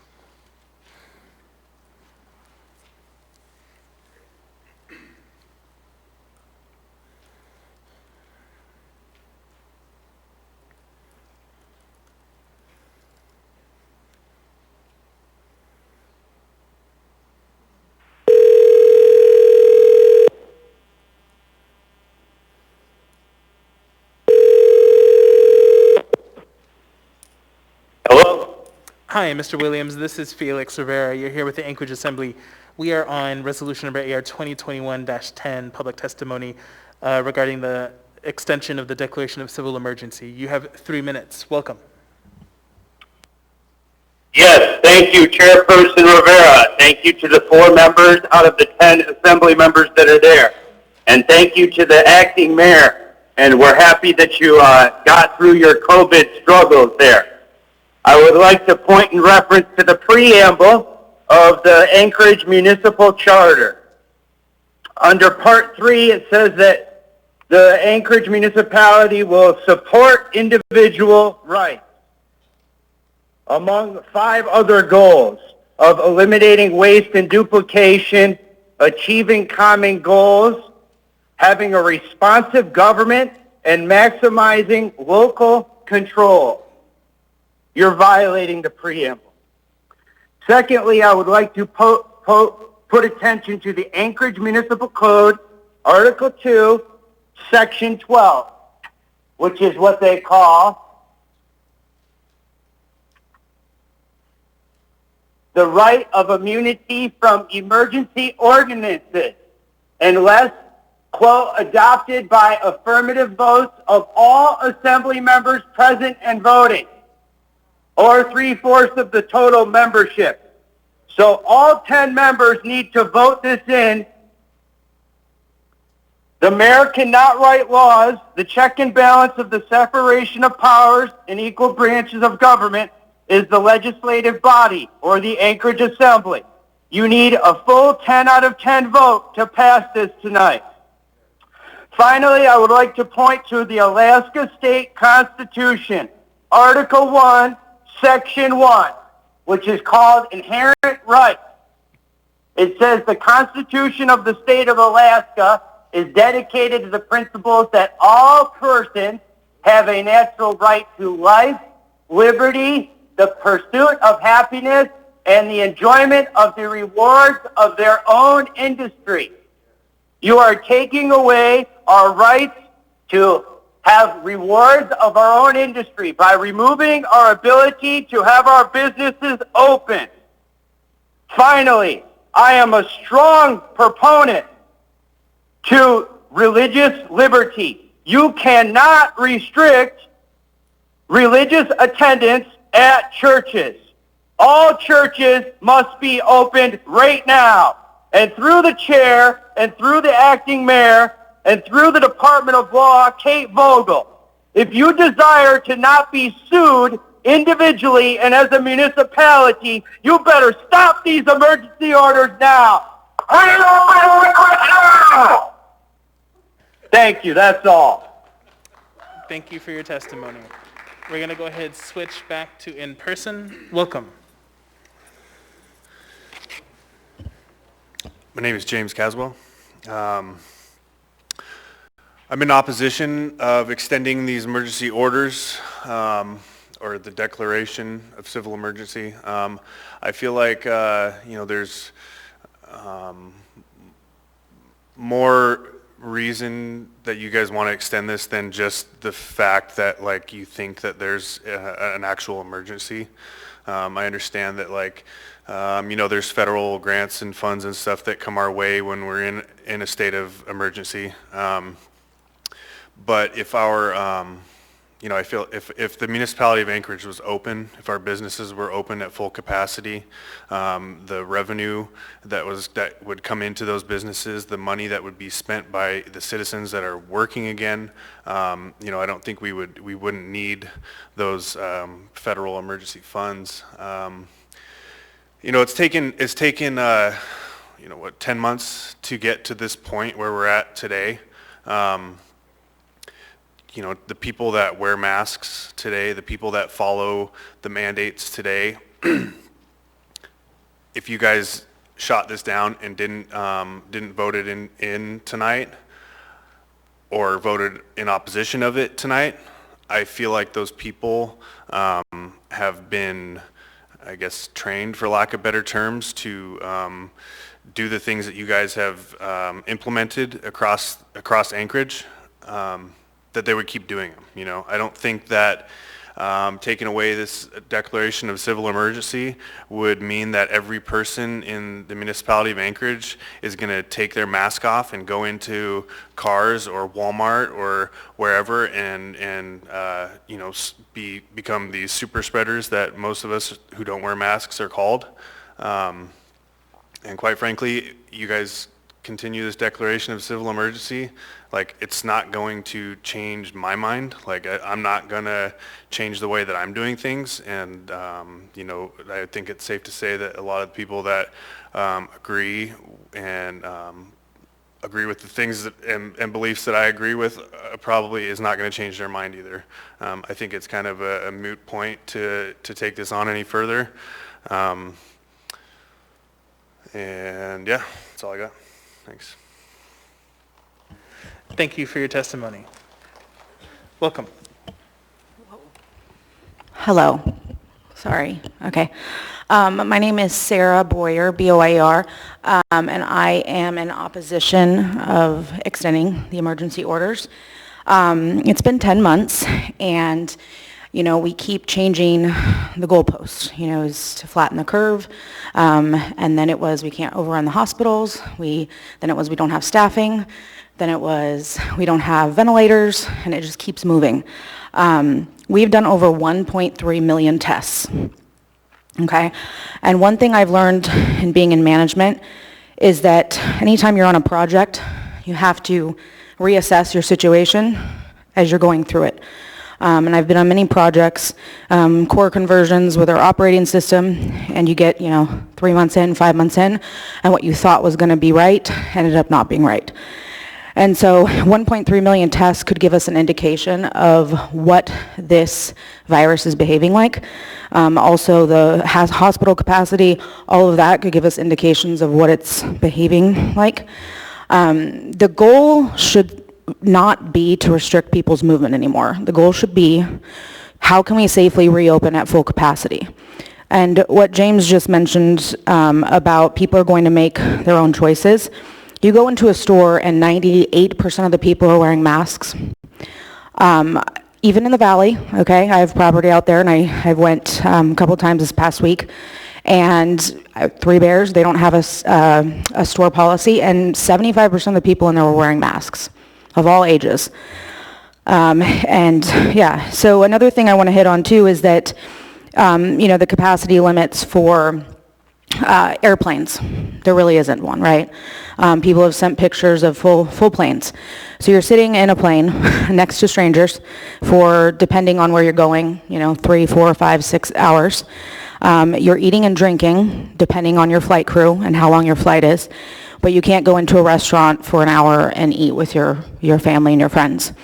Picking and choosing CDC guidelines to follow, the Anchorage Assembly, or not the Anchorage Assembly, the school board did this. You know, the CDC said that they need to reopen schools, and they even said that they were going by CDC guidelines, even though CDC guidelines said to reopen schools.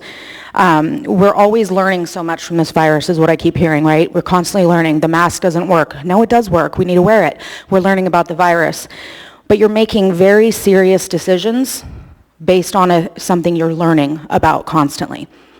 Right? So I just don't think it's fair. I think extending it for 3 months also isn't fair. There's got to be a compromise, and I think people's decisions to have, to take care of their own safety is the goal. So that's all. Thank you. I actually have a question for you from Ms. Allard. Hey, Sarah. How are you? Good. Thanks. You're from Eagle River? Yes. So thanks for being here tonight. So are you aware that the Chicago School District, one of the largest school districts in the country, opened up Monday? I did not know that. And they're requiring their teachers to appear in person, or they're going to get docked daily. So that's something we probably need to say to the school board as well. You know, just I think opening back up should be the goal. It shouldn't be to continue to restrict people. You know, if you want to make it fair, let's flip it. Okay, we've restricted healthy people. Let's restrict the people that are vulnerable. Why not give that a shot? You know, fair is fair. Thank you for your testimony. Welcome. Hello, name is Dustin Sherman, and I also oppose resolution number AR 2020-10, or 2021-10. So I manage Jewel Lake Bowling Center, and we actually got the word today that team sports, our high school bowling team can no longer bowl against another team, which is completely ridiculous considering all the adults can, which is just kind of funny to me. And I'll tell you right now, half of the kids that bowl in our high school bowling league are starting to fail their classes because they're depressed, because they want to get out and hang out with their friends.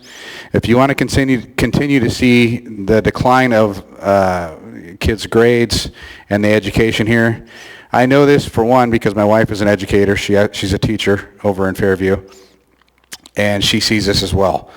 So if you guys want to continue to see the decline in education, please go ahead and approve this, but eventually you guys are going to start running out of bullets and she's not going to have a gun to fire anymore, and we're going to vote you guys out. So that's all I got. Thank you for your testimony. Welcome.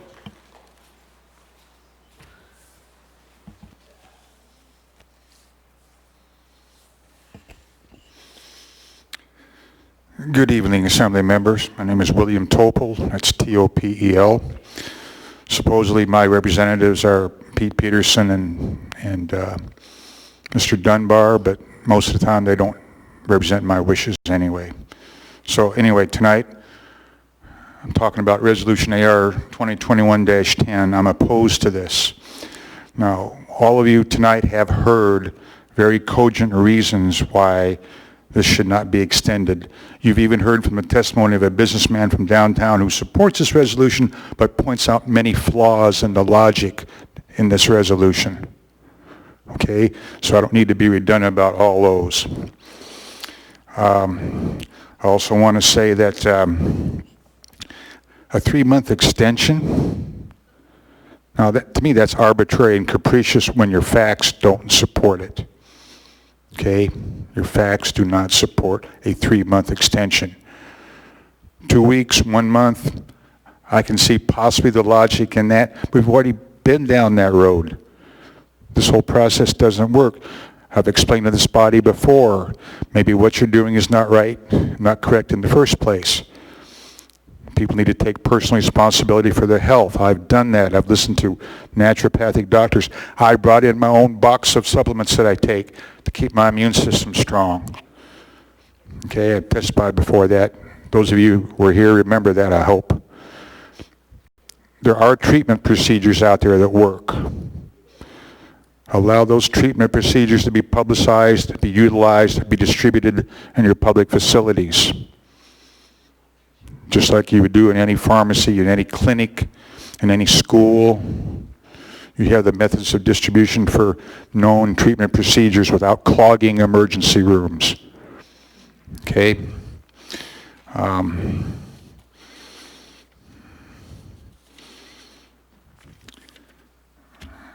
I think that's pretty much it. 3-month extension, no, do not do this. This is an abuse of power. This is an abuse of power. You're supposed to be representing us, not abusing us.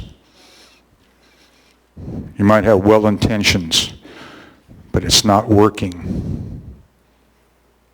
Let us be free. We'll take care of ourselves. I do. I'm old, I'm fat, I've had 3 heart surgeries. I should be dead by now according to the experts that you rely upon. But I'm here. Thank you. Thank you for your testimony.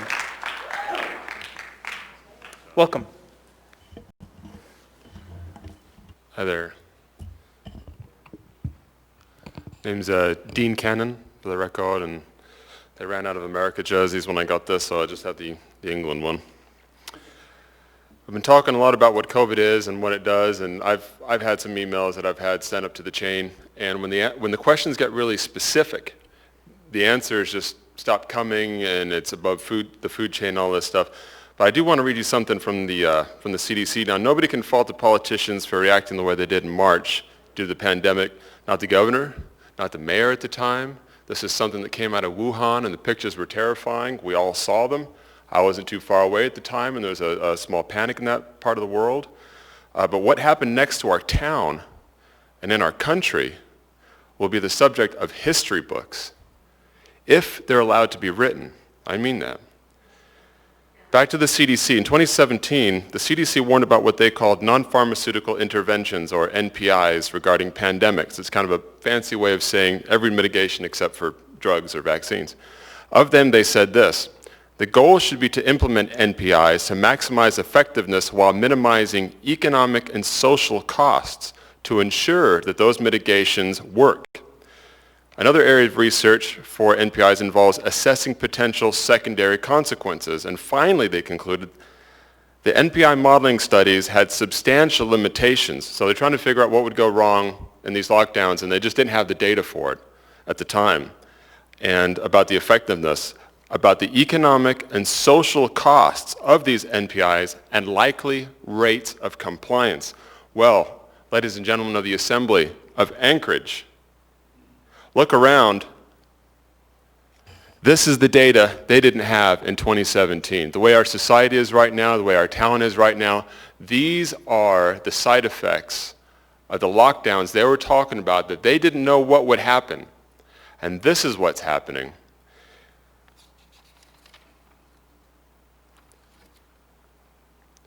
Basically, when you get COVID, you lose your taste and your smell.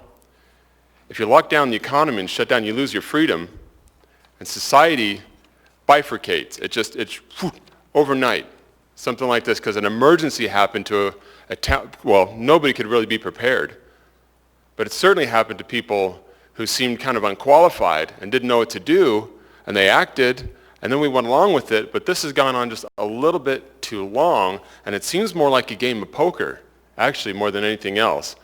It seems like nobody wants, this is like this side and that side, and keeping cards close to their chest, and I can't even find answers. My representative, Cameron, I mean, he finally tried to get answers, but he ran into the same brick wall that I ran into, and there's just no straight answers. This is the side effect the CDC was warning us about in 2017, this country right now today, and this town. Thank you very much. Thank you for your testimony. Welcome. My name is Tim Cole and I live in District 4. I'm against this resolution basically for the reasons of the blatant disregard of the evidence that comes out on a daily basis confirming that we are not in an emergency pandemic. The CDC just came out with the overall U.S. deaths from 2020, and there were no more deaths in previous years, and the death rate follows the exact same trend going all the way back to 2010. Just as I testified here in December about how the PCR tests are inaccurate and producing overblown case numbers, the FDA has now come out on January 4th admitting there is notable risk of false results from the standard PCR test. According to the CDC, only 6% of all the COVID-19 recorded deaths died solely from the coronavirus, and the rest died from other underlying causes of death. For example, in Grand County, Colorado, and other places across the country, they reported that even gunshot wounds of victims who have tested positive for coronavirus still get listed as dying from COVID-19. Minnesota State Representative Mary Franson and Senator Scott Jensen have examined death certificates in their state and are calling for a national COVID death audit because they are seeing many deaths being classified as COVID deaths when they should not be. Mary said, quote, "We cannot have people dying in motor vehicle collisions, suicides, and drownings and being classified as a COVID death," end quote. Pneumonia and lung disease-related deaths have completely fallen off the charts, and even seasonal flu is flatlined. These are the numbers that you want us to use to convince us that we're in an emergency pandemic? The truth is we are not in an emergency. We are not in a pandemic. And you have no justification to hold our restaurants hostage to 25% capacity. What if I cut your income by 75%? Would you be able to survive? Would you be able to support your family? If you are not using logic and science to justify your actions, then there's only one other reason that you are abusing your power. The dictionary definition of tyranny is basically unjust, oppressive rule. Your actions are unjust and your rulings are oppressive. The CARE Act stands for Coronavirus Aid, Relief, and Economic Security. You take this money and buy buildings to build shelters for the homeless. You take money that was supposed to help our struggling businesses and spend it on your pet projects. If that isn't corruption, I don't know what is. Thomas Jefferson said that when the people fear their government, there is tyranny, but when the government fears the people, there is liberty. We are not afraid to stand up to your corruption, and we will not stop standing up to you until you start listening to to us, the people who voted you in office. So you can stand up there and say you don't care about public opinion as you pathetically patronize us with your condescending tone and your cold responses like, thank you for your participation. You are right. We are participating, but you are not. You are not listening to us, and you are most definitely not listening to the science. So take heed to the lessons of past events in history, because when tyrants engage in tyranny, we all know what the result is. We will peacefully throw you out of office by signing petitions and engaging in recalls until we eliminate the corruption and vote in politicians that hold the best interests of the people in mind. Thank you for your testimony. Welcome. Good evening. My name is Victor Knott, last name Knott. I've lived in Anchorage for 56 years. I've seen a lot of good times, a lot of bad times. I've seen some good assembly people. I have to tell you, this assembly that we have here right now are pathetic. You guys are killing this town. I can see that your agenda, you don't care. But I'm telling you, as a small businessman and a long-time Alaskan Anchorage resident, I've been to a couple of business meetings with some associates. They tell me that they're having employees, because they have lost their jobs, they have committed suicide. And this is real. These people are concerned that they are not going to be able to pay their bills, and they are committing suicide. That is not going over very well with us as citizens of this town. I have another couple of friends that are technicians. They go to homes to work on, now we have a big pandemic for computer usage. These technicians are being summoned to come to these homes to take and do repair work, troubleshoot computers. They see the kids at these homes that have not been able to go out and participate in sporting events, go to school. These kids are acting up. These friends of mine that talk to their parents, they say that this is deteriorating their family unit, and these kids are getting out of hand. You guys continue to keep doing this stuff, crime rate amongst the youth is going to increase. Apparently you don't care. Your whole agenda is to kill this town, and you guys are doing a damn good job of it. You should be proud of yourself. Thank you for your testimony. Welcome. I have his extra minute and 10 seconds. Is that? No. Show of hands, you guys know what the Barrington Declaration is? I knew you would. 15,000 plus scientists have now signed the Barrington Declaration. Sir, if you could give us your name, please.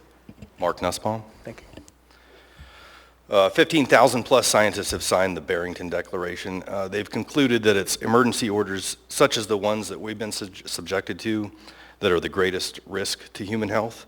And while this approach last April may have been the correct approach because we didn't know any better, I can't fault anybody for that, right? The sky is falling, everybody get inside and hunker down. We've learned too much now to legitimize another EO. 1 out of 4 young people contemplating suicide. That's 25%. That's a huge number when we're talking about this topic. Tiny little number when we're talking about restaurant capacity, right? Antidepressant medication, 600% increase. 40% of U.S. adults have indicated a struggle with mental health. That's up from 6%. CDC estimates 41% of the U.S. adults have delayed urgent medical care due to hype surrounding COVID. That's not hospitals shutting people out because of it. That's people scared to now leave and go take care of medical things. Small business, Yelp. Everybody knows Yelp. Yelp says 60% of the restaurants on their app will never reopen. The backbone of this American entrepreneurial experiment are middle-class people, and you're crushing us. You say it's to flatten a curve or to stop the spread. That's a lie. What the Assembly has continued to do, EO after EO after EO, is give power to a false mayor that allows further irreparable damage to the backbone of our city. Okay, I try to fathom, right? I can't fathom why the Assembly would continue to do this. But then I thought to myself, well, sure I do. It's relief money, right? You don't get relief money without an emergency declaration. You guys all know that this isn't necessarily a legitimate extension, again. We're all doing fine out here. The numbers are great. Okay, we don't need another emergency extension. What we need is to get back to our lives. You know, I came with a whole lot more to say. Now I'm skipping through stuff because I see I've only got 25 seconds left. Relief money that should have been funneled directly to those that your decisions affected instead has been shuffled into payroll accounts to purchase hotels. Okay, that's not something that you can't tell me happened, right? We all know this. We all know it's a big game. We're just asking you, please, let's not pass this. Let's see what happens. Thank you. Thank you for your testimony. Welcome. Hi. My name is Rachel Colvard. I'm going to read this list again because apparently you guys are not getting it. These are the businesses that have permanently closed. Accident Injury Center, Alaska Medical Specialties, Bouncing Bears, Campobello Bistro, Birchwood Saloon, Cattle Company Steakhouse, Answer Advertising and Business Solutions, Crab Terror Island, Christini, Deha Yoga, Pizza Studio Muldoon, Hard Rock Cafe, Helena's Day Spa and Supply, Last Frontier Bar, Marco T's Pizzeria, That Wing Place in Midtown, Anchorage Floral, Patella Dunny Counseling, Faux Bowl, Folina Express, Crystal Sweet Creations, Crystal's Home Daycare, Rosehip Nails, Rhodey, Shane Lamb Gallery, Southside Sun and Spa, SSP Studio and Gallery, Swim Alaska, Table 6, The Alleyway Grill, The Perfect Cup, Trendsetters Diamond Mall, Village Inn Diamond, Banana Republic, closes February 1st, AAA Rubber Stamp and Engraving, Baskin Robbins and DeBar, Papa Murphy on Northern Lights, 4 out of 5 Rippy Worlds, McGee Auto Sales, Best Dressed Salads, Sweet Basil, Escape Spa and Salon, Faux Grill on Jewel Lake, Men's Warehouse, Fire Tap at Decotinu, Dance Dynamics, Pandora Jewelry, BurgerFi Muldoon, Continuous Printing, Urban Sushi, Village Inn Spenard, Aveda Spa and Salon, McGinley's Pub, Solstice Cafe, Pangea, Midtown Body Renew, Matanuska Brewery in downtown. I'm going to skip one here. I'll come back to this.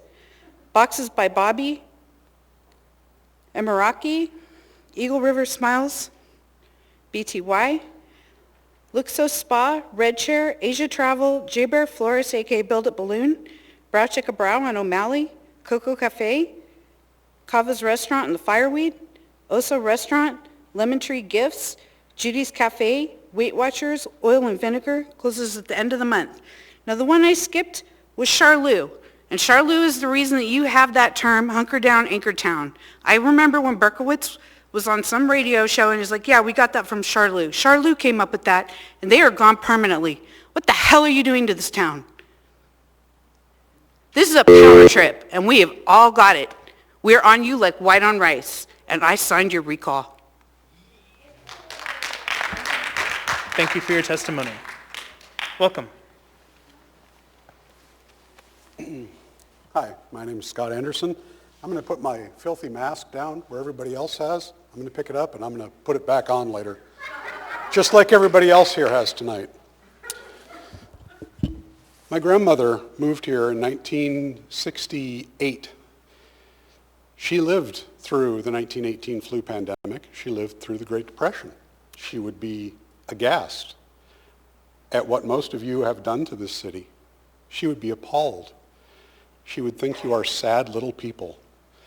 You don't follow science. You don't listen to medical advice that disagrees with your opinions.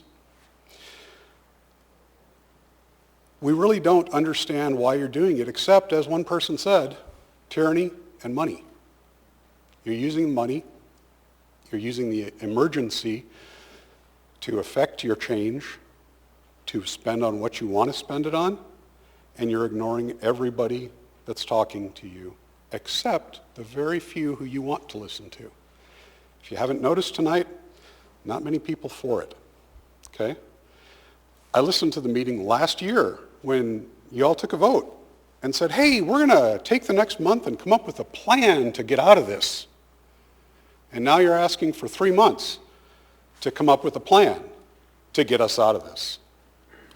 What'd you do for the last month? You didn't go shopping much unless it was at the big box stores because most of the small businesses were shut down for most of December. Conveniently after Black Friday, not sure why, and after Cyber Monday, so that was a 5-day grace that wasn't an emergency, I guess was pretty important to the mayor, who is no longer here. I want to tell you about my second job that I used to have. Thanks for killing it. I used to work on Saturdays at a local retail store. They don't have Saturday hours anymore because of all of your lockdowns. So 2 of us don't have jobs on Saturday. What did I use that money for? I used it to go out to eat mostly. I used it to support local restaurants, occasionally bars, mostly restaurants. Can't do that now. Don't have the extra money. So the White Spot doesn't get as much money from me. Guido's doesn't get as much money from me. Table 6 doesn't get as much money from me. That's not a problem anymore, I guess, thanks to your emergency orders. And you want to extend it for 3 months, nothing's going to change that hasn't been done in the last 10 months. Why is the next 3 months different? Mr. Weddleton, you've almost become a voice of reason and moderation on this body since I started coming here in June or July. And I like that. What I don't like is this. This is sad. Thank you. I actually have a question for you from Ms. Allard. Did you say who your representatives are in the assembly, your assembly district? Oh, well, thank you for asking, Ms. Allard. My assembly members are Ms. Zalatel and Mr. Felix Rivera. Thank you. Thank you. Thank you for your testimony. Welcome.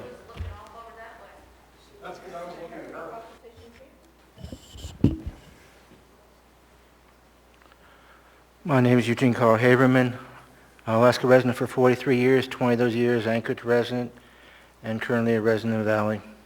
I follow the public process. When the public process is done appropriately, decision made by the governing body is more likely in the public interest. This item do you have on the agenda? You're calling for an extension dealing with COVID, a mandate, where the administration is going to do what they're doing, and you're saying, okay, do it. A lack of partnership when you do that kind of relationship. But the kicker is this. You need a conversation with the people before you proceed on items particularly such as this. And when you deal with COVID conversation, you put this on the agenda as an addendum for Friday. You have a cutoff time of 5 o'clock yesterday for telephonic opportunities to sign up. Where's that conversation? Where's that opportunity for the public to address you? You started this part of the meeting on this item at 9:31. You created a situation of frustration in the community, in the state. You're the largest populated area in the state, and you're going forward with lack of conversation with the people. Now, for those who are thinking that COVID is not a real thing, as I've been hearing continuously, are creating a false narrative because it's a real thing.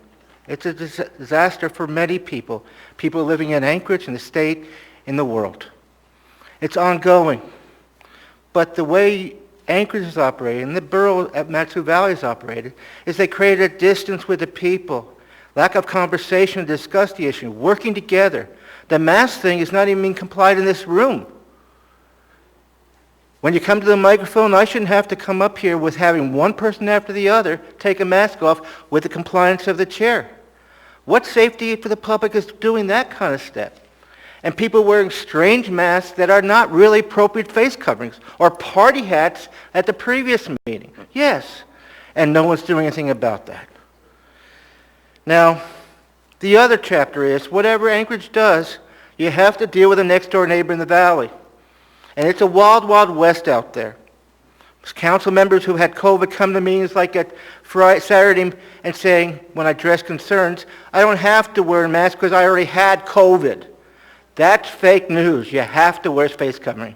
We're dealing with a crisis right now, dealing with vaccinations. There's not enough for people, and they're cutting corners nationally. And with all respect, I have a problem that you as Assembly members elected are pushing your authority over to the administration to handle the situation. You need to stop that and work it. And closing this, a 3-month extension?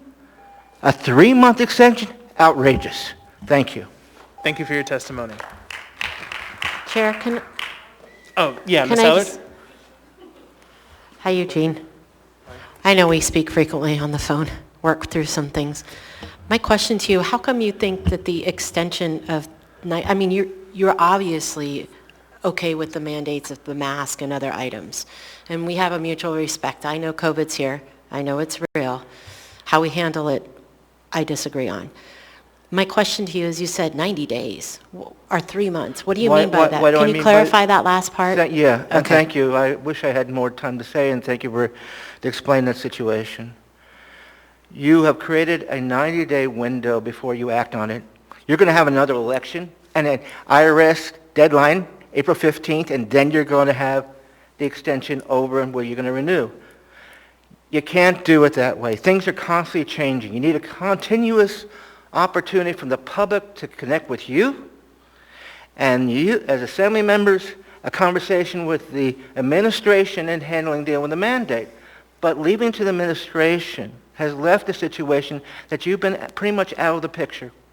And that conversation is limited, and the public and you pretty much are not aware of what's going on, respectfully, and you need to be more engaged. By creating these mandates, as you have done, have pretty much disengaged the responsibility of Assembly members and put it on the shoulders of the administration and the mayor. That's not the way it should go. And as long as whatever you do in Anchorage, you cannot accomplish your goal of dealing with the situation as long as you have 100,000 people in the valley operating in a wild, wild west. There needs to be a partnership across the board, a conversation with everybody.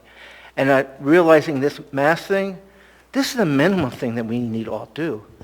And what I'm concerned, is just one little thing, appreciate this. I saw a news clip by KTU, and people in Anchorage were taking vaccinations.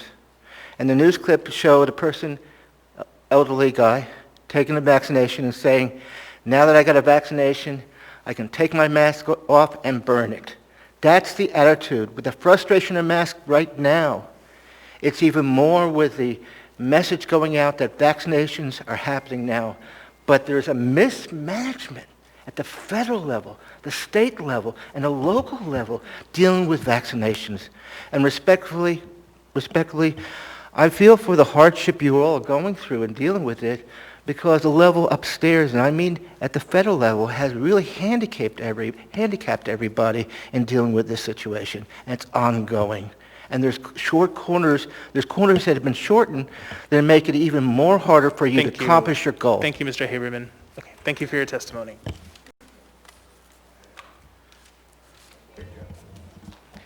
Welcome.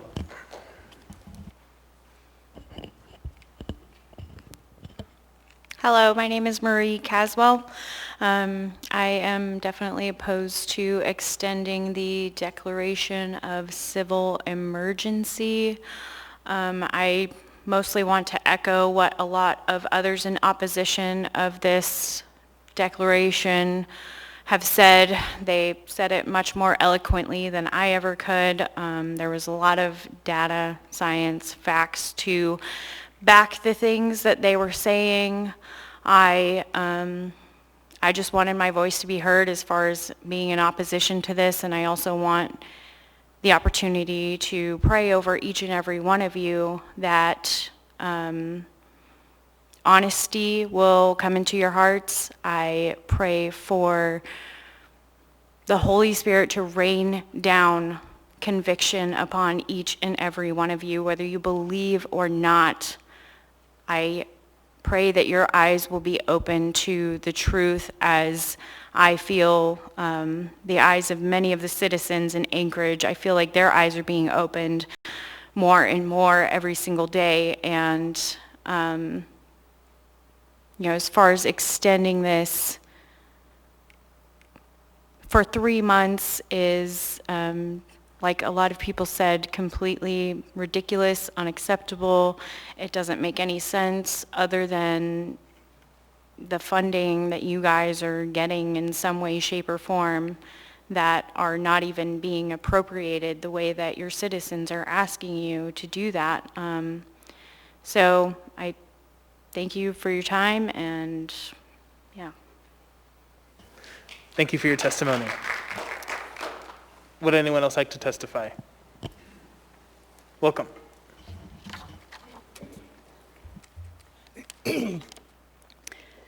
I'm disappointed in a couple of things. The acting mayor is not here. Ma'am, if you could give us your name, please. Oh, Christine Schuster. Thank you. And we're talking about this resolution after 9:30 at night. I am not in support of this, and I think that the assembly and the acting mayor are being very, very short-sighted. Alaska, as I would hope you guys know, is #1 in the nation for rape, for domestic violence, and that shouldn't matter. Not only that, you guys have destroyed our city. A nurse that called in gave you facts. Those are facts.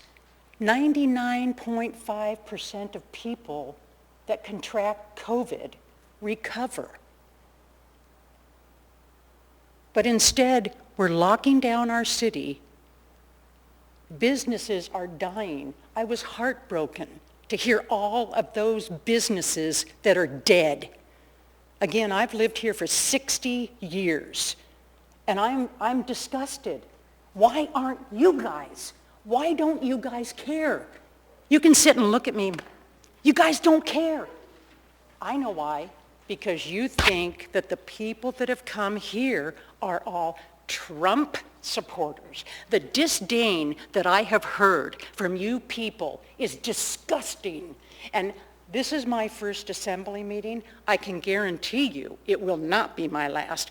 And I'm ashamed to say that I don't know who my representative on this assembly is. I live over by Lake Hood, so if somebody can raise their hand, if they're not asleep on the phone, if my representative is there, I am absolutely, we have people up here not even paying attention to the people that are talking.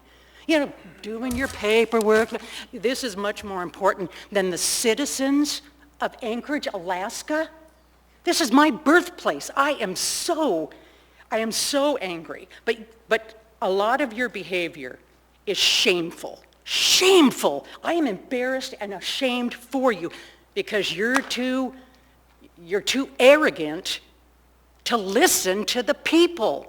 The people that have come here aren't saying, oh yeah, this is great, let's lock down for another 90 days. I won't. I refuse. Life, liberty, and the pursuit of happiness. I heard it's part of the municipal, whatever, it's part of the state Constitution, and it sure is part of the United States Constitution, something that I took an oath to defend for 28 years in military service. Thank you for your testimony. Would anyone else like to testify on this item? Anyone at all? Seeing and hearing no one, public testimony is closed. What is the will of the body? Move to approve. Constant. Moved and seconded. Constant Zalatel. Mr. Weddleton? Sure, I'll move to amend. I'd like to line 30 on page 3, change April 16th to March 12th. Second. Moved and seconded. Mr. Weddleton, do you want to speak to it? Well, I think we know a lot, and we heard a lot today, and we've got it through emails and so on. I mean, 3 months is a long time. For many reasons. One is I'd sure like to see this thing wind down. And as we've heard, we need to give people a chance to talk on these things. And I think even 4 more weeks is a long time. And kind of going that long because we'll have schools open, let's see what happens. But to go longer, let's give at least, we can't go over a month. Let people speak on this. And anyway, that's why that. I'll have more to say at the whole thing. Thank you. Ms. Zolotil, did you want to speak on the amendment? No, I was for the main motion. Thank you. Okay. Mr. Dunbar on the amendment. Thank you. Thank you. I think I oppose the amendment, but I first want to hear from the administration about why they chose this length of time. And I know it's in the documents, but perhaps a little more detail. Thank you. Who from the administration would like to respond?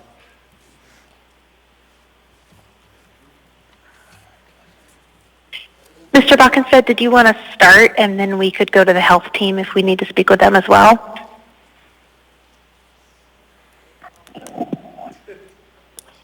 Sure, I can absolutely start and then go to the health team or even Ms. Vogel as well. I think there are a couple of different reasons, and or through the chair, Assemblymember Dunbar, there are a number of reasons, and I think as you pointed out, they are listed in the AM. I think from my perspective, there are a couple of reasons. One, I think as either you or maybe the previous speaker mentioned, the Anchorage School District is going to be allowing and going back to in-person schooling. So we know that there will likely be an increase in the number of cases, and how that might or might not impact the overall testing and some other issues that we have to deal with on an ongoing basis over the last several months is certainly top of mind for us as we continue to monitor some of these changes. So we absolutely want to make sure that we are staying nimble and have an ability to respond quickly to any issues that happen there. I think the second is, and a big one, is there is a lot of hope, I think as the mayor has described previously, about the increase in the number of vaccines that hopefully we will be seeing and being able to push those out. We are playing a role with the state in ensuring that those are pushed out, and certainly looking for different locations and providing additional support as we begin to continue to push out more and more vaccine. I believe that one of the things that is being talked quite a bit about within Washington, D.C., is the ability to hopefully push some additional funding and resources actually to cities and municipalities to fill some of the gaps that are potentially being created as vaccines are pushed out. So that is another, I think, big reason as to why we want to see this extended further. We're going to be doing vaccines for at least the next couple of months to get to a point where I think we all feel we have reached that number that is necessary to say we're on the other side. And I'll certainly let AHD comment a little bit more on that. And I think a third reason that we picked the 90 days is that's almost exactly as to where the Alaska legislature's 90-day session is going to last. And we know that this is going to be a large conversation on the state level as well about how long does the state emergency declaration last. So as we are nearing, hopefully the other side of this, we wanted to also kind of line up with what the state's decisions are going to look like, because I think we're going to be in unison. We're working well together with them on a number of different areas, including vaccinations and testing. But with that, I'll either turn it over to Ms. Vogel or Heather Harris at AHD if they have any additional comments. This is Heather Harris, Director of the Health Department. I just highlight what Mr. Buckenstead said around vaccine. We are starting in the early stages of mass vaccination effort here in our community, and it's going to take time for our residents to receive that vaccine, and then also to receive the full immunity with the second dose. And so looking at a 3-month timeline provides us a space to be able to do this large community effort that's really required to move forward in a healthy way for our community. So we're just looking forward to that and the opportunity to be able to do that as quickly and as efficiently as possible for the health of our residents. Thank you. And this is Kate Vogel, municipal attorney. I just wanted to point out two other things that are in our document discussing the reason why. One is it's important to remember that even as we're feeling numbers on COVID-19 have gotten better, it was within 6 weeks that we had multiple days with only 1 or 2 ICU beds available. So we have come in very recent time very close to overwhelming health capacity, and one of the things that we're keeping an eye on is the existence of a more contagious spread and what that might mean for the municipality. And then the last thing to point out is that although at this moment there's no indication that COVID-19 will cease to be an emergency before April 16th, 2021, if the emergency does end sooner, the Assembly has the power to end a declaration of emergency at any time under the Anchorage Code. And of course, it can also end individual emergency orders or regulations at any time under Anchorage Code. That's what I have. Thank you. Next, I have Ms. Zolotel on the amendment. Yes, thank you, Mr. Chair. I have some concerns about the March 12th date. March 12th is the end of spring break week.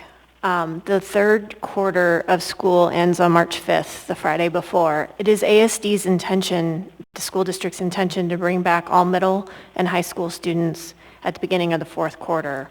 So that means in the intervening time between January 19th, when it does its soft rollout of pre-K through second grade, it will then be bringing, in that intervening time period, elementary schools up to full capacity.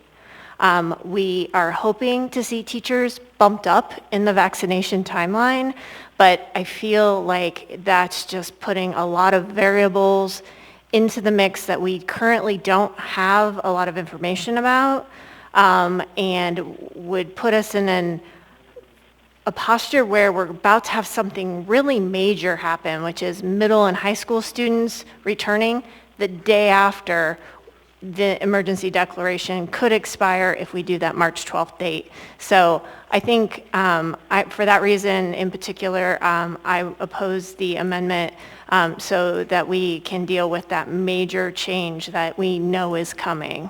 Thank you. Thank you. Mr. Weddleton on the amendment. No, thanks. I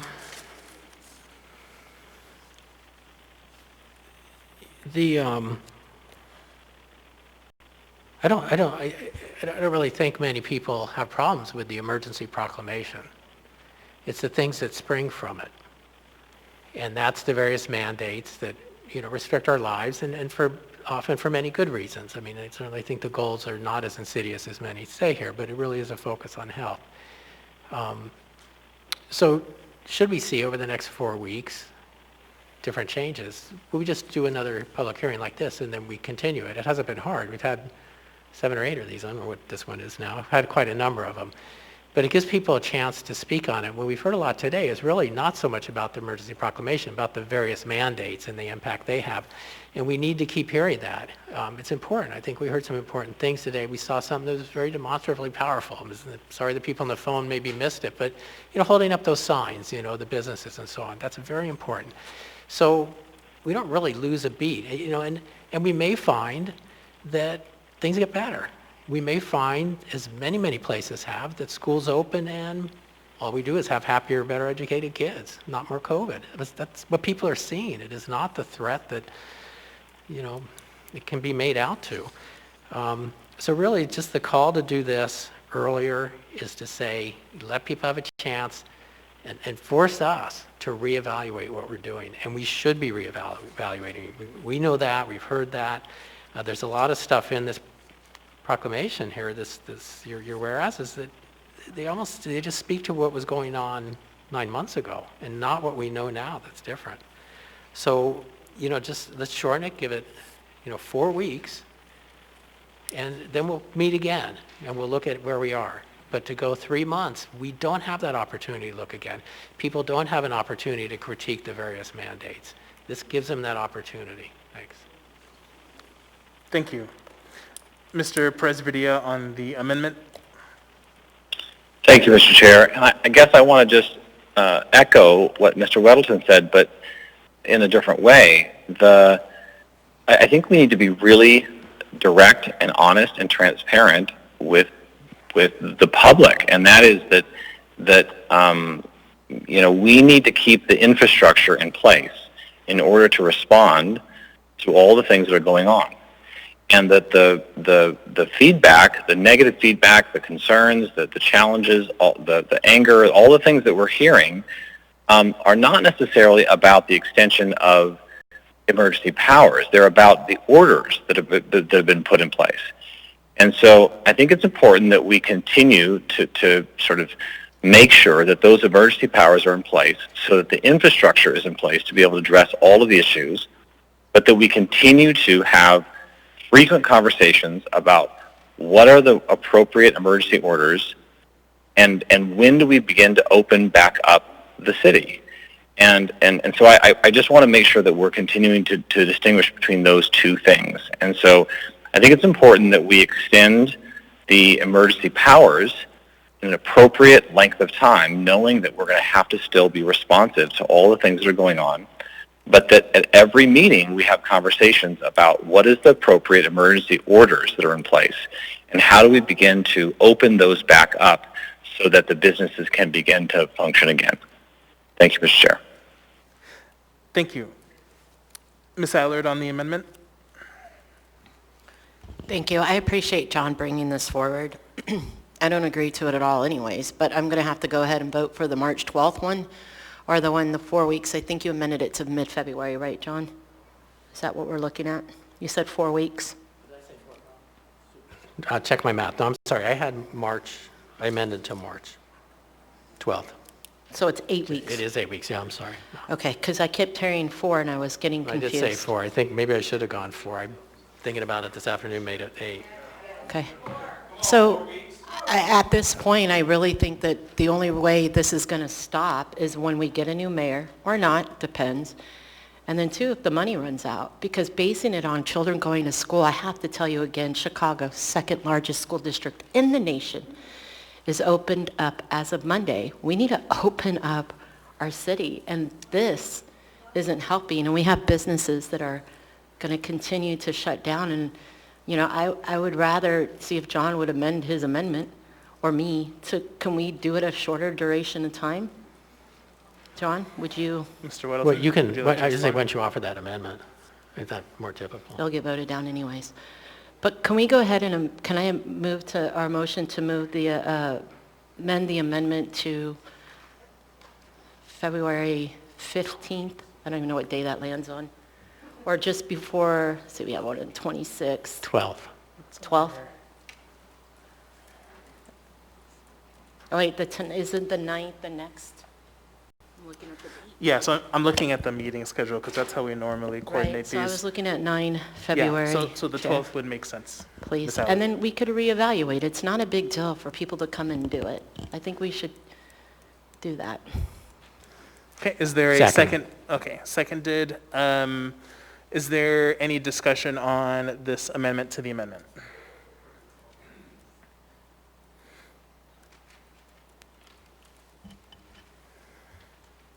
Mr. Perez-Vidia? Yeah, I guess I just want to reiterate that I think it's really important that we are clear with the public about what we're talking about, and that the extension of emergency powers is different than emergency orders. And that I personally believe that we have to continue to extend emergency powers to respond to what's going on in our community. And that's not where the concern is. That's not where the pushback and the anger and the real impact is. The real impact that's happening to our businesses across our city are based on the emergency orders. And so I just want to make sure that we're continuing to be clear about that, and that what we're talking about right now is not emergency orders, but the emergency powers. Thank you, Mr. Chair. Thank you. Ms. Kennedy? Thank you, Mr. Chair. I would agree that what we're talking about is the declaration of emergency, not the specific emergency orders. However, we have seen that go absolutely hand in hand, and the times that we have tried to maybe reduce some of the impacts of the emergency orders, it basically has fallen on deaf ears. And it always goes back to the fact that, well, we're under an emergency declaration. So you can't really escape one from the other. And that's been pretty apparent since the first emergency order was passed or the first emergency declaration was passed and implemented. But I will support this amendment because I think one of the things that it does is it continues to keep the dialogue open. It continues to require the municipality kind of explain their thinking, what their current thoughts are on whatever medical situation we happen to be under. And I think it gives people the opportunity to speak to that. And it certainly makes the assembly more accountable in terms of saying, yes, we're going to support this, or no, maybe it's time to adjust more appropriately. So I think we're better off with a sooner date than a later date, and so I will support the amendment to the amendment. Thank you, Mr. Chair. Thank you. Seeing no further discussion on the amendment to the amendment, members may proceed to vote.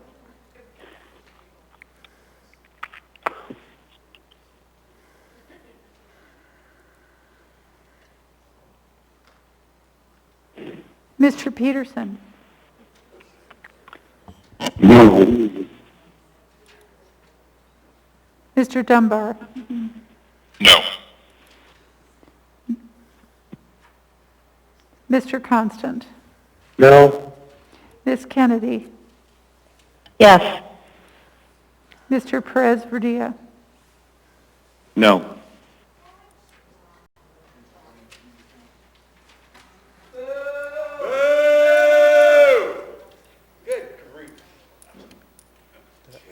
All right, that amendment to the amendment fails 6-4.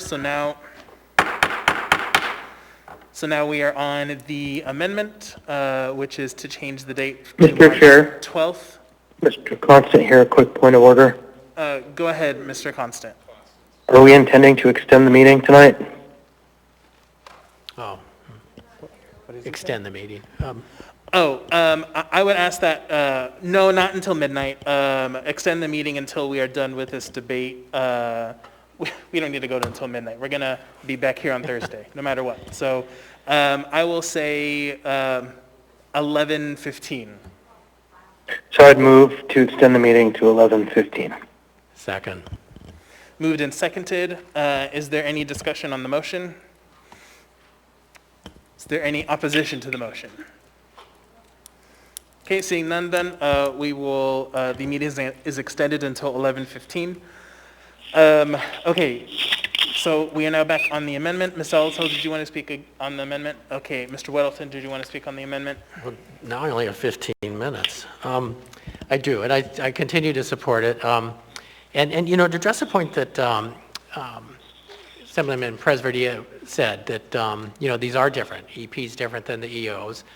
And then with the idea that we would have an honest conversation at every meeting, but we don't.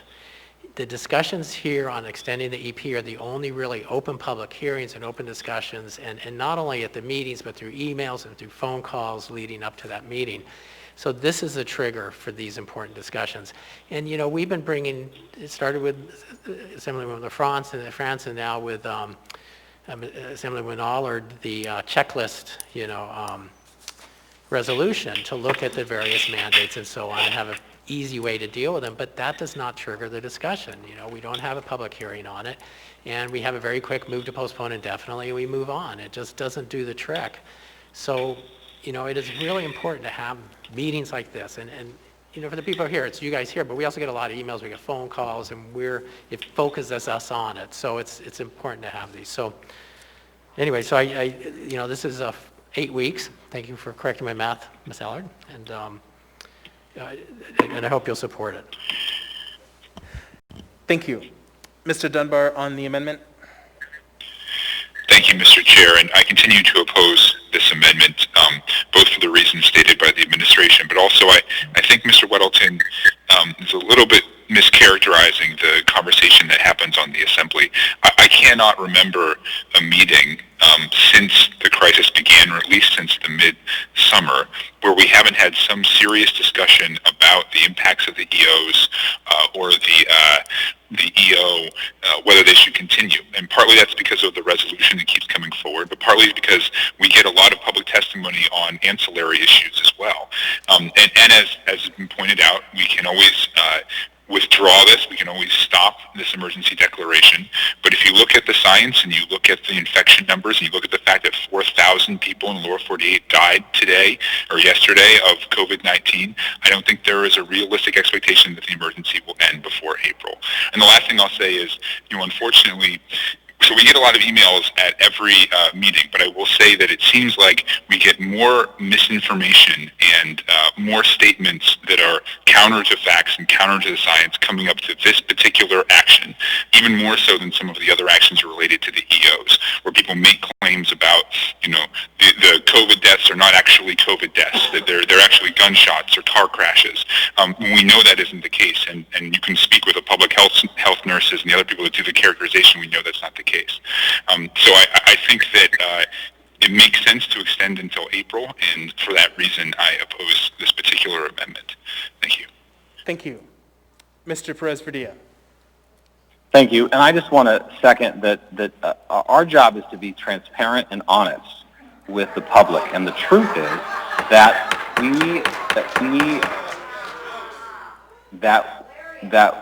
this is not going to end in the next few weeks, and that we need to have the infrastructure in our city in place to respond to all the different things that are coming to us. And that the impacts that our businesses are experiencing are not because of the emergency powers. That is what puts in place the ability to respond to what's going on. The concern that we are hearing is around the emergency orders. And I would agree that we need more debate around those. We need more questions answered around those. We need more data and more explanation in terms of why we are enacting the emergency orders that we're enacting. And we need to continue to hear from the public about how they are impacting all of our lives. And so that's where we need to focus our debate, on whether these emergency orders are appropriate, when they should end, when they should change. That's the focus of the conversation that we should be having, not on whether we should continue emergency powers, because that allows us to be responsive in a broad way to all of the things that are going on in our city. So it's really important to me that we separate those two pieces. And if Mr. Weddleton doesn't feel like we're having enough debate at each meeting, then I would encourage us to have more, because that's really where we need to be focusing our attention. Thank you. Thank you, Mr. Chair. Thank you. Seeing no further discussion, members may proceed to vote on the amendment.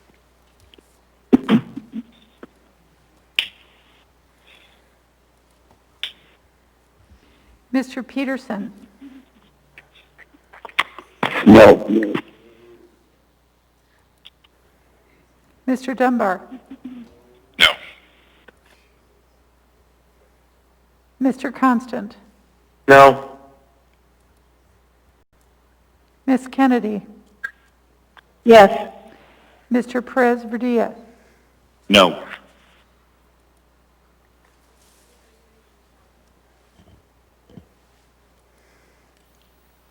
That amendment fails 6-4. We now on the main motion. Ms. Zoloto. Thank you, Mr. Chair. So Mr. Perez-Verdia really hit on the main point that I plan to raise on the main motion, which is that the emergency declaration is in place to allow some things that we really aren't even thinking about anymore. Some things I want to highlight: telework for municipal employees. We received an email talking about how that would end immediately because their contracts, their union contracts, don't provide for them to continue to work using telework. We have 3 emergency orders that people probably have forgotten about that are in effect and in the background. 1 waives the bag fee, and 2 align municipal alcohol and marijuana operations with what the state has passed during the emergency declaration at the state level. So really, we have 2 emergency orders that seem to be controversial and in play and the part of conversation. And those are around capacity limitations and masking. And quite frankly, masking doesn't seem to be as controversial as capacity limits. Previously, we had heard from members LaFrance and Weddleton that they were working on a project called EOs to AOs, where they would work to transform some of these emergency orders into standing ordinances.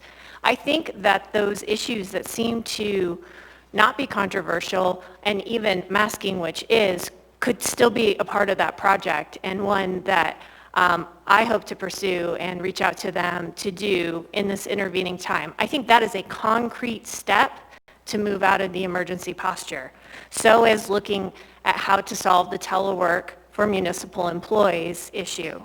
Similarly, appropriations for vaccine rollout, continued COVID testing sites. Again, another concrete issue we can look at to operationalize, because we can then work to move out of the emergency posture. Nothing about COVID is a game. And I'm saddened to hear that some think that we're making this a game, because it is absolutely not. The Assembly members have taken this very seriously, both as to the public health issues and economic effects. There has been no lack of partnership between the administration and the Assembly. This 90-day period is not a hands-off period. It is a period in which we will work hard and continue to collaborate, both with our teams through the health department, the administration, the Office of Community and Economic Development, the Mayor's Economic Task Force, and the residents of Anchorage. We receive and run down all kinds of inquiries about emergency orders and question based on the emails and communications we receive. No, we're not perfect at this. We've never done it before, but perfect cannot be the enemy of good, and we are trying to be good and do what is right. So for that reason,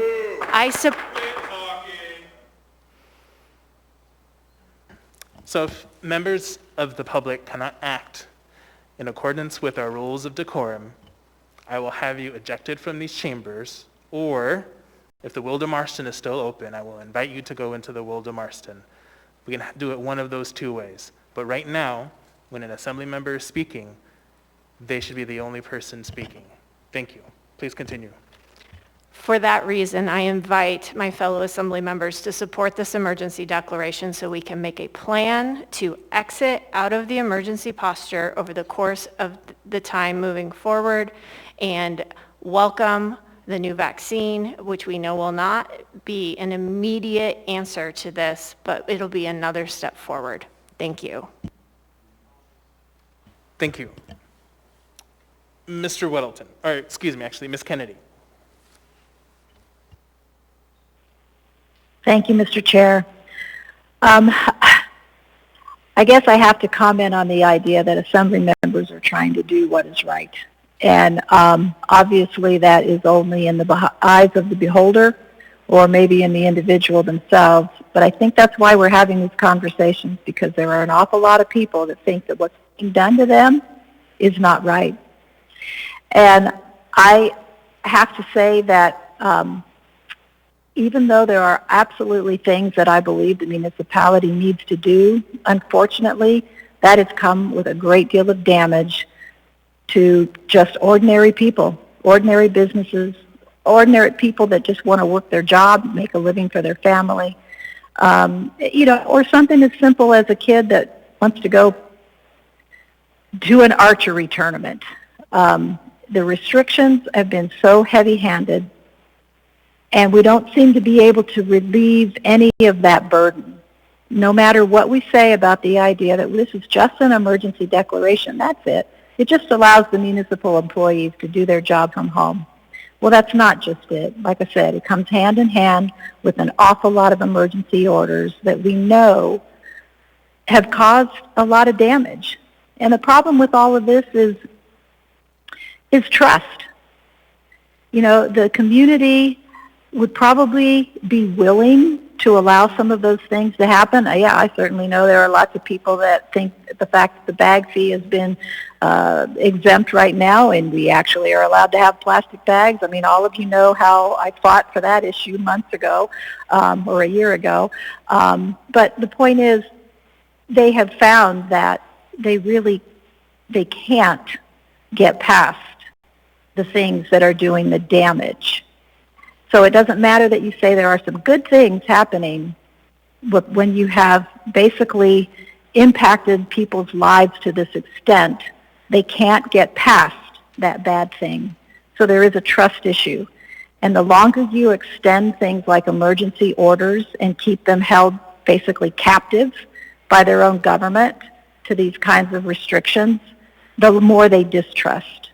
And so, unfortunately, I can't support the good parts because the bad parts have been so overbearing and so devastating. I wish there was a different way to do this, a better way, but I will not be able to support this. And there's probably no surprise there, I get that. But I wish we did have a better way to actually find the good and do what is good and stop burdening people this way and just doing the destructive things that we're doing. So I will leave it at that, Mr. Chair. Thank you. Thank you. Mr. Weddleton. Well, thanks. I'm going to touch on a couple of things. I think we've discussed pretty broadly that this declaration of emergency is not equal to emergency orders, which are those mandates that people get frustrated with, and do a little apologizing. I guess in November when we were looking at extending it the previous time, and as Ms. Zalatel had said, I was working on some way to bring these emergency orders into more normal ordinances. And we did see we had a kind of an ordinance that put all those orders into ordinance form, all that we could, and it really just didn't work. And that's what we were doing there. And it wouldn't really make people that much happier because it had the same impact. It was just done through ordinance instead of emergency order. And in fact, it didn't work well because it would actually slow things down. If things change, you couldn't get rid of the emergency order as quickly if it's an AO because you have to have public hearings and so on. So that didn't work. So kind of looking at different ways. So where it started heading was something that a lot of people have brought up, and that's our definition of a public health emergency that's in our code 3.8. And perhaps to frighten you, but that wording came from us, the same body, except for Ms. Allard wasn't here. And that was before all this started. We're looking at, we got this thing coming and we know it's coming and say, what are we going to do with this? What is a public health emergency? We're scratching our heads, and we sure know a lot more now than we did then. So we came up with this wording, as a group with all the input that we get on these things typically. And now we look at it and go, well, it doesn't really work. But it is in our code and we should address it. And I am kind of frustrated with the presentation on this declaration of emergency that these things weren't addressed clearly. And I think it was fair for the public to say, hey, you didn't meet the definition of public health emergency. And I think hidden in these whereases is most of this, but it should be really clear to me and to you and everyone else, do we meet this? What is a large number of deaths? I mean, we didn't really define that, whatever it was in February, March last year. But that's pretty important, isn't it? And what are these serious or long-term disabilities? Now, we know COVID can do that, but how much is it really? I mean, we don't know. So these have ended up being fairly probably too vague a criteria, but we should be addressing everything we do according to what we have in front of us, and that wasn't done there. And then looking at some of these whereases, as we heard in testimony today, and they jump out, it says recent surge. Well, it wasn't really a surge, we've had a pretty steady decrease since November, and then a little bump. We didn't see a Thanksgiving bump that was forecasted. We didn't really see a Christmas bump. I mean, here we are, January 12th. We would have seen something more than what we have now, and it's just hard, and we've been focusing on ICU beds, and I've been telling people that's been our main criteria, is watching ICU bed capacity, because we don't want lines in the halls dying because they can't get an ICU bed. Well, here we are. We have lots of ICU beds, an abundance really in terms of what they're there for, but we're still in a high alert zone, and that's because we have more than 10 cases per 100,000 people. And I kind of been putting a lot of value on that. Okay, the state and the CDC says that, and I'm not a doctor. I got to listen to these people and choose to. But I say that number hasn't really changed that I'm aware of through this whole thing, and it should change because one, we've learned a lot, and another thing, besides vaccines coming out, there's better treatments. I mean, when people go into the hospital, they're getting better faster because we have new ways to get them well from COVID. And that number 10 per 100,000 hasn't changed. So maybe here we are at 36.83 per 100,000, and we have a lot of ICU beds. So maybe that 10 per 100,000 should change, or just it's kind of gone into irrelevance because it's outmoded.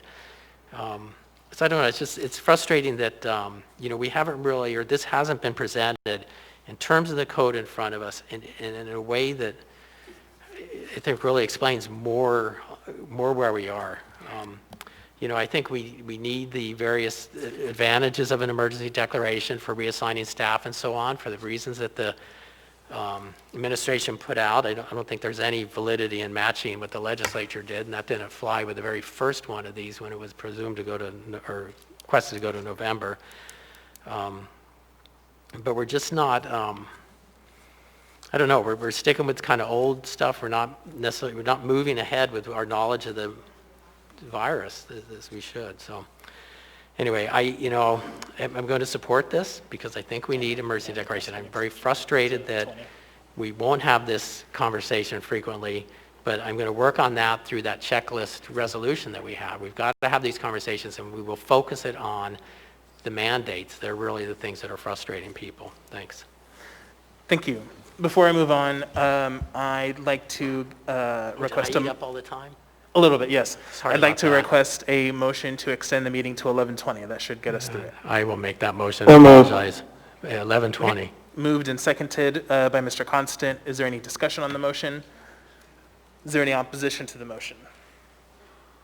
Okay, seeing none, then we're extended to 11:20. Ms. LaFrance? Thank you, Mr. Chair. I want to start by just saying that to acknowledge we all want this behind us.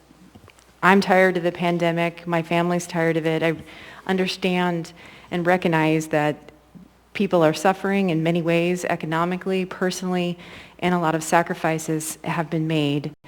However, we're not out of the clear yet, and we've been fortunate to have a low death rate here in Alaska. The actions, the EOs have worked to keep the numbers down. Today in the United States, a new record was set for 4,197 people dying from COVID. That's significant. And we do need to keep the numbers down to get in-person school back in session, to keep it in session when it starts. It was delayed last year largely because so many teachers and staff were out sick or caring for sick people. So we need to keep that in mind. Someone had made the point during the testimony about being in heightened alert instead of an emergency, and both Ms. Zelatel and Mr. Weddleton spoke to that, and it's been my intent, as I stated before, to get out of a state of emergency and into a more steady state, but as Mr. Weddleton just spoke to, it's been more complicated.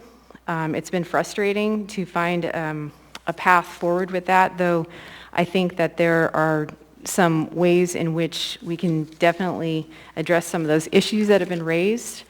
With the vaccine being distributed, we're getting closer to the end of this pandemic, and I'm very hopeful that we are beyond the need for any further partial hunker down orders, that we are turning the corner in our community, and that the ability to respond quickly and to enable the vaccine distribution are important aspects of continuing the emergency declaration. I would have preferred it to be shorter, maybe 4 or 8 weeks, to continue these conversations. However, I'm confident we will find a way to have continued meaningful conversations. And I did just want to note and thank a constituent named Jared who called me this week, and it was one of the best conversations I've had in a long time with someone, and he is opposed to continuing the declaration. But the conversation was respectful and sincere, and it was very helpful to me because it helped me to even more appreciate the impact that the pandemic is having on residents and how difficult it's been, and to look for ways in which we can move forward without just continuing the declaration by finding ways, as Mr. Weddleton pointed to address some of those issues with health declarations. So I thank you, Jared, for that. And I also thank all of you for coming out, and I recognize many of you are very passionate, and I would say that, just because I vote differently than you'd like, it doesn't mean I haven't heard you, it doesn't mean I haven't read your emails or listened, or been impacted, or lain awake at night thinking about some of these issues. And I mean that sincerely. It means, we disagree, and I thank those of you who do so in a civil way and appreciate your commitment to our community. So I will be voting in support of extending this declaration. Thank you, Mr. Chair. Thank you. Ms. Allard. Thank you, Mr. Chair. So obviously, I'm going to vote no to this, and the reason why is because if we all voted no to this, there would be no mandates. You have to have this in order to have the powers. So I'm going to say no to this, and then I'm going to also say I know Jared too. In fact, Jared's one of my very close friends, and he told me about the conversation. And you know what he did? He lost even more hope. So I'm going to be a solid no. Thank you. Thank you. Ms. Kennedy. Thank you, Mr. Chair, and I'll try to be quick because I do have a question. We've talked a little bit about how we're trying to work out a plan, or there's a plan about how to get us out of this. And we thought we were working toward that with the resolution that we passed last year, the end of last year, and obviously we didn't get there. So now the idea is we're going to have a plan by the end of April, apparently, to get us out of there. But I wanted to ask the municipality what they thought about this idea about vaccines, and if they had actually considered what percentage of people in this municipality had to be vaccinated before they felt like it was safe enough to say that enough people were vaccinated that we can actually begin to work our way out. So I really would like maybe an answer on what they think the impact, or how they're looking at this idea of vaccines, and what the number is that's going to basically allow them to feel like we're moving out of this potential spread and into a place where it's safe to go back in the water, so to speak. Thank you, Mr. Chair. Thank you. I need a brief response from the administration. I'm just looking for a number. Thank you. This is Heather with the Anchorage Health Department. We would have a goal as a community to work towards 60 to 75% of the community to be vaccinated, to really have a very strong impact on the having a better control on the spread. Thank you. Thank you, Ms. Harris. Thank you, Mr. Chair. I just hope people keep that in mind when they're thinking about the extension. Thank you. Thank you. Briefly, Mr. Constant. Thank you. Both Dr. Fauci and Dr. Anzink projected in November that we would see in April a very abrupt opening in our community, and while not an end, a very much a fluorescence and return to as normal as we can be. So I look forward to April, 1 quarter from now, moving forward into a very much more normalized situation and having been successful at saving many lives. Thank you. Thank you. With that, members may proceed to vote. Mr. Peterson? Yes.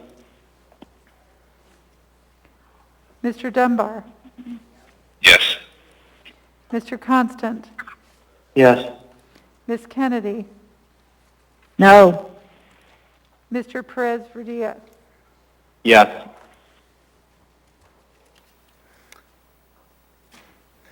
That item is approved 8-2.